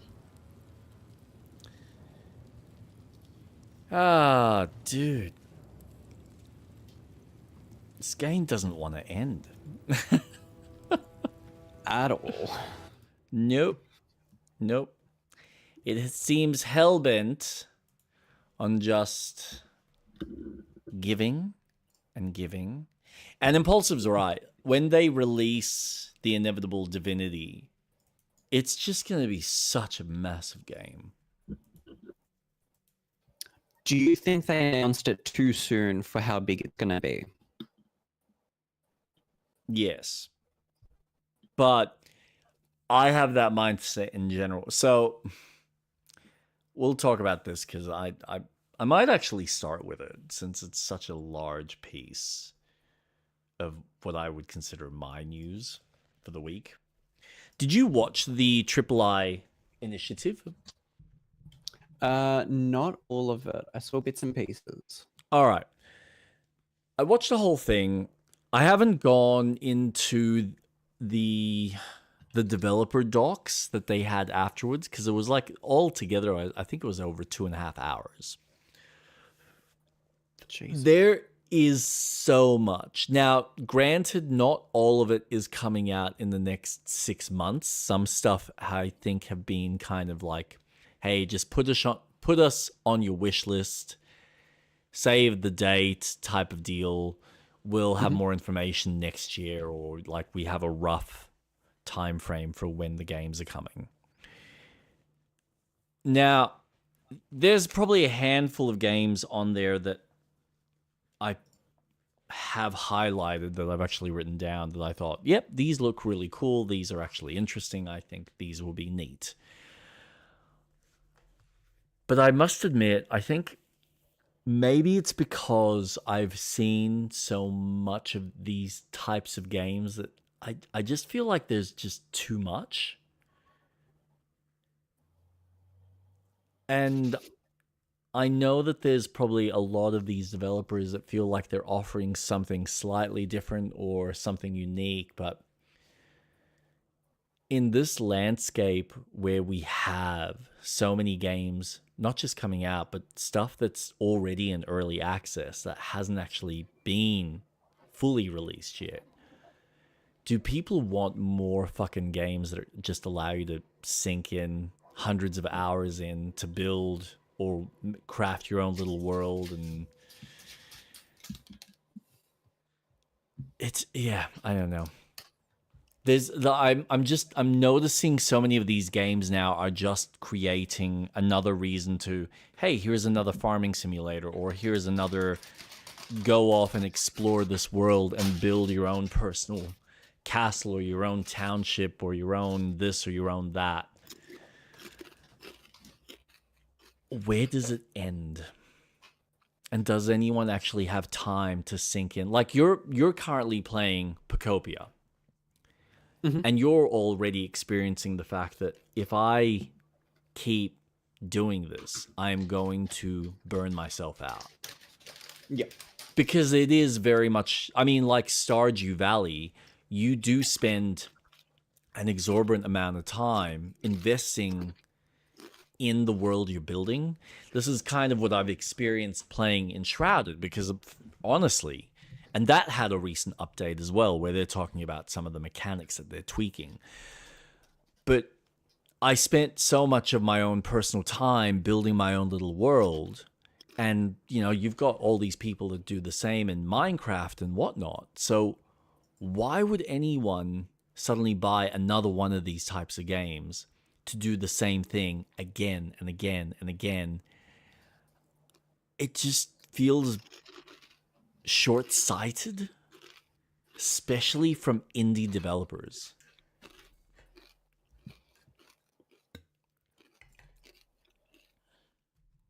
But I don't know. What are your thoughts on that?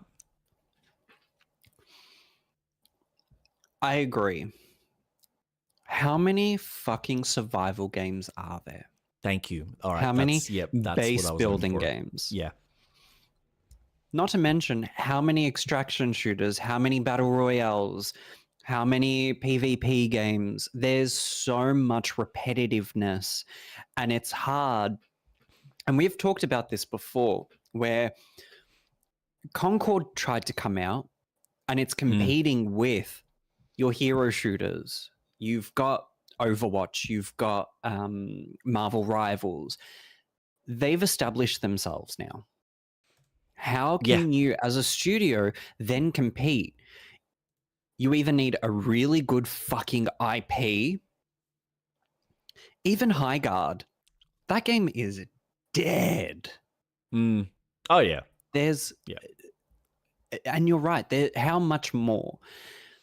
There's one game that I don't even think I'll ever see the day of light. I've accepted the fact. Light of day. Light of day, thank you. That's okay. Witchbrook. Yeah. Oh, man. That game was my ideal Stardew Valley because you know me and Magic, I'll fucking eat that shit up. And if you're going to give me a sim-like game that is on the level of Stardew Valley that's set in Magic, I'm sold. Oh, that was Hightail. Right, okay. Where are we? See, this is my point. Like, okay, I saw this Everwind, and this has got some new update coming out, and I'm looking at this going, okay, didn't I just see this recently? Confusing it literally right now for Hightail, which was the other indie like Minecraft style survival game. And I did just look at Hightail's a bit different. Yes, I gather that. They're all slightly different. They're all having No, some... because Hightail is built by a modding community who have worked on their servers for Minecraft. And they went, we can do our own thing. And now, just recently, they've got some of the modding developers of the creation mod of Minecraft to help them in Hightail. So I am looking forward to seeing where Hightail gets to because I enjoy that more than what I've enjoyed in Minecraft. It's just too much of a fetus right now to really sink much time into it. It needs to grow. It needs to just stay in the womb, get some nutrients in it until I then start putting the time into it. But when I look at a lot of these indie games, you're right. There's so much repetitiveness in, but I've seen this already. This style of game has already come out and was pretty prominent when it came out. I'm looking forward to more the sequels of their games, like Don't Starve Elsewhere. That's a sequel to Don't Starve Together. This is the thing. So it's like, okay, I didn't play, well, that's a lie. I did play a little bit of Don't Starve, but for me, it wasn't necessarily what I cling to. But I look at that and I go, okay, this has a fan base to it. There is an already established fan base that are probably looking forward to this game. Same with Graveyard Keeper. It's for me, Graveyard Keeper, I wanted to like the original game. Let me change my chair so people can actually see. I wanted to love this game, but there were just systems in it that it felt like it was trying to be an even more hardcore version of Stardew Valley with the stamina and whatnot that I went, I can't click with this game. And I reckon that it's going to be really fun. And I am excited for people who enjoyed the original that will get to play the sequel because it looks like they're adding and improving a lot of features. But those are like, you know, the small cream of the crops. Even for like anyone that's interested, Graveyard Keeper 1 is for free on Steam. Oh, is it really? Free. $0. So I had if you no want idea. it, claim it now. Even if you're not going to play it, add it to your library. Ooh. That's impressive. Holy fuck. Yes. Yes. Thank you very much. Well done, Street You are Rat. welcome. Ooh, look at that.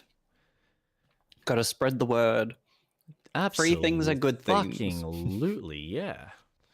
Can't complain about that. So, there's your chance to try the original before the sequel inevitably comes out, which I think is awesome. But yes, so you've got games like that. You've got Neverway, which, again, not my kind of per se, but it already has an established fan base with the people that enjoyed Celeste because it's being made by the same people as Celeste. Wait, is it Neverway? I think it was Neverway. Cold Blood Inc. I'm pretty sure this one was created by the person that made Celeste. But like, at least this is unique in its art style, in some of its design. It's got a sort of Pokemon or Zelda aesthetic about it, with a really creepy kind of super creepy undertone, which I think there's definitely a fan base. And and this is the thing, this feels like at least a more palatable and absorbable. There you go. Oh, the pixel artist for Celeste. That's what got me on the marketing. Fucking hell. This at least feels like you can go through it in a week or two. It doesn't feel like it's a large investment. It's a game that you play once, you go through it, you experience it, and then you put it down. It's not going to ask of you a large portion of your time. I would say neither is something like Graveyard Keeper. But yeah, when you suddenly get into... I think it was like Star Seeker was one of them. Crop was another that just felt like it was, spending a lot of time. Roamstead, which I think the concept looks cool, but again, Everwind.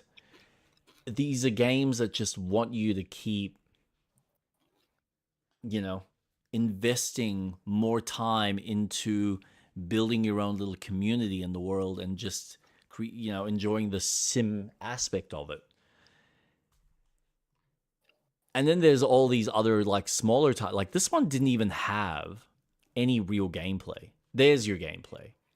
But the trailer that they showed was just this whole animated sequence. Barely. But this is a DLC for the original game. Is it? Downloadable content. Right. Yeah, this is a DLC. Okay. That kind of explains that. Awesome. It's a lot. You go through all of this, and some of this stuff I kind of went, do you feel like you've actually added enough to sell people on an idea that's worth even releasing? I will say there's some games that feel different enough. Mm-hmm. So there's a handful. There is a handful, and we can go through them if you like. So do you want to go through them from the top? So yeah. So I'm looking at the Steam page for it. So mine's out of order, but I'll rely on you. All right. So I've got Windrose. Yep. Mm-hmm. Okay, survival game. I get it. It's exactly what we're talking about. But the fact that it's doing something with pirates, which we haven't really seen too much of, and the fact that they are almost blatantly fucking taking the mechanics from Black Flag, I think looks like a cool premise. And I think if they can nail some of the exploration and offer some cool questing, kind of like Enshrouded does, I think this will be a really fun game. Agreed. I have this wish listed because I want to keep my eye out on it, because it does have something that I've wanted from Sea of Thieves. Yeah. And what Black Flag offered. Whoops. And Black Flag. Nice. I gotta remember the that. boarding of the ships, it would fit a pirate theme. The survival element of it kind of turns me off because we've seen it all and we've done it. Yeah, I don't think Ark is a very good game in my opinion. And now I'm seeing a lot of these survival games as, it's just Ark. I'm not going to be interested. Yeah. But I'm keeping my eye out on it because it has the pirate theme that, hey, Ubisoft is fucking taking their time with remaking Black Flag. I know. Sea of Thieves is very much stuck in its ways because it is catering for a PvP, VE environment live service. Though it does offer a lot of fucking cool moments of puzzle elements, which I absolutely fucking love in Sea of Thieves. But again, I can't help but look at it and go, Ark, another survival open world game just with pirates painted over it. I can't detract from that look. Yeah. But at least there's a team out there that's willing to do something that Ubisoft would never fucking think of doing. You know, it is ironic that you have a lot of these developers that are running rings around Ubisoft, where they're sitting there just making the same fucking shitty formula again and again. They're adding stuff, they're implementing, there's a lot of finesse that they add that a lot of these indie games would just never be able to accomplish because they don't have the money or the resources to have a fancy mocap studio the same way Ubisoft does. But it's amazing that Ubisoft, for the size of their teams, can't even accomplish this level of freedom and flexibility in a game. And have had the fundamental groundwork and base work for a lot of these concepts. I mean, I look at some of their games and I go, you know what? I find it ironic that Crimson Desert comes along and basically does the same thing that you do, but better, and then some, and you can't even release a decent Assassin's Creed game without it having some sort of issue or just things not doing what they could. Yep. Yeah. It's eye-opening that Ubisoft really kicked off this open world feeling, and they just never stuck the landing. But everyone else is like, well, if you're not going to do it, we'll fucking do it and we'll deliver. And have delivered a far more successful experience of Ubisoft games in their own way. I mean, dare I say, Breath of the Wild does it really well. Because Ubisoft created the whole tower and opening the Fog of War for the map. Tears of the Kingdom, Breath of the Wild. Yeah. And now you've got really unique ways of how that's interpreted in modern games without shoving so much in your face about, oh, well, when you climb up this tower and do eagle vision, all of fucking Rome is going to show up and you've got a million icons and you're like, cool, thanks. Like that sense of exploration just disappears. But then you get really fun aspects of how Crimson Desert does it, where you'll unlock the map, but if you shine light from your sword, then you can find a decent amount. It's not overwhelming, but you can then find things yourself. Yeah, but that's the big thing. At least it's not going, oh, we're gonna, like, I don't play Crimson Desert and then it suddenly clutters the map with a whole bunch of icons. Like, it's got a lot of icons because there's a lot of things I can interact with. Shopkeeps, teleport locations, townships, villages, trading posts, whatever it may be. But then you break that down, and what you're actually finding out, like the hidden secret locations, sometimes it's nothing. Sometimes it's just a home that belongs to someone. You can go in and interact. You can put on your bandana and steal their shit if you want to. Or it's nothing. It's just another place that you go past. And then all of a sudden you find a cave, or you find some old ruin that you can interact with, or find some sort of treasure. Anything. Like, I remember finding some random sword in the ground. Just lying there for someone to grab. It's like, okay, cool. The game doesn't mark it for you. It's just there. And it's no different than most other really good RPGs. And Ubisoft has had the opportunity. They've just never really, I think, encouraged their developers to go, hey, make something great. Make something that's memorable. Not, let's keep re-shelling out the same mechanics again and again because it just makes money. Because all we need to do is, well, this was a successful tactic, so let's do that again, but in this franchise. And it's like, well, what are you doing? How is that memorable? At least this has some uniqueness to it. Okay, yeah, it's another survival game. You're going off and building, you know, another base of operations that you're then going off and collecting these resources and cutting down more trees, or, you know, mining for stones and copper and God knows what, and smelting and, you know, creating a forge and upgrading your fucking work table. But at least you've got pirate ships and just a new kind of environment to explore. Like, this is fucking cool. Mm-hmm. So, yeah.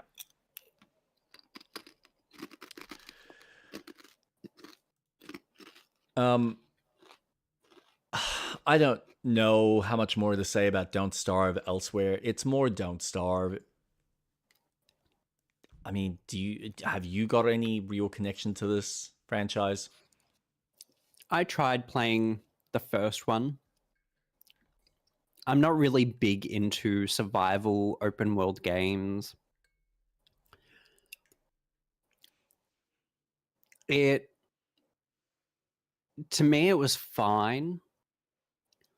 I wish the mechanics of the sanity was a bit more fun.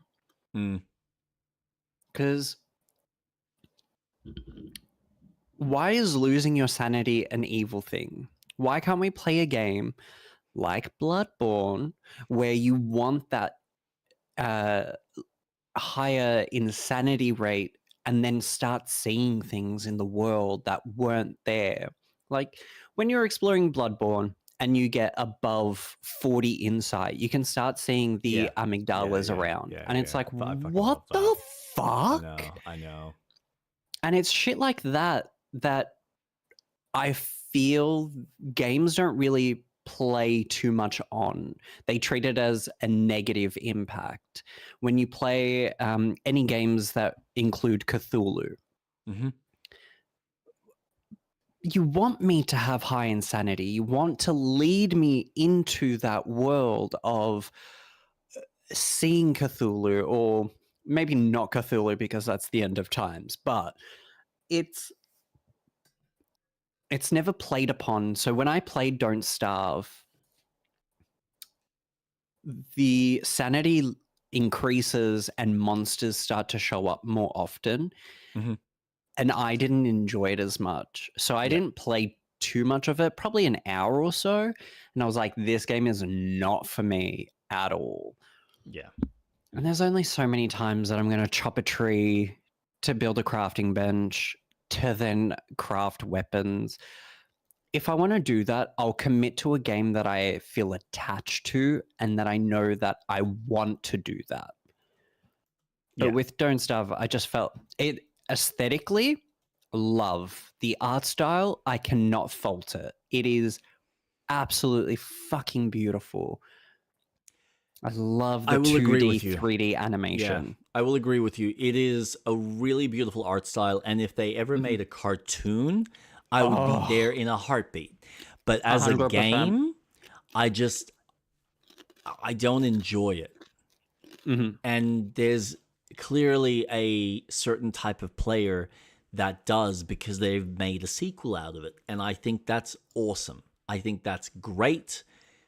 I cannot wait to see how well this game sells. So congratulations to the developers that they've had the opportunity and that they're bringing out a sequel. So yeah. Far, Far West. You know what? I wanted to like this. I really did. But there is just something about horde games, just a massive amount of enemies in a shooter, that I just go, I've played, what is it, Serious Sam? I don't want to do that. It's not my favorite mechanic. Even something like Crimson Desert, I think for me works because it's a nice balance between dealing with hordes of enemies and then dealing with 1 versus 3 or 1-on-1 or whatever it may be. So there's a nice variety. Dynasty Warrior bores me after a while, and then when I look at a shooter that's just running around shooting hundreds of enemies, I just go, my brain switches off. So it's clearly for a certain type of player. Aesthetically, though, this looks amazing. And some of the level design, like there's a sequence where you're on horseback and you're chasing down a train. I went, that's fucking sick. I wish this was in another style of game. I really wish it was in another type of game. So I watched the trailer for this because I was very attracted to the thumbnail on YouTube, and I was like, oh, a cooperative cowboy game? Mm-hmm. Awesome. I lasted maybe 10 seconds into the trailer, and I was like, nah, not for me. Because I saw the hordes of enemies coming at you, and I just... yeah. If I'm going to play a game where hordes of enemies come to me, I'll play Risk of Rain 2. Mm-hmm. I'll play Vampire Survivors. Fuck it. I'll install Doom and play that. This has such an interesting... And you're right, the levels, like going on the train, horseback riding, so it feels vast. But it just doesn't hit. There's just something that I want from this game that it's just not going to give me. You know what I thought of just now? This would be so cool if this developer had committed to making something that was more like Borderlands and had given us open world, like this open world space, or even if you want to zone it, you can zone it, that you go through and you complete these missions and do side quests for like the townsfolk while you're on this big journey dealing with, you know, some undead creature that's trying to destroy this area, whatever it may be. But there was just something about right now, rewatching it, I was like, as a Borderlands game, this would be fucking sick. Mm-hmm. But because like I look at this and I go, this is fucking cool. I would love to explore this as an open world game and go off on a journey with 4 players. And then it turns into this horde mode where I'm like, yeah, nah, not for me. Aesthetically, it looks amazing. Like just visually, such a great identity. These sequences on horseback, I'm like, wow, that looks cool. Being on the minecart, chasing down a train, all of that looks just, from a gameplay perspective, really, really fucking cool. Agreed. Just everything else, I just couldn't care. It's funny because it has so many elements of what Borderlands could be today. Oh, don't. Hurts my fucking soul. I'm still waiting for Borderlands 4 to drop down to like $10 so I can buy it.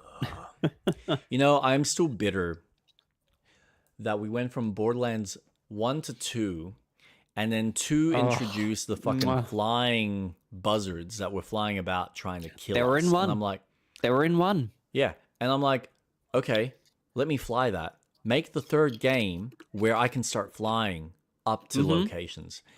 Yep. Was it in the game? No. Nope. No, they made essentially 2.5, and now we've got 3 that went, now we're adding some verticality by giving you a grapple. 4 was an interesting approach because it just removed the walls and gave you a summon for your vehicle as an excuse to, okay, well, we've opened the world up. Yep. No zones. Which I think is cool. Like, I'm sure that would have been hard from a development standpoint to make sure that the streaming between multiple players so that everything is in sync works flawlessly. And that's important. But it's more of the same. Yeah. How many hours do you want me to spend just so that I get fucking lucky on a gun out of your gazillion gun chances? To then have, oh, I can finally enjoy the character that I'm playing. Yeah. But it does annoy me that they've never truly evolved the character classes. Like, it would be nice if they went back to the original 4 characters or 5 or 6 and gone, okay, let's actually flesh out and add some proper melee. Let's add other little tools and kits that you can interact in the world. As a trapper, have things that it's not just, oh, I'm going to throw down turrets, but I can actually throw down the turret, maybe place some bombs, maybe do this, maybe do that. None of that. Not in the wheelhouse, because for them, they're just making... They got comfortable. They are adding more guns. It's safe. Adding more worlds. You know, it's easier to design. I mean, I wouldn't say it's easier, but it's... When you've already got a basic game concept, it's much easier to come up with levels for you to traverse through than it is to add new mechanics that you then need to like redesign how you interact with the world and how the AI functions to accommodate for that level of play. So I get it, but fuck me. Could you like, you know, at least you, for all the criticism I have for Diablo 4, at least when I play a class, I feel like I've got a little bit more variety in what I can do with the class. And with Borderlands, it's... I mean, the variety, I guess, is the weapons. But God, it would be nice if you had a little bit more... Like, instead of giving me more weapons, let me actually customize how those weapons even work. Let me put in some of those modifications and those little attachments and go from there. Anyway. Machine Party. Did you watch this? Machine Party is a collection of violent party games where failure is lethal. Gather your friends and endure high-stakes situations to prove your life is worth more than theirs. Survival is unlikely. So it's made by the creator of Buckshot. Oh, that's why it looks familiar. Yeah. I don't know why. It feels like Mario Party, but for sadists. And I think this looks fucking cool. Like, this would be fun to just fuck around with and play as a group.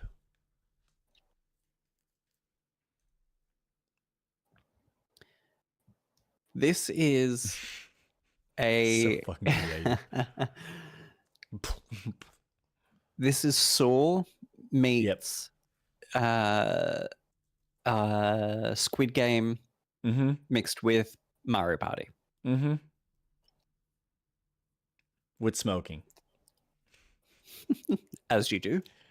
Oh, man. No, I think this looks cool. I'm actually excited to give this a go once, when and if it comes out. But again, it's later on this year, so gotta wait. Hallowed Concepts, what the fuck was this? And this is the problem I have. This is a DLC for Risk of Rain 2, which I'm looking forward to. Risk of Rain 2 is such a fun game. I've purchased all the DLCs for it. I've played hours. Some of the best soundtrack you will ever listen to. It is so good. Again, this game, I would rather have hordes of enemies come at me in this than I would rather than in Far, Far West. Yeah. Yeah, that's fair. To be fair, this feels like they've also added a bit more variety to the kinds of characters you can play as, so that in itself speaks volume in the replayability. Oh, yeah. And it's fun getting the chance to unlock a character. Mm-hmm. I really enjoy it.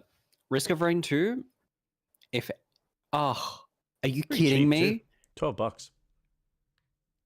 That is a steal. Mm-hmm. That is such a good price. Yeah. Highly recommend. If anyone is to play Risk of Rain 2, get it now while it's on sale, because that is a fucking great price. Jesus Christ. I think what a we're gonna bargain.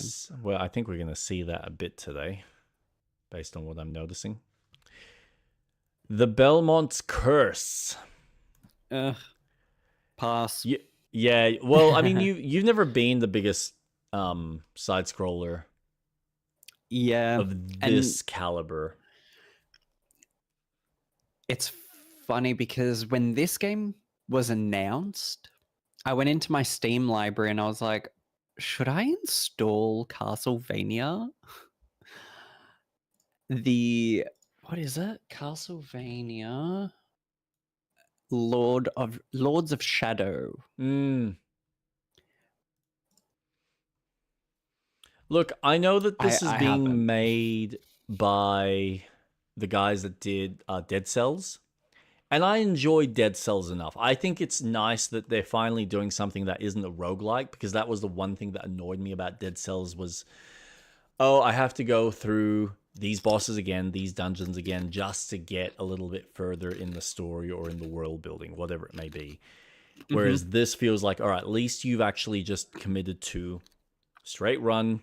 I can repeat that same boss, not have to repeat other bosses again and again just to fight the one boss that I haven't been able to defeat yet. So I'm curious, but I don't think, just on what I'm seeing, I don't feel like there's enough environmental variety. And I could be wrong. Maybe when it comes out, it might actually impress me. There's just something about it that I'm not sold on as a Castlevania. And I feel like I get more out of some of these other indie teams or these Chinese teams or Japanese teams that do more of the pixelated style Castlevania or Metroidvanias that offer a little bit more unique mechanics that I might not... I don't feel like I'm seeing here. Especially, like, there's just... The level design just feels very flat, if that makes sense. Like, you don't have unique verticality. Here you kind of do. Like, that's but it still feels like it's very one note. It's funny because I see very much Dead Souls. Dead Cells, yeah. Yeah, Dead Cells. Yeah. That's it. Very much. When I saw it, I was a bit disappointed because I would love another 3D Castlevania game. Mm-hmm. So for me, when they announced this, I was just, okay, add it to the list. Another Metroidvania game. But who knows? This could turn out to be a really good game. I think they're really good from an art style perspective, and I gotta admit, they nail a feeling of playing a platformer that I don't think a lot of these types of smaller teams do. So I have no doubt that from a picking up and playing the game and playing the action set pieces, it will be fun. My issue is when everything I've seen from even their Prince of Persia game that they made not too long ago, which was a roguelite as well, and Dead Cells, I've never really been fully sold on their platforming. Like the platforming in general that they've always offered has always been very, it's fine. It exists. It's there, but it's not anything to rave home about. You're not sitting there going, fuck, that was such a fun, level that I had to try and traverse through and use all my abilities that I want to do that again or experience. Like, they don't really have that finesse with platforming. But we'll see. You know what's funny? They did a DLC for Dead Cells that was Castlevania. Yes, I know. I forgot about that. Yeah.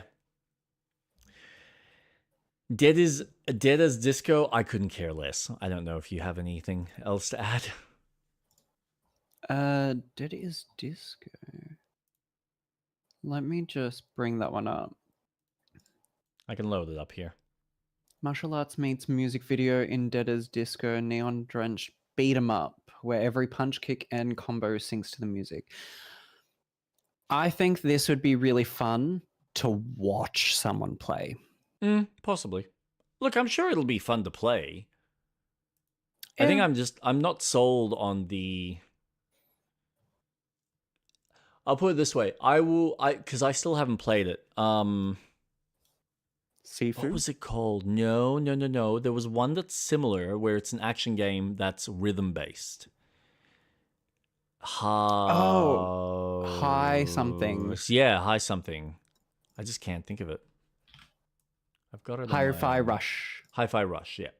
I will play that over this. I don't know why. There's something about this feels like it's Suda 51, and I've never really been sold on Suda 51's art style.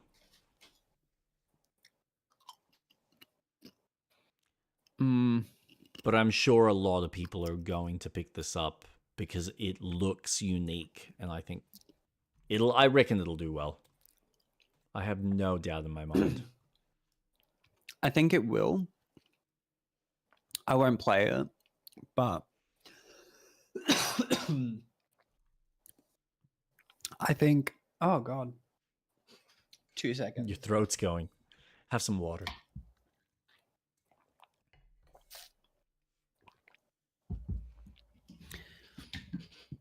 I think it will become really enjoyable when people start putting in custom tracks and start having more fun with OST tracks from games, putting it in there. But I'm not really a beat 'em up type of person. Yep. Now, we've already seen this, but we had a little bit more gameplay. I'm fucking sold on this. I can't wait. This is very indicative of Might and Magic. The level of interactivity in the world and some of the puzzle solving, where it's not just combat related, but hey, you can use the environment to deal with enemies, I think is really cool. And I love seeing this type of stuff in games.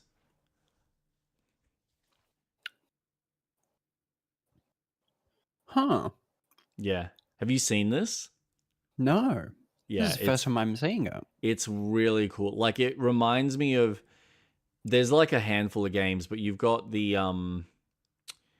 like I said, Might and Magic is the one that really comes into the back of my mind. There's some stuff in here that feels like it's from... Bulletstorm. Like, where you've got, like, you can see there's the traps that you can kick the enemies into or kick them off cliff edges and whatnot. Yeah. But this looks like so much fun. Here you go. Here's him destroying a metal door to get through. Using a chair. I'm curious to see how this plays, though. Because it looks like a very clean trailer, but we won't know if it actually plays as interestingly as this. That's my main concern.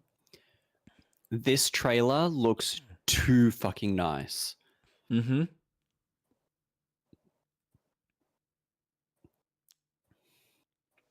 Yeah. I don't even I think that need was to the see recent more. trailer. Fucking hell. That might have been. I'm pretty sure they had something else that they played. But anyway, I can't wait. So I've got my eye on this one. Oh, this is actually the trailer. This is the one that they played.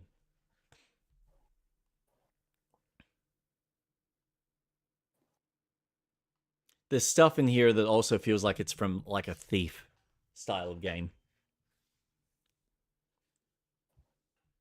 I can see that. But yeah, there is a level of creativity that I feel refreshed when I'm seeing this stuff. So, yeah.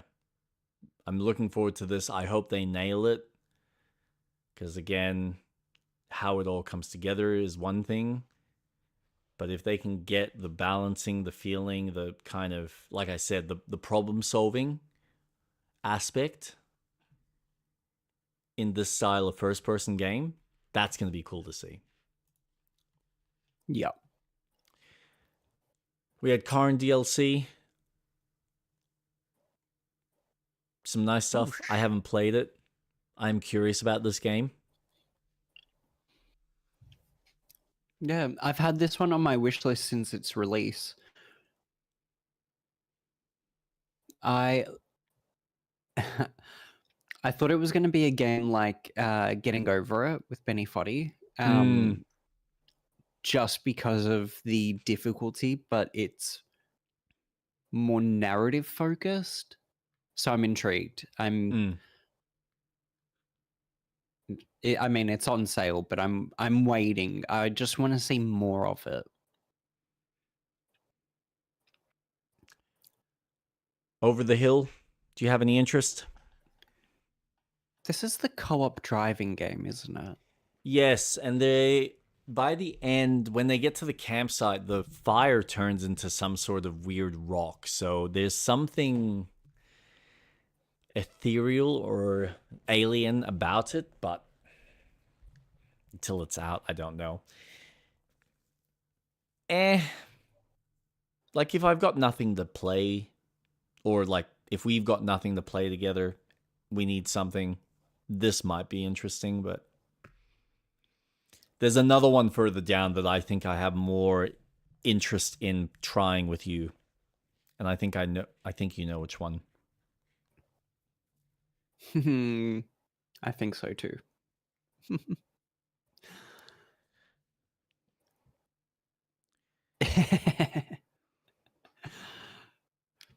Now, Prove You're Human. This one I haven't seen. Very artsy-fartsy. It's very artsy-fartsy. I think conceptually it seems like it's going to interest a lot of people with maybe the themes it's dealing with. It's going to be a lot more philosophical. Yeah. Yeah. I'm not sold on it, but who knows? We'll see. If this game offers something that's unique, like especially with the capture, like prove that you're a human, things that are not fire hydrants, or pick the bicycle, that's cool. I think there's going to be a unique storytelling game. So I'm going to appreciate it for what it's trying to do.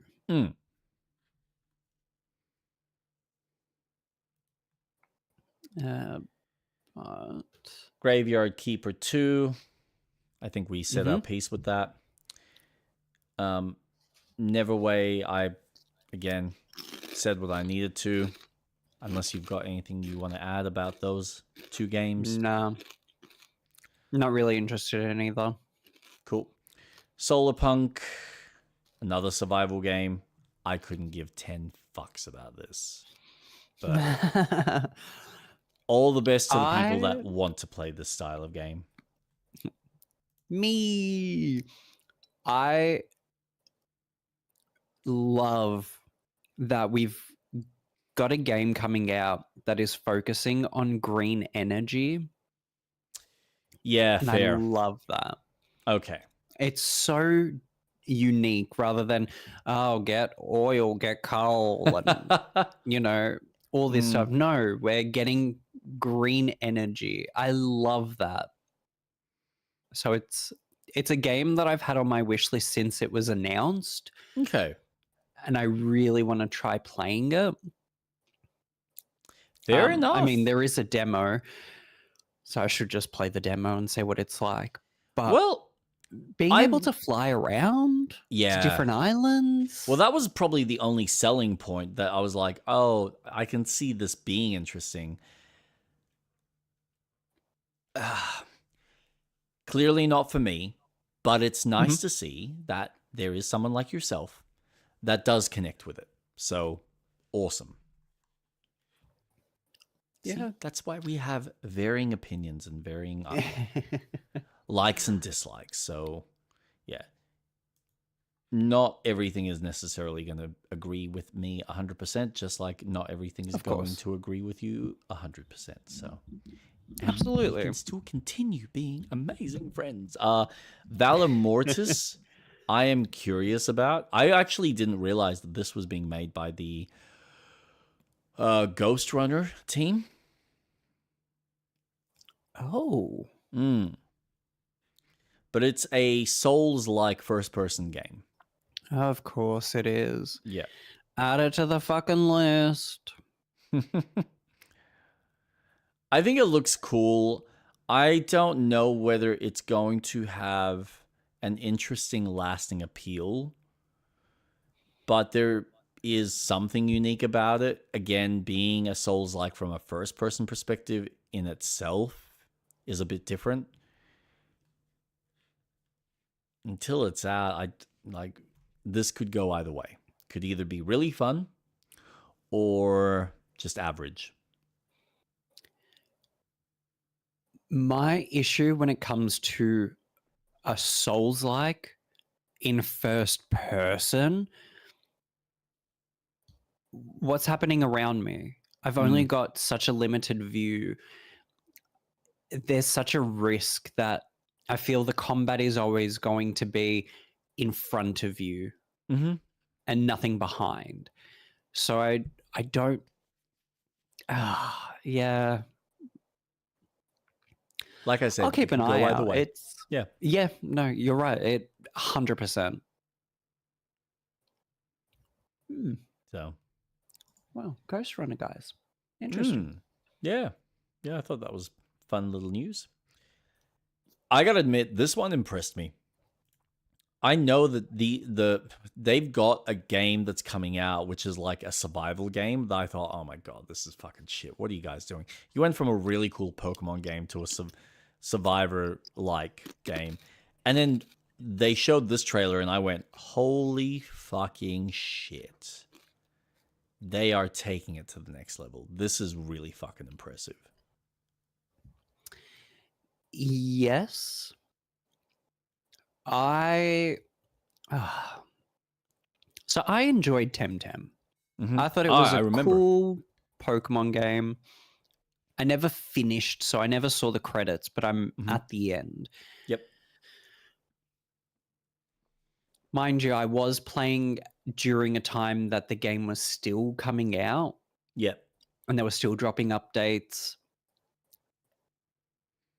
I am hesitant about this game.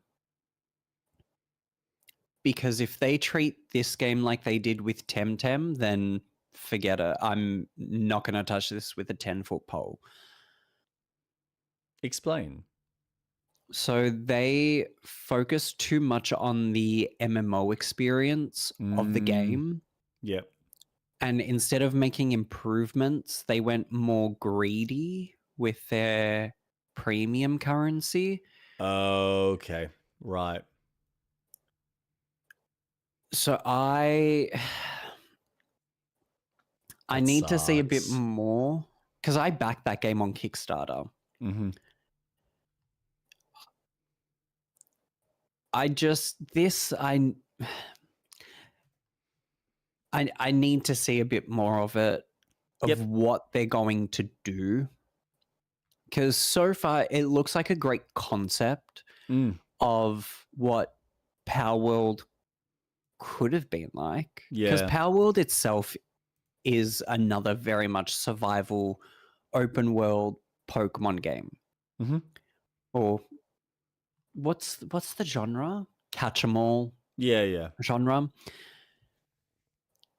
This does offer things that I would like both games to do, like being able to have unique animations when I'm on a Temtem. Yeah. Power World hasn't offered me a unique way of, I'm riding on this PAL and it's not just a static animation that I'm flying up, down, left, right, forward, back. But I'm keeping a distance, but I'm keeping an eye out on it. Cool. I'd like to see a bit more. I gotta admit, the lift actually impressed me. I remember seeing something announced about it, and I was like, I need more because I have no idea what the fuck this is. And when they started to explain that it's a like this puzzle game where you're going off and fixing systems and fixing machinery, and it gets more and more complex, I went, oh, that's fucking cool. Oh, and you can see I am looking forward to this. This looks fucking cool.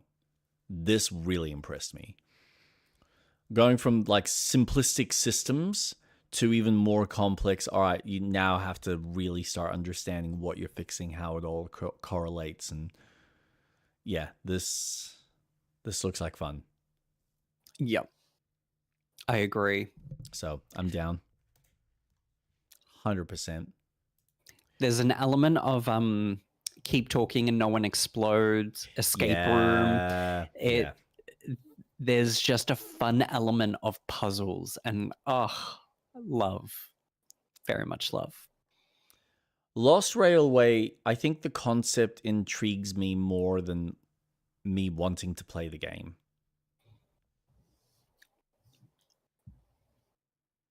I don't know if you've seen this. Lost Railway.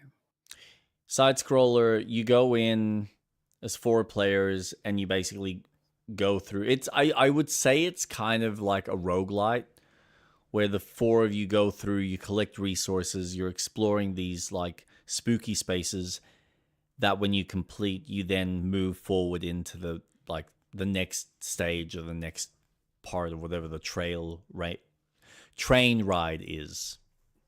Yep. Again, love the concept. Probably don't really care much to play it.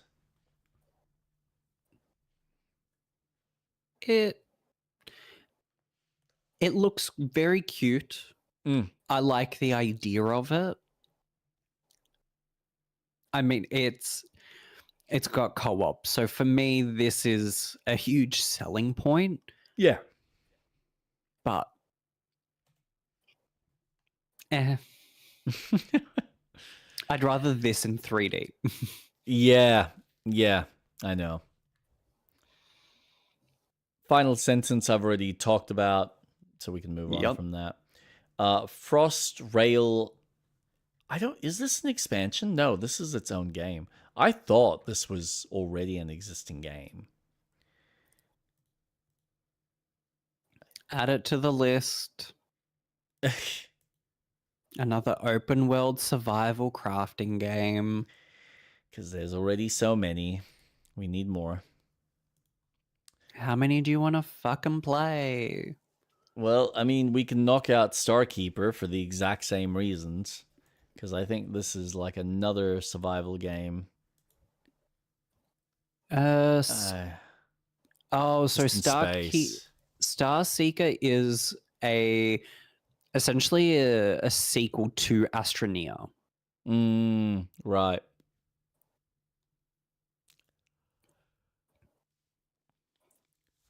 Excuse me, Jesus. Yeah, couldn't care. Away team, oxygen not included. This looks like an expansion or like a sequel to another game. Oxygen not included. Yeah. So, yay. I don't care. Might be more up your alley. I've watched people on YouTube play it. It's not my style, but I like watching someone play it. Yeah, fair. Clover Pit, I've been hearing some interesting things about. It's a... What is it? Like a... I have watched Game Grumps play this, and I think it's so cool. A roguelite with a fucking slot machine. Pokies machine. Yeah. It's clever. It is. It's like Balatro, but yeah, a slot machine. That's what I've heard. Numbers go up. Yeah. Yeah. All right. Alabaster. Oh, you're looking forward to the other one? Yeah, Clover Pit I'm looking forward to. But Alabaster Dawn is on my wish list. You know, I still need to play... What was the original game that this developer worked on? They've actually got it here in the trailer, I think. Nope, they're not going to mention it. Radical Fish Games. Crosscode. That is cheap too. Might consider that. I've wanted to play this for quite some time. I've heard nothing but positive things about it. I just never got around to it. This is very much like a Zelda. What's the other? Something Moon. God damn it. Not Harvest Secret of Moon. Mana. No, Secret of Mana. Secret of Mana. Yep. Feels like that. That style of game. So I'm curious about this new one because it looks like it's the new evolution of that, which it does look fun. Does look really cool. Coming to early access, that surprised me. But I think they did the same thing with their previous title. Oh, less than a month away. Shit. Yeah. Yeah, this one I'm looking forward to. It looks fun. Bro, Tato, don't care. Crop, don't care. Barrow Trauma, I know it's a new expansion. I don't really care for it, but I know Barrow Trauma's got a massive fan base, so awesome. Anything you want to add to those three? Nope, and nope. Awesome. Shift at Midnight, if I was into the type of game that it is, I think is a really cool concept. I just don't see myself wanting to play this style of game, so whatever. There's already so many that have come before it that do something similar.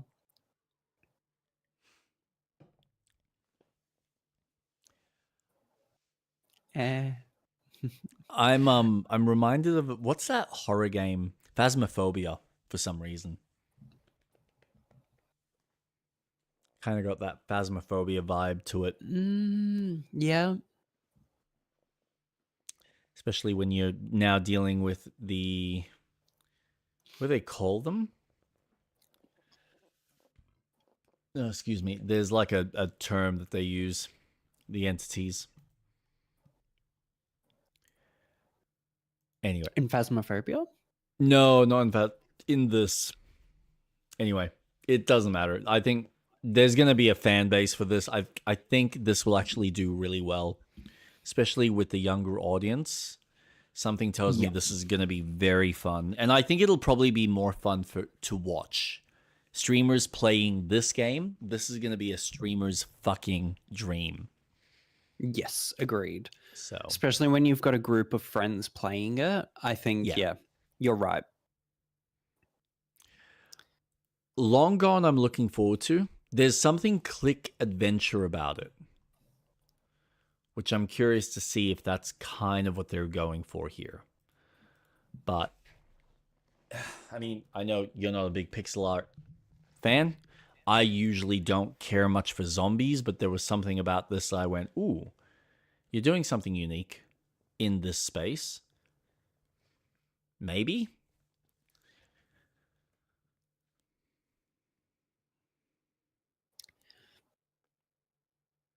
It looks good. I'm just tired of zombies. Yeah, I know. It's such a 2013 genre. It won't die. At all. It's so annoying. Fucking zombies, man. Jesus. Oh. Yep, they've just creeped in and they're just sucking on everyone's brains. Burns. All right. I'm going to skip this for now. Because I know we're going to talk about it for a bit. Sledding game, I think conceptually looks interesting, but I just don't feel like there's much there. And there's so many other snowboarding style games that probably do it better, but this will also be a really good streamer game. Yeah. Yeah. I think people who just want to fuck around and just play a sled game, I think that for them, perfect. I just feel like Ubi, but like I feel, look, from a cheap entry level perspective, sure, but I feel like Ubisoft already has that nailed down with some of their sports stuff that they've got. So yes, but that has a high price point to get into. Correct. And it's realistic, whereas sledding is a lot more fun. Yeah. Warhammer Survivors. Look, I gotta admit, the fact that they're adding tanks as a playable character, that intrigues me.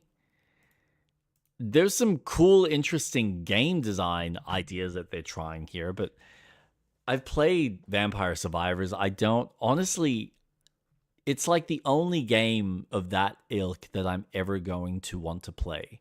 And anything else that comes after, I just go, yeah, but I've done it. I don't need to do it again. It's already such a basic bitch-ass game. Why are you giving me other versions of that? Like, just go away. How about giving me proper games? But, again, there is something unique. I'm like, there's some weird curiosity in my brain that just screams out like, oh, maybe just give it a go. Just have a crack at it. See what you think. So we'll see. If it's anything like Vampire Survivors, it will do well. Super Battle Golf, fun for the family, cool concept. That's about it. Anything from you? Now, this is the one where you can fuck around with each other while you're golfing because it's all in real time. Yeah, it was fun to see the fact that you can literally beat your friends and blow them up. So I thought, yeah, okay. It looks like a bit of fun. Yep. But that's about it. It was like, there was not much else I could really garner from that. It's like, yep, cool. Fun for the family.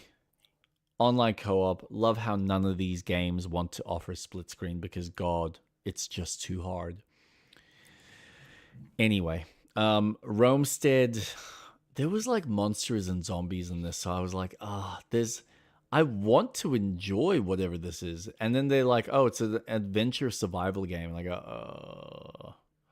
I thought this was just going to be something like a Zelda, exploring a Roman city, different time period, different setting. I thought that conceptually this could have been really cool, and it's just like, eh. Do I want another survival game? Yeah. Though I do like that it's 1 to 8 players, so it does give you that freedom of having people with you, and it's not just single player. I do like that, but I'm just add it to the fucking list. Tick. Spacecraft. Yeah, there. This one caught my eye. This one, yeah, I was looking at it going, I feel like Robin's probably going to enjoy this. Because it looks like it's Starfield, but the more indie go off and just explore type of version of it. Yeah. Thoughts? This looks fun. I like freedom of exploration if you give me space. It will probably do something that No Man's Sky hasn't been able to do, which is have proper building of ships with fucking automation involved as well. Yeah, maybe. I love that. Give me Satisfactory in No Man's Sky. Absolutely. I'll fucking eat that shit up. But this one I'm looking forward to. I think this could be a really fun game. Fair enough. I feel like the ship combat has potential to be a lot better than No Man's Sky. Yeah. Lost Castle, I couldn't give 10 fucks about. Lost Castle. It's a 2D brawler. It's like Castle Crashers. Yeah. Meh. But roguelike. Yep. Add it to the fucking list of roguelikes that exist. God, fucking. Because how many times do you want to replay a game that just goes, oh, you died, do it again. Oh, do it again. Do it again. And it's like, fuck off. No, stop. Not everything needs to be played again and again and again. But you need to perfect your system, so we're going to make it stupidly hard so you die in like 3 hits and then you can do it again and again. How about you just make a really fucking fun game and let me play it once and move on with my life? No? No? Okay. Never mind. Undertale music pack. Awesome. Cool. Everwind. Yep. Another Minecraft style game. Not much else to say. No. But I can assure you, we are playing Thick as Thieves. Okay, so there are 3 here that I'm looking forward to trying with you. We Were Here tomorrow, or just any of the We Were Here games, I would love to go through with you because I know they're very puzzle orientated. Yep. And I'm fucking curious. Yeah, and I'm curious, and especially this being sci-fi aesthetic, I went, ooh, yes, please. So I'm actually excited to see how this all comes together. Yay. You're right. The Thick as Thieves, I gotta admit, the more I see this, and especially after we were talking about it, I think it was last weekend, where Warren decided, you know what, this just works better as a co-op or single-player game without any of the other survival like PvE elements. No, we're just going to make it single-player co-op. You can either jump in, do it yourself, or jump in with a mate, try and break in, grab the loot, break out. This looks cool. This looks really fucking cool. And it's Thief, but 2-player. I'm excited. Yeah. This is a game that I could see us having a lot of fun playing together. Yep. And getting each other pissed off because, oh, you fucking set the trap. Of course you did, Jake. What the fuck's wrong with you? Why do you have to go in head first every single time? Did you not learn from Baldur's Gate? Yeah, no. So this looks cool. I'm excited. 21st of May. That's not far. That's really fucking close. Yeah. That's ridiculous. That's the same time as Bond, as far as I'm aware, or like around that same week. So that's going to be tough for him. It's kind of a shame. Shit. Yeah. Well, 007, First Light, pre-purchase, 28th. So it's like the week before. Oof. Too Deep to Quit. What is with, and this isn't the first game I've seen that has had the exact same fucking design and look and feel as, what was that game? Fuck. You know which one I'm thinking of. Peak, yeah. Like, what the fuck is going on? Like, have you noticed the UI of this game? It's exactly the same. Exactly. And it's not made by the same developer. Nope. So what the fuck's going on?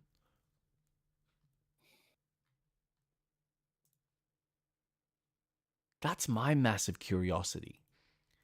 I'm excited to try this and play this, but I still can't help but look at the UI and I go, did you guys literally just rip off the other guy's engine and just tweaked a couple of minor different things?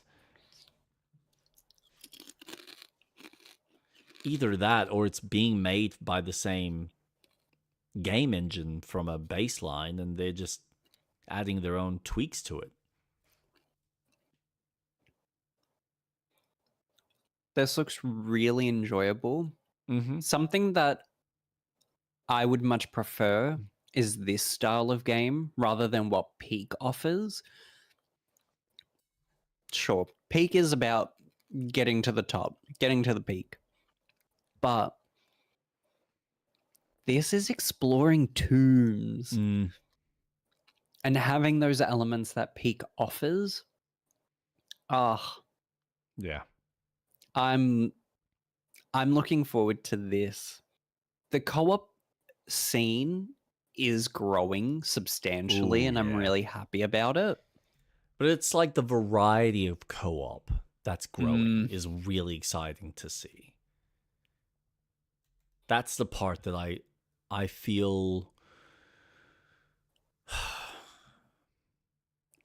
I feel blessed to live in this era of gaming where the types of co-op experiences are not just, oh, it's another Call of Duty, or oh, it's another Dota, or oh, it's another hero shooter. It's, hey, here's an actual cooperative game. You're going through together. You're trying to get to the top of the mountain, or you're trying to cross this ravine, or you're trying to explore this tomb. And sometimes it'll be, all right, do a quest together, or do an adventure, or go on this, epic journey. Oh, man. It's really impressive. Really impressive to see the types of stuff we're getting. Agreed. And I think, with that said, we can probably bring up the fact that a game that's been around that didn't technically have co-op when it released, added it in, and is now adding in a fucking Pokemon mode.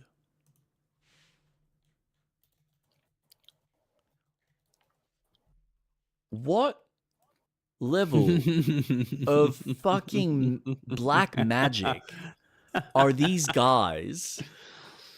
Where are they? Where's this money coming from? By the way, anyone that's interested, now is the time to buy this game. I don't know if this sale exists everywhere across the world. It is 60% off. This game is on another level today from when it first released. What is it? 8 years ago? 6 years ago?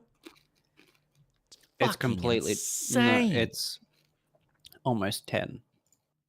Jesus Christ. This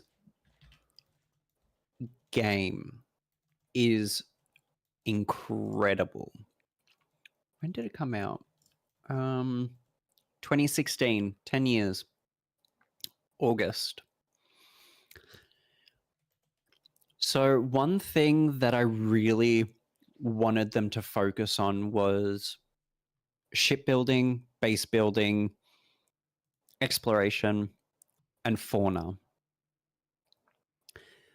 They've fixed a lot of things, shipbuilding being one of them, so now you can build your own ship. They call it corvettes. Base building, absolutely. So if you go on a planet and you've got multiplayer active, then you can see other players' buildings and stuff. Alien life, though, the fauna, was one of the things that I really wanted them to update, because once you saw one, then you've kind of seen them all. Yeah. This new update kind of fixes that by giving them that sense of, okay, well, now they've got different abilities, different rankings, gives it more of a Pokemon feel. Yeah. But I haven't played the new update, so I haven't seen what the new aliens are like. Yeah. Yeah, to see if, well, now instead of having just 18 pets, you have up to 30. So they've upped it so that you can have more. Awesome. That's perfect. They've reworked the DNA system so you can have eggs. So they've had eggs for aliens for a while. They've reworked it so that you can breed a different type. But what about the ones that are on the planet that you're looking for? I want to see, probably never see it, but the aliens that we saw in the launch trailer that look like fucking dinosaurs. I want to see that shit. Yeah. You don't get that shit. No. But this game just keeps delivering. Yeah. Yep. You just took the words right out of my mouth. It just keeps adding. What I would love to see more variety of environments with different hostels to explore on planets. Like, I would love if there was more mission structures where, hey, you can go and take out a pirate station or deal with, some sort of cavern that you go into with various aliens that you need to go in, retrieve some sort of item, whatever, and then come back out. So there's that, and then there's the actual spaceship combat that I've just never been a fan of. Never, ever, ever, ever, ever. But overall, it's nice to see that they're still adding to it. It just keeps growing. I love the dedication that the team has for the game. Yeah. It is nothing like what it was when it launched. No. Nothing. No. It is so much more. And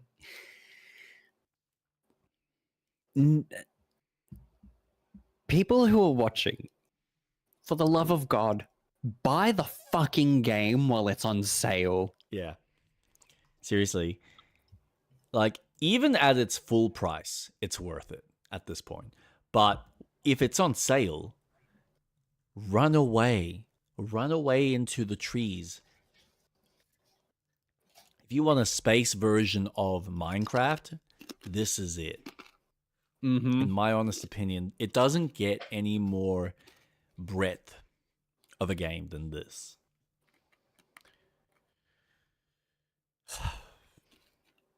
Oh man. It's Hello such Games. what Another they have level. done is pure magic. Something that I never thought would ever be possible. It's incredible. And I'm excited to see what more they'll do. Yeah. Yeah. You can tell the developers there are so passionate, and they treat this game with the utmost respect and just go, what else can we add? What else can we improve? What other systems have we learned from the new game that we're working on that we can implement into this? It's just really fucking impressive. Yeah. Truly just an experience. Such a good game. Such a good game. Wonder how all my aliens are doing. Oops. They're probably all dead. Probably. Oh shit. Whoops. Bye. But they even worked on the settlement system. Like it just it's the incredible idea that what they'll they've done. implement something, and then, you know, sure, it might not be the best right away, but they don't abandon it and go, okay, this update, we're going to rework it, but also include something that can complement that update. Love. So happy. Such a good game. Really fun. Now that is a game where you make your fucking story. Yeah. Yeah. And just so it's, yeah, again, there's just so many different systems, so many things you can do. There's so many ways that you can go and interact with the world, whether, all right, you want to do one of the two major quest lines, whether you just want to focus on building a base of operations or build multiple bases of operations, or get your cruiser and just build that up and customize it so that you can have your mobile base of operation. It's just endless fun. Oh, and do it all with a bunch of mates. Fucking, yeah. Cherry on top. How do you feel about Steam potentially looking at offering players the ability to see what the potential or average frame rates of games? I love it. Give me more information about how my computer will be able to run the game before I buy it. Absolutely. Instead of having to go onto a website called Can I Run It? And rely on, well, this is just giving me a generalized look at it. No, Steam can actually tell me, okay, well, with this rig, the game is going to run at this. Okay. Perfect. I've got that information. I think that's fucking awesome. The team at Valve are really just doing great work. They just keep going. It is impressive. And this is what, all right, so I'll merge this one in because I feel like it's relevant to why Steam is so popular. So Amazon has announced that they're essentially pulling away from their Luna. Luna from some of its features. So now you won't be able to buy any games a la carte on Luna. You can only get whatever they have as their like subscription. So you have the subscription, and then you'll have access to whatever games they have on their rotational server. So it's very much like an Xbox Live Arcade, or their Xbox Game Pass, I should say, or PlayStation Plus Premium. The problem that any of these storefronts are always going to have is when you're comparing it to Steam with what players have and what the customer base has from beginning to end of not just content, but also community and data and personalization, customization, little trinkets like the fact that your purchases go towards different ways for you to customize and buy other, like all these little emojis, backgrounds, skins, random shit that adds nothing other than personalizing your own shopfront. Mm-hmm. How do you compete with that? Even Epic, a company that has so much money that they have technically fuck you money, can't even get enough traction. Like I'm sure they've gotten a little. Do they have fuck you money? Because they just fired a whole bunch of people. Apparently not enough. Well, I mean, because they keep fucking suing Apple left, right, and center because they want their 20% cut or their 30% cut. We don't want to give you 30% for putting our games on your store. No. Yet Steam does it. And look how well they're just plodding along. Adding all these fun little features for their customers. They're not complaining to anyone else. They're not bitching. They're just, okay. Look, we understand. Not everyone wants to pay the 30% cut. We understand. But look what we're offering our customers, making sure that the customer has a reason to come back. And we have the resources for you as developers to properly advertise your game.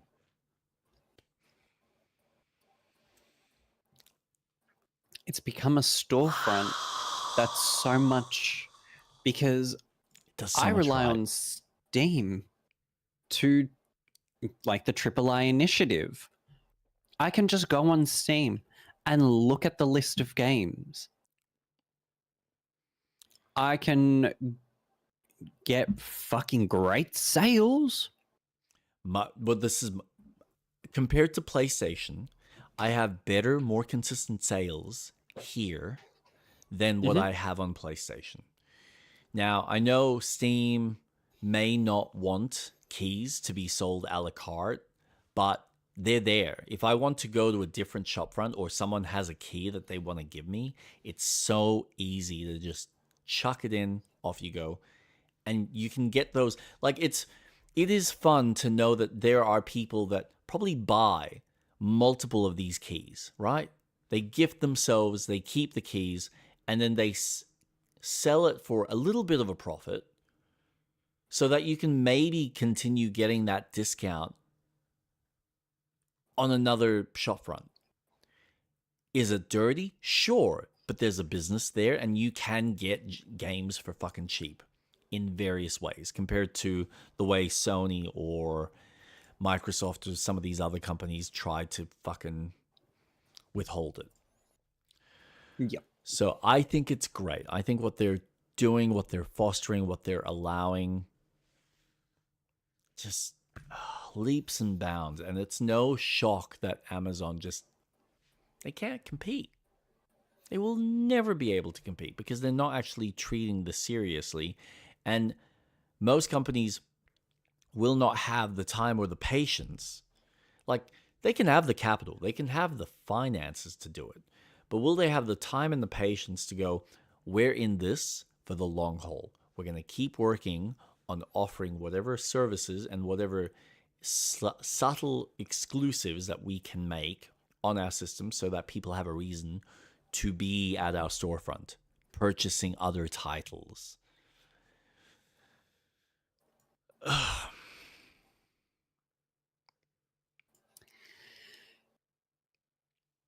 The only two places I shop, Steam and the eShop on Nintendo.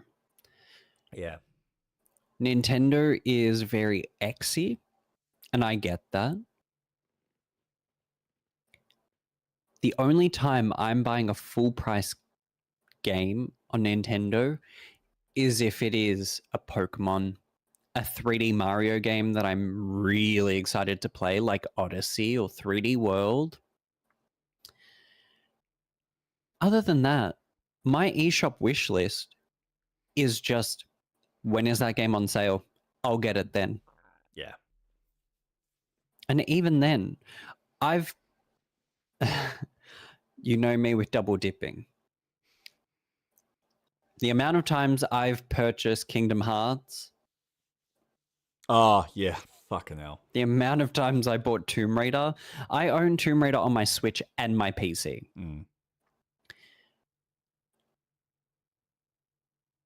And I've got them on sale prices. Not full price, just sale prices. But I will always go to Steam if I want to play something that I just can't play on my Switch. Yeah. And it just offers me... there's always a sale on a game every single fucking day. Yeah. My wish list has never not had a sale price on there.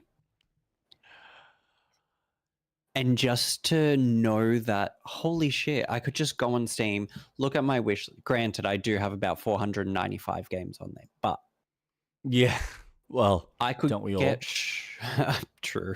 Sherlock Holmes: The Awakened. It is currently $6.50. Do I really want to play that game? Absolutely. It mixes Sherlock Holmes and Cthulhu. Am I going to spend the $6.50 now? Probably not. But it's there. It's on sale. Yeah. It's been on sale for God knows how long. I think it's almost been a month since I've seen it go on sale. Do I want to buy One Piece Pirates Warrior 3 for $5.70? Maybe. But I've got One Piece Pirate Warriors 4 on my Switch in Switch 2 compatibility and all its DLC.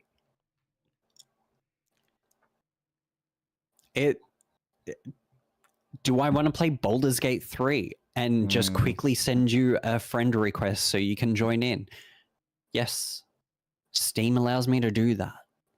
Yeah. It's not hard. When you're competing with someone who's already got a standard, a gold standard in how you communicate and deliver to your consumers, you don't come into the market with, oh, but we're launching our own launcher with less features than what's being offered. Yep. Because Epic Games came into the market with what Steam had when they first started. And that was fucking bare fucking bones. Yeah. You're trying to compete not only with your own storefront, but the features that people have grown with. Steam has been around since the 90s. Epic came out in the late 2000s. Yeah. Didn't even have a wish list. Didn't have a chat system. You know, I will say, in relation to the sales, though, there is something about the psychology of the human behavior because of it that, unfortunately, it does mean people will sit there and just assume, well, I don't need to buy the game day one. I'm just going to wait till it goes on sale because everything goes on sale. And so there's this disrespect to the developers who do, like, a bunch of them will probably put in so much time in making these games and no one's going to budge and buy it because, well, I can buy it now for $50 or I can wait till it's like 10. That's the sad part. But that said, it is by far the best system that we have that allows people to freely express their thoughts on the game, how the community feels. If there are issues, what are those issues and how do people fix them, or how, like, it's just, it encompasses everything from forums to data to game or like sale. It's just everything. Organizes it in such a great little package.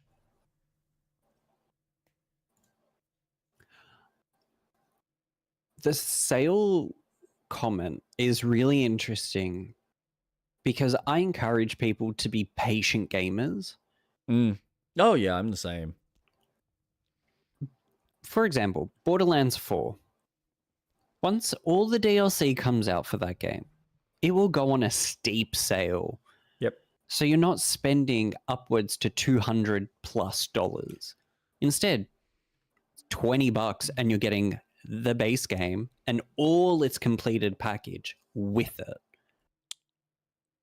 Sure, will it take me a couple of years? Yeah, but there is over 1 million video games out there, and I have so many in my fucking Steam library, my Nintendo Switch.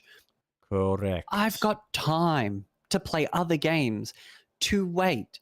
Am I going to get FOMO because everyone's trending? For example, everyone's fucking going on about Crimson Desert. Okay, great. By the time that game goes on sale, you will be close to finishing the game, so I'm good.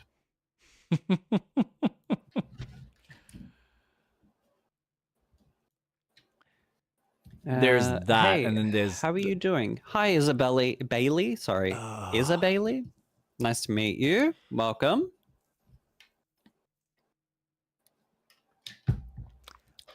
Sorry, you were saying? No, I know. I have a feeling I know what Isabella is going to ask. Oh. I could be wrong, but I have a feeling. The Force. Discord. Are you interested in some art? I mean, you should have seen how quickly she liked me and friended me. Oh, I know. Desperate. Come on. But I think sales for games, it's interesting when a game releases and it releases already on sale. It makes you think, so that's how much you worth your game when it releases to then put it up? Yeah, I know. Like Tomb Raider released on a sale. And I was like, wow, so it's not even worth $40. It's worth the $23 that I got it for. But the problem which is incredible because I paid less than $30 for 3 games.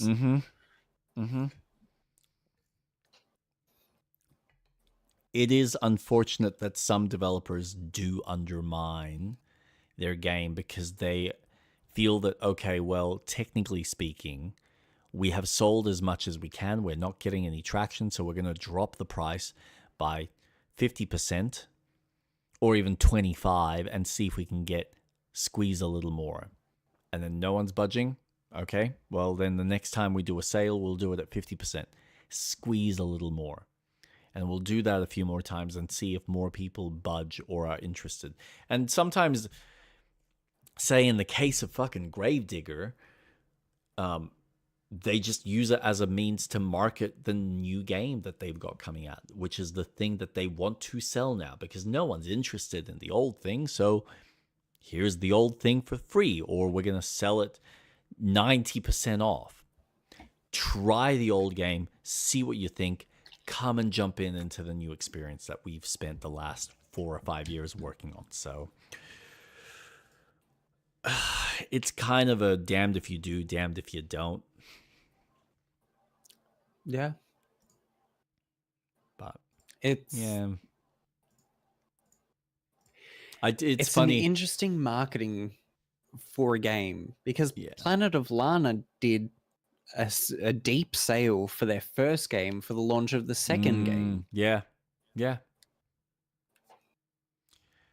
I keep thinking about the comment that Strauss Zelnick said that good games are not good enough anymore. Like, games need to be on such a high level caliber. And I don't blame him for sharing that sentiment when you've got so many games coming out and a lot of it is good. It's a lot better than a lot of the shit that we fucking grew up with. But because there's so much of it now, distinguishing the good from the great, that becomes a little bit more challenging. Sometimes it's very obvious, and other times you're like, well, it's subjective. But, you know, it's much harder to make a fantastic, amazing game than it is to just, all right, we've just made a good game.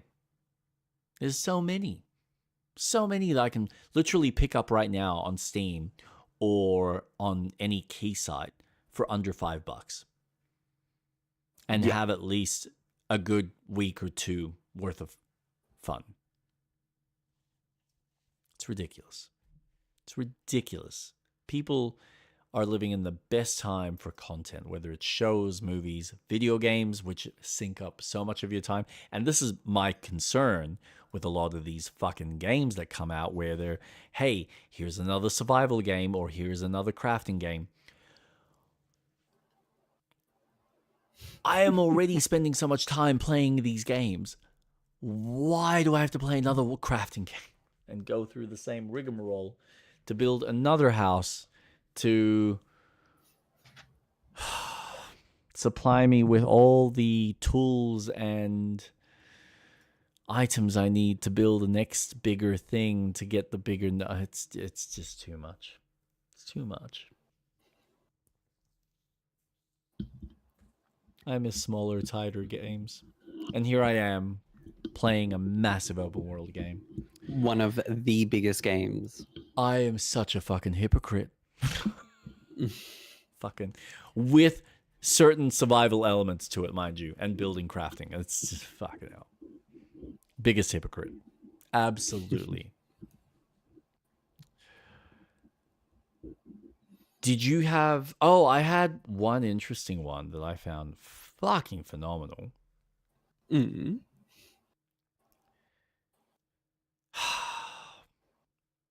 This one was sad for me. Star Wars Eclipse is reportedly years off from completion and might not find the finish line in Spellcaster's Chronicle.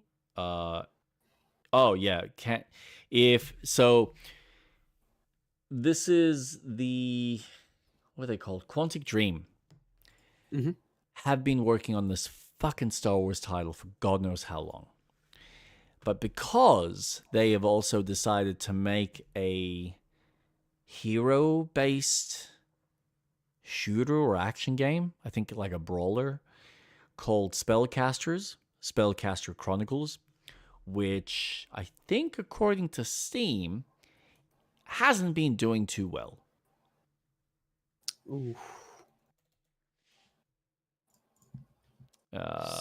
I don't know. Spellcaster Chronicles. It's free.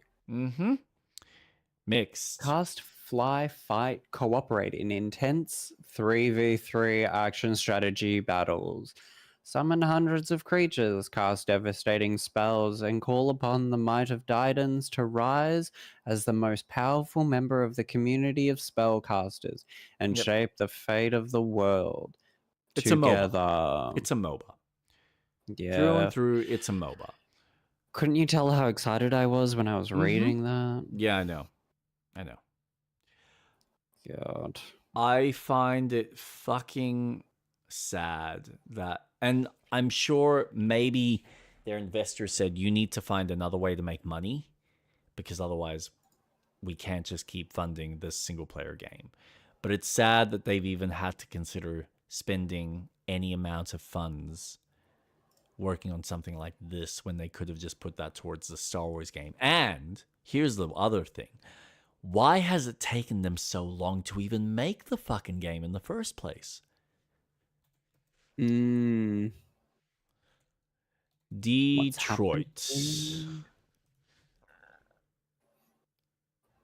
2020. You're telling me it's taken you 6 years to come up with some sort of a Star Wars story? Seriously? What the fuck? Beyond... Oh, I'm going to guess that was 2016. So that was 20... Oh, so, wait, hold on. No, I gotta do this way. Because don't forget, these were technically Sony exclusives, and they all kind of came out around the same time.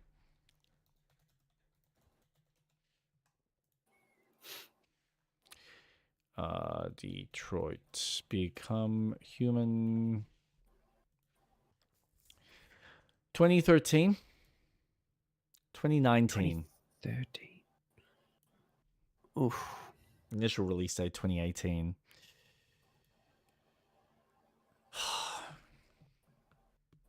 That's 6 years. So technically speaking, it's taken them an extra year and we still don't have a game in sight. That's concerning. That's really fucking concerning.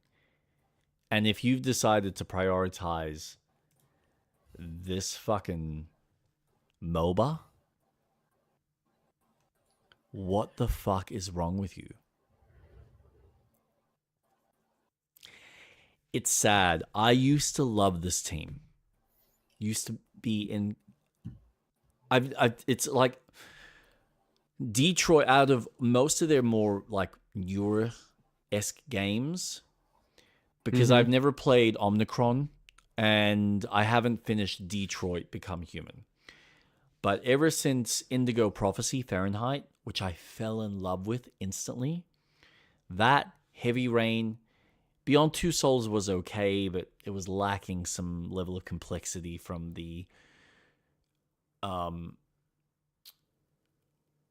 choose your own adventure that I think it was missing that you had in Heavy Rain or even in Fahrenheit, and they added back in for Detroit Become Human.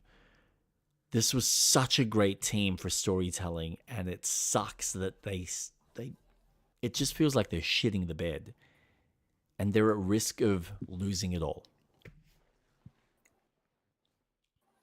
I was so disheartened when I heard about this. Yeah, I think we're getting another Star Wars 1313 situation. Yep.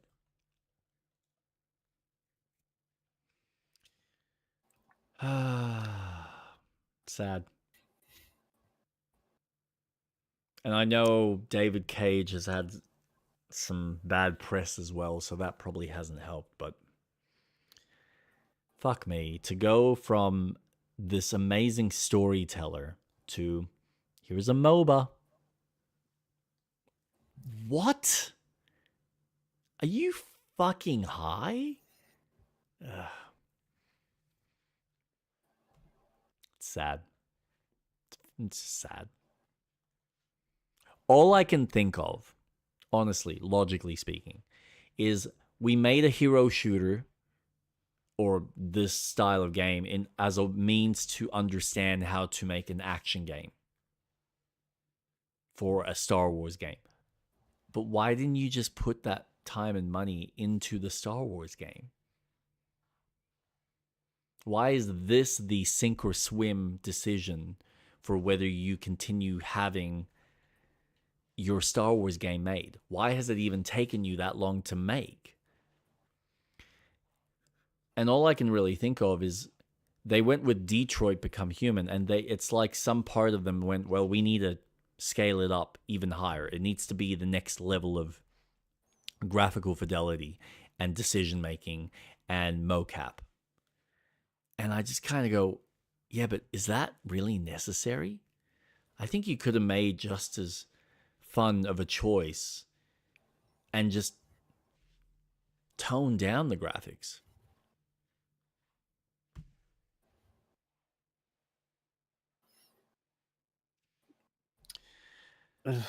I haven't played Quantum Dream games much, except when I've been over to yours. Mm-hmm. But this is such a pull away from what they're good at. Yeah. And it almost feels like this is throwing in the towel and going, yeah, this is the last game. This is the last project we're working on. Because if Star Wars is years away, Jesus, what are you doing? Yeah. There is some poor level of management happening within that studio that's causing this. What it is, I don't know. But it's just something's not working. And they're at risk of losing it all. And they have been renowned as a great developer for that style of choose your own adventure storytelling. We don't really get those style of games much nowadays. Be ashamed to have it go. But if it has to be, it has to be. If they chose to prioritize having some consistent income, this was always going to be the risk.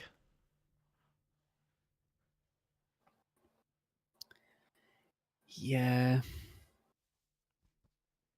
Ugh. Yeah. I didn't realize they made a MOBA. That's pathetic. I know.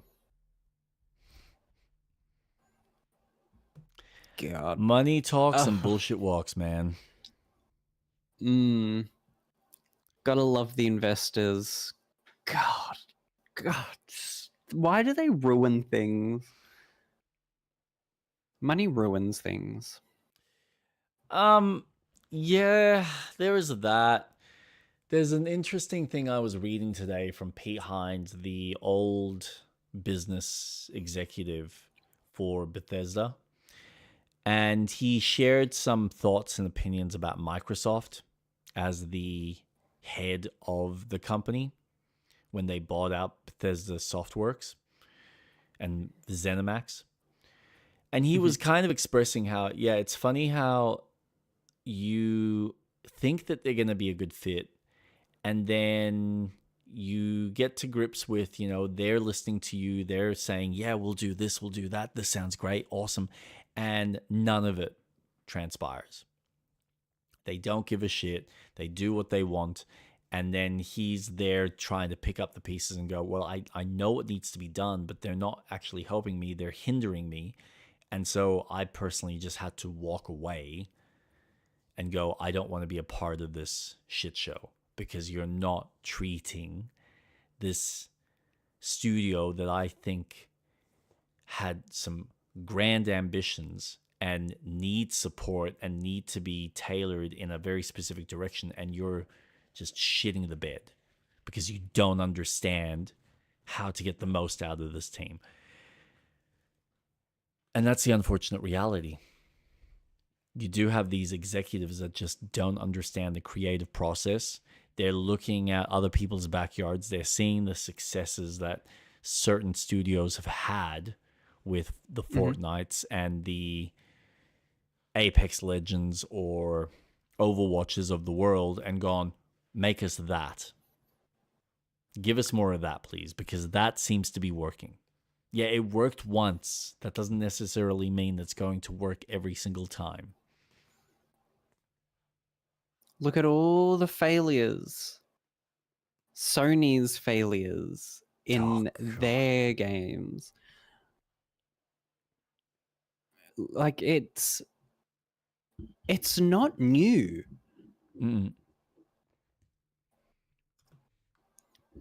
There's a fatigue. People are going to play Fortnite, PUBG, and whatnot until they themselves are ready to put it down and go, you know what, I'm good. I'm going to play something else for a while. And maybe a year, maybe 2 years. And slowly the games just okay, people have had their time. Fortnite has been around for such a long time. There will come a day where it just won't have the market. But maybe in 5 years, you could come back with a new Battle Royale and go, hey, we're bringing it back. But you can't. It's the same thing with Steam. You can't just come into it, copy paste, and just go, oh, but now it's robots. And it's You like, know what okay. You have one person strike gold in a location, and suddenly he calls out and goes, yep, look how much money I made. Look at this wonderful piece of gold that I made. Everyone suddenly is like swarming into the location so that they can find their nugget of gold. And what ends up happening? Well, now all the gold that was there that could have been captured by a handful of people is now watered down by hundreds of people because everyone's trying to take their opportunity. It's this like unfortunate psychology and reality with human beings. There's so many of us that we're all trying to make it big in our own way, whether it's for ego, whether it's for financial gain, security, fucking name it. But you do just have people doing it for the wrong reasons. They're not doing it for the love. They're not doing it for the passion. They're not making something and going, yes, we want this to be successful, but we want it to be successful on the merits that we are making, something that we are passionate about and that we love, as opposed to, oh, I really like that game. Let's make our own version of it. And maybe we can make just as much money as they did.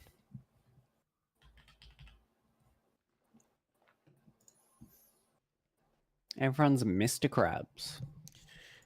Yeah. So, Mr. Krabs, why did you build a second Krusty Krabs?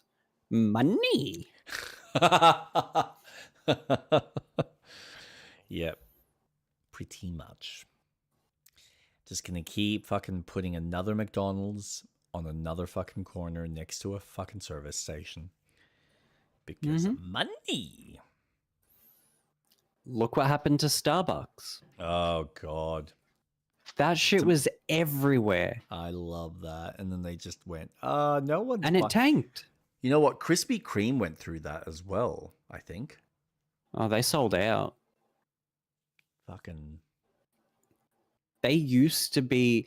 And that's the thing. When you become a niche thing and then go, oh, we need to expand because we're so popular. Yeah. No, build upon the popularity for that reason. Stay niche. Don't if you spread are, thin. Yeah.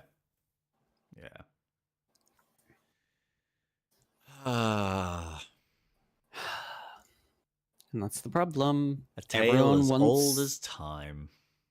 Oh, yes. 100%.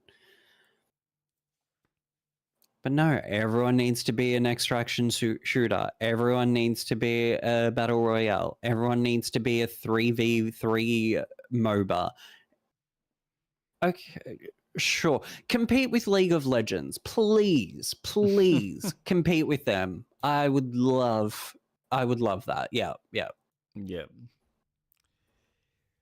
Oh, God. Yeah. Speaking of Battle Royale. Yeah, you had something. An extraction shooter. So Epic Games might be merging with a large capitalistic company. I did read about this. And I read today. Go on, keep talking, sweetheart. So it looks like Disney will be purchasing Epic Games and is planning on getting a Disney extraction shooter, with Disney characters. Now, I see this as a very interesting move because I don't only just see it as the gaming platform, but I also see Disney utilizing the Unreal Engine for their CGI work for their blockbuster films. They utilize Unreal Engine for the 3D spaces, so they use a 360 room to build their environments, and then they'll film just within the center. They did it for The Mandalorian, they did it for Star Wars. Fine. But why the fuck? An extraction shooter with Disney characters? Is this really the Kingdom Hearts 4 I've been waiting for?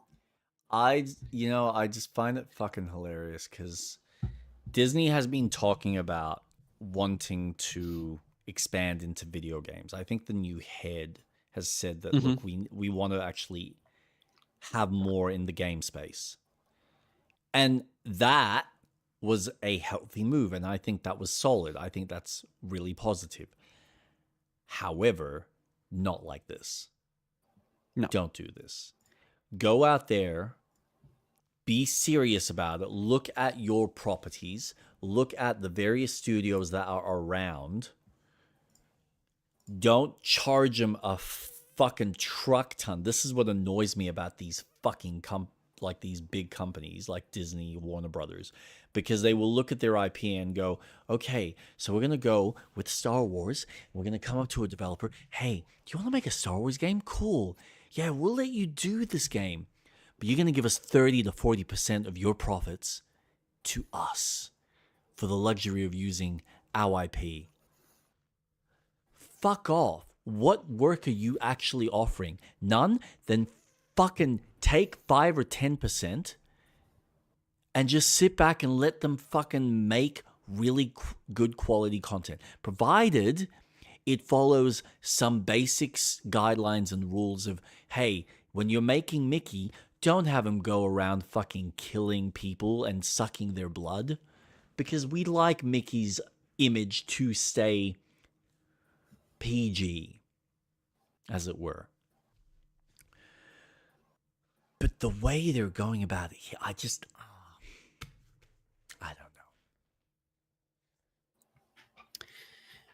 know. Give me Epic Mickey 3. Build really cool, fucking interesting games. Yeah, that would be nice. That would be a start. Right? Instead of going, all right, well, let's go for the studio that's getting a big revenue and rely on their money to make us money. So it's an interesting development for one of the biggest biggest brands in the world. Yep. To go for one of the biggest game engine developers in the world. It's fucking wild. You know what I really? Oh, man. Jack Skellington is going to be extracting loot with Beast. Can I just say, right? Now I know that it wasn't necessarily the biggest moneymaker, but I still fucking feel in my bones that when they did Disney Infinity, was it Disney Infinity with the toys? Yeah. They were so stupid to walk away from that line of development. And I think the way the developer also approached it was probably wrong. What they should have said was, listen, don't go off and make a fucking brand new game every single year or two. Just release content. Just go, all right, here's your play box. You go and you buy the play box, and maybe like every year you can release a new play box for the kids coming in, but then still have the old toys with the old games available. And then you can have, you know, this digital storefront that they could have made at the time that allows you to download what package you want, but all the characters are there, so you can like mix and match and then put them in the toy box as you need and create your own game modes. But they had a fundamental toolkit that would have been fucking awesome that they could have added to. And then maybe each generation, they could have gone, all right, we were going from, you know, Disney Infinity 1 to Disney Infinity 2 because we wanted to enhance the tools, give you more things to do, upgrade the engine to allow for more usability and customizability while going, hey, we've made this story or this story. And you could have explored, hey, we're going to give you the ability to go through Aladdin's world, Dumbo's world, Sleeping Beauty, fucking Peter Pan, you fucking name it, Star Wars. Oh my God. Just shit the bed with that. Shit the bed. It was such a good concept as well. They honestly, I know Spyro, the dragon one that Activision had, I know that they were the most successful and that they got shitty at Disney and even Ubisoft for getting into the toy space, and that's kind of what killed it all for everyone. But I feel like if they stuck their guns with the Disney stuff, they probably would have done really well. And I think looking at, what's that Disney game that's currently out? Dreamlight Valley? That's the closest we're going to get to that. But it sucks that it's not that game. Because I feel like at least with Infinity, they gave you, hey, Monsters, Inc., go and play the levels from Monsters, Inc. Hey, here's Star Wars, go and play the levels from Star Wars. And they could have added to the Star Wars franchise, added more story content that you could have bought. Hey, you buy this character, you now buy other parts of the, like the story missions and things that are related to this character. And then you can have this whole encompassing game that you're playing through. Really frustrating. Really, really fucking frustrating.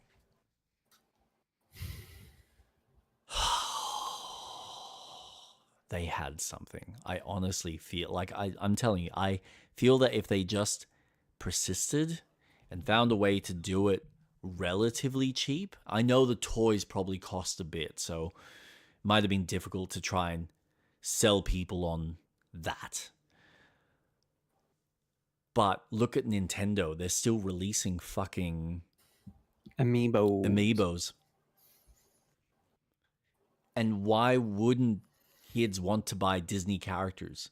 Honestly, in my opinion, there's more connection and association with some of those Disney properties than what there was with the Spyro characters. Anyway. But no, a fucking battle royale is just like, what are you thinking? Why the fuck would you even consider that? Why does that matter? Well, because it's clearly... Now, I was reading just before, they didn't mention that they're necessarily... I know that there was rumors of them buying Epic, but that hasn't been confirmed. But they are working together, and Epic is creating something specifically for Disney that'll be this battle royale or this Arc Raider style game, as they're mentioning it here in the AI overview, which, you know, might all be a lie.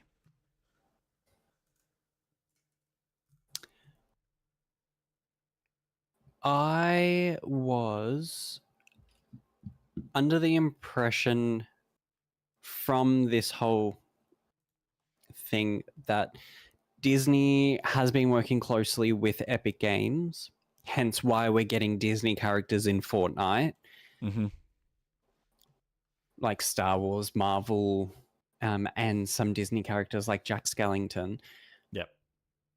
And I thought this was going to be their way in, and them utilizing Unreal Engine for a lot of their movies, it makes sense for Disney to be a lot more closer, even if they're a larger shareholder within Epic Games, purely for the access of, well, we can get constant money with Fortnite, have a game dedicated for Disney. It's not like Kingdom Hearts 4 exists or anything, but anyways, and that uses Unreal Engine. Crazy, right? So I always imagined that there would be some sort of relationship built between the two that would almost be a stakeholder within the company. So not as much as them buying Epic Games and merging it into the Disney brand, but Disney just makes a good profit from having a large stakeholder and getting income from that. Yeah. Why an extraction shooter? Why not an adventure game? But anyways, why not a platformer? Like, there's so many options. Oh my God, I know, right? Anyway. I mean, the problem... I could think of a company like the guys doing... What's it called? Fuck me. Astrobot. Get someone like them to make a platformer. And have it so you've got the various characters that are unlocked in each of the worlds that you can... It's just... There's so many fucking cool ideas that you can come up with. But God forbid they actually have some creativity, and anyone within the executive team from Disney know how to actually look at their IPs and go, how can we make this so it matters, not because it makes money?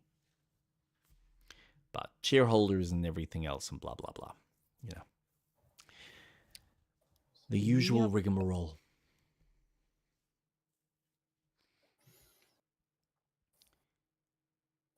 Did you have anything else you wanted to share with us? Forza Horizon 6. We're going to Japan. A nice little trailer that showcased the map. Mm-hmm. It looks stunning, granted. All their games are stunning. Yes, it's another racing game. Oh, is this what you're using as your jumping off point to Fable? Yep. I sure am. I see what you're doing. I like this. Keep going. It looks incredible.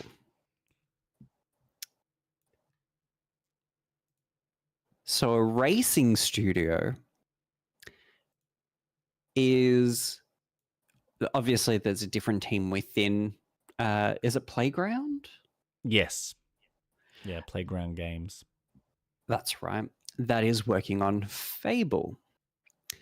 Now, they haven't been posting on YouTube, but on Instagram, they've been posting little snippets of gameplay, the world, little reels, and I don't see anything that's familiar from what they showed in the recent within the trailer, correct? Mm-hmm. It's looking solid. It Yeah. looks fun. And for a studio that has primarily worked on just driving games. Yeah. Oh, it's a massive change of direction. Yeah. a huge different direction. This is an undertaking that I never thought, oh my gosh. But the little snippets that I'm seeing is just awesome. I watched the chicken boss die and it just evaporated in fire, which was fucking sick. Like the way that your magic has an actual impact on the finishing blow of an enemy actually shows. It is looking really good, and I am looking forward to this game.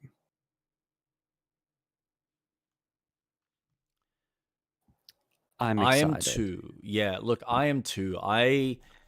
I'm just cautious about some of the exploration and interactivity with the world.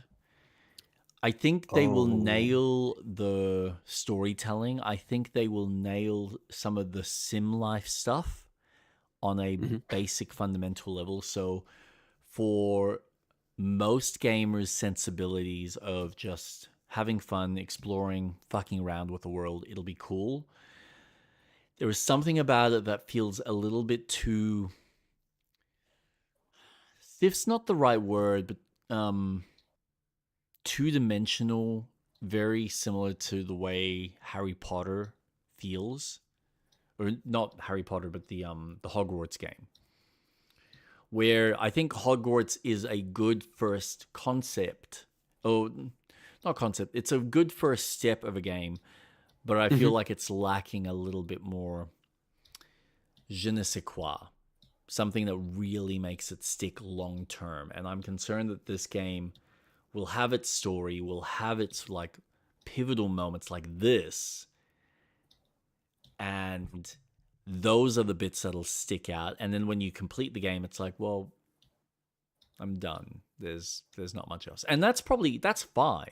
I think I'm looking forward to that because it'll be a fun playthrough. I'll get to experience whatever the story is. I'll deal with the choice and consequences of everything. I think this is what kind of we were talking about before, where it almost feels like Mass Effect, where they can nail the story aspects and nail the tone and the feeling of the world in a really breathtaking way. And I think they will.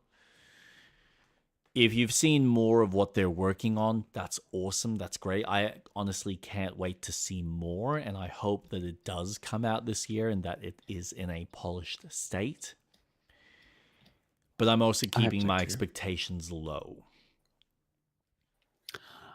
I am as well, because it is an Xbox studio. It's what I've seen from the little snippets on Instagram. The combat looks quite fun and far more advanced than what 1 and 2 had. Am I after a Dark Souls combat? Absolutely fucking not. It feels more arcadey. It felt, from the footage, it felt like a more arcadey version of what The Witcher did. Or Witcher 3 specifically. Yeah. And I'm fine with that. Absolutely no issues. The magic really grabbed my attention because you were fighting and you could instantly just start throwing spells. Awesome. Walking through the world looks like there is a sense of adventure in any direction that you go in. Yep. And it's been such a hot minute since we've had a game that's fairy tale. Yeah, I know. I mean, I think the closest we've had was Clair Obscur. Yeah, in a very... I get where you're coming from, though, in a very dark kind of sense, but yes. Like a Grimm's fairy tale. Yeah, yeah. Like it had that sense of hero's journey. And this is giving me the feeling of Fable 1, where Fable 1 had a very light environment, but when it got dark, it went fucking dark. This is what and you're I'm right. looking forward. Yeah, this is what sold me even back then with The Witcher, because The Witcher was that. It was very much, hey, here's your Grimm Brothers fairy tales, but here's it twisted on its head. And yeah, I'm curious to see how this all. I think this is why I'm excited to see the storytelling for this game. Just what they've shown from that Jack and the Beanstalk tale, that in itself, and the two options that you have and how that affects the world and some of your gameplay mechanics. That's exciting for me. Having that as options, or having that as the systems in the game that you can fuck with, means that, all right, playing two save files and having the two options, the good and the bad, while having, these weird shades in between where certain characters will or will not agree with your decisions and choices. That's exciting for me. Seeing how they play with that, seeing how they push and pull the player in very specific ways. And you're right, there is something about the open world that looks like it's enticing to explore. I'm just curious to see how much they fill the world with interesting stuff versus how much is just generic fluff to kind of get you to these more interesting story beats. But we'll see. I need to see more. Of course. I need to see, and we've had this point. It's a very ambitious game. It's a very ambitious game, but we haven't technically seen start to finish gameplay of, all right, here's you going from Bowerstone. Like, we see stuff like this, where it's small, it's short, it's tight, it's well orchestrated. All right, let me actually see a mission. Let me see me traveling from Bowerstone through the open world to a location, to some cavern that I need to go to, and explore that cave and get to the end and see what the reward is and how does that all link back. That's what I want to see. I want to see the loop. And I haven't seen the loop. I've seen snippets of what the potential loops could be, but I haven't seen how it all attaches together.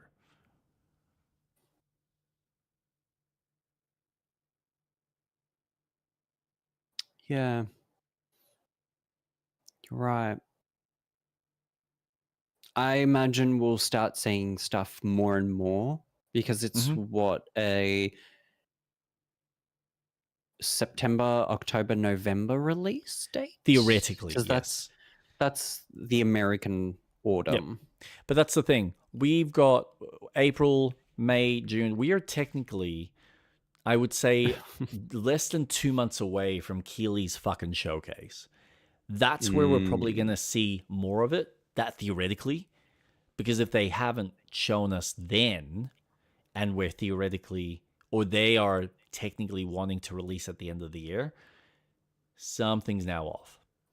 And by that point, I'm expecting them to say, yeah, we're delaying it by like 3 or 4 months or 6 months.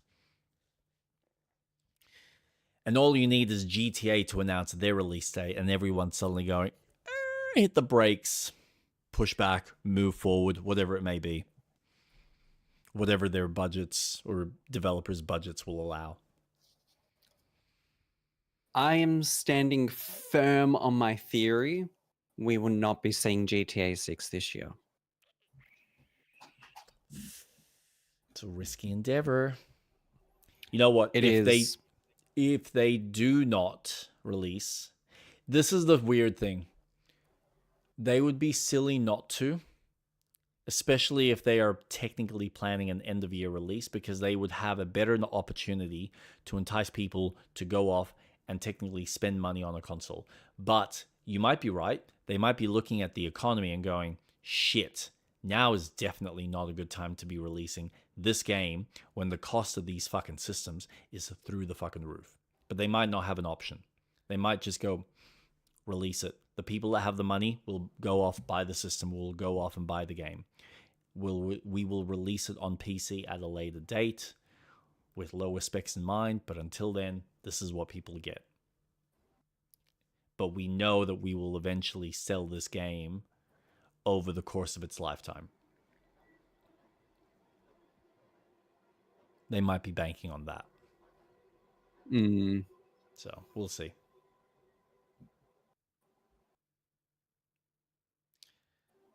Gosh, what a year. Honestly, I feel like we're off to a good start, except for the fucking economy and everything else that Trump's fucking the world around with. Gaming wise, we're fucking swimming in content. I don't know about you, but I'm not. I look at the rest of this year and I go, I'm set. I'm good. I'm eating well.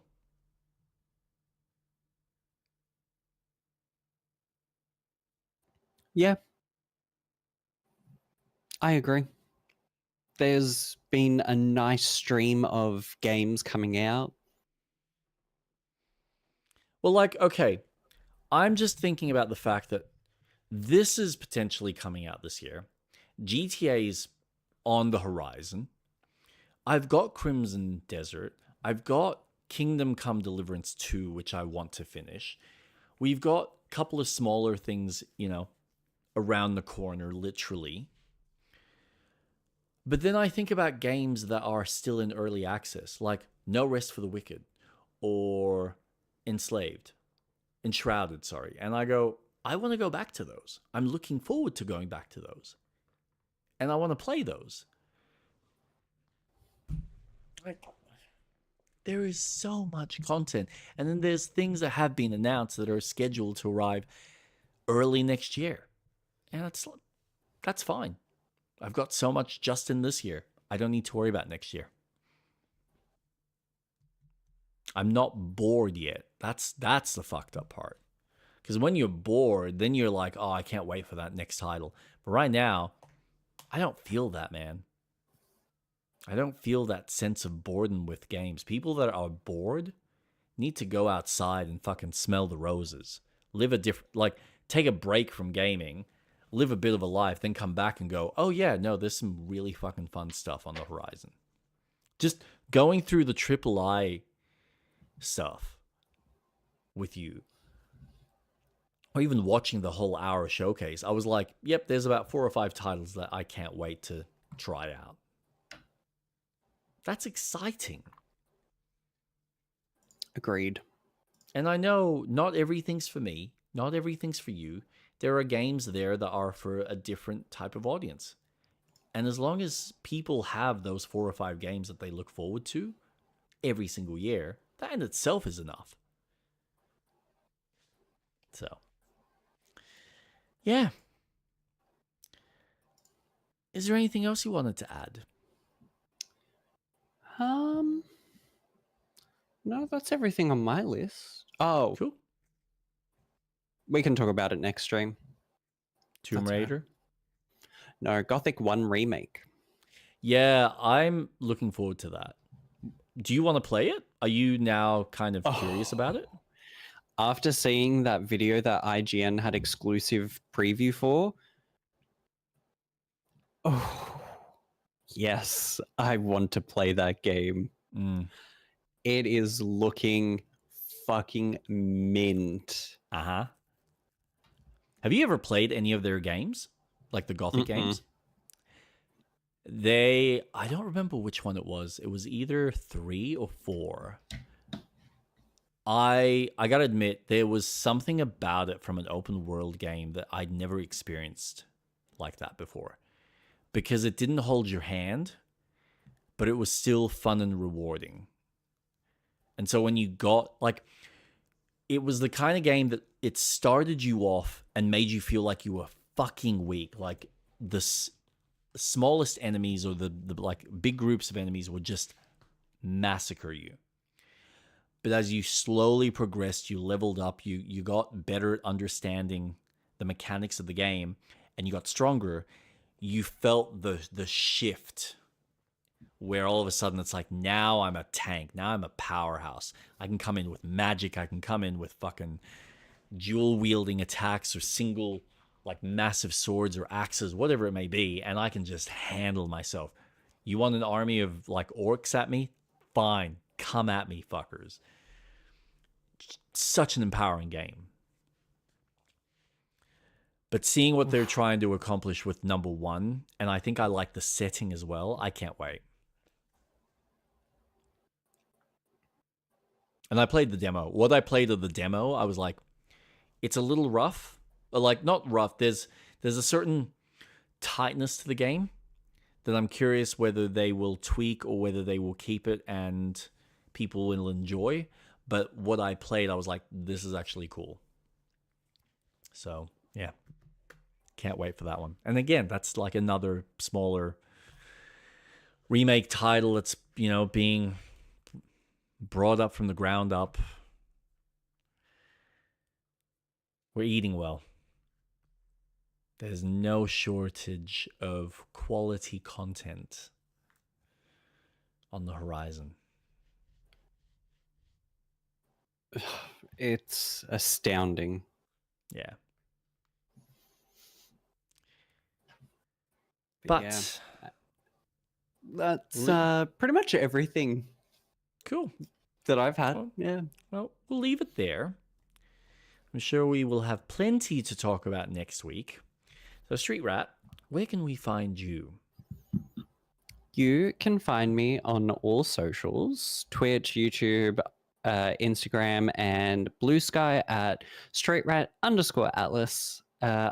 You can also on Discord, I've got my server. I post a weekly schedule of what my week will look like, but I will stream every Wednesday and Saturday. Wednesdays, 1 o'clock, I'm going through the Mass Effect trilogy for the first time, which, if you have missed, I love. It is such a fun fucking experience. So you can join me going through that. And on Saturdays, Jake and I stream together playing Baldur's Gate and then go into our podcast at 7:30. And then roughly around 12:30, we'll get into our podcast section. Indeed. Jake, where can we find you? You can find me on Twitch and on YouTube at Jake_Starvik. Streaming, what am I doing? Crimson Desert currently on Wednesdays at 7:30 Australian Eastern Time. And that's 7:30 p.m. And then, of course, with Street Rat Atlas, we are continuing our Baldur's Gate run next Saturday at 7:30 Eastern Australian Time, PM. So yes, you can catch me on catch both of us on our corresponding channels. And not to mention, once we finish playing Baldur's Gate 3, we're going to be playing other cooperative games. Oh man, I can't wait.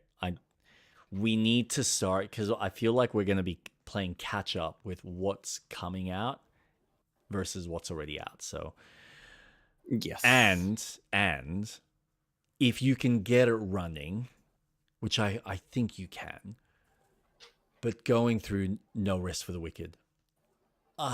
If that releases, we so need to. 100%. That game, I'm looking forward to the next update, but if it's not, by the time we finish Baldur's Gate 3, I already know what our next game is. Split Fiction? Yes. Yeah. Correct. Yeah.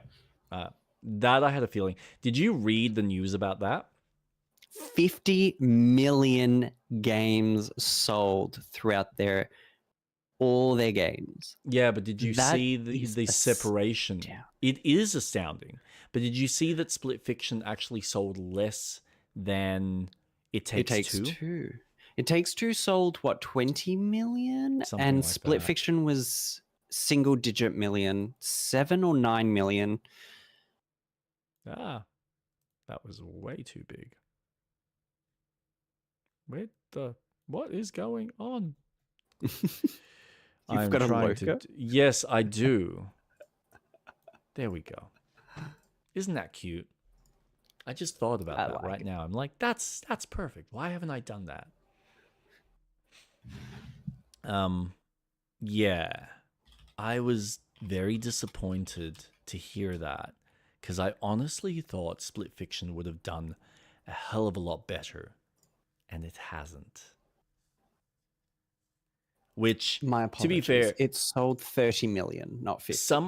someone mentioned in the article I read, which I think it was Insider Gaming, maybe, or IGN, one of the two. But they had mentioned that a lot of that could have been the fact that with It Takes Two, they had a lot of the Game Award press behind it compared to what Split Fiction had, where they didn't have that level of marketing push or brand, like, or even game awareness. So I was like, fuck, that does make a huge difference, but that still fucking sucks.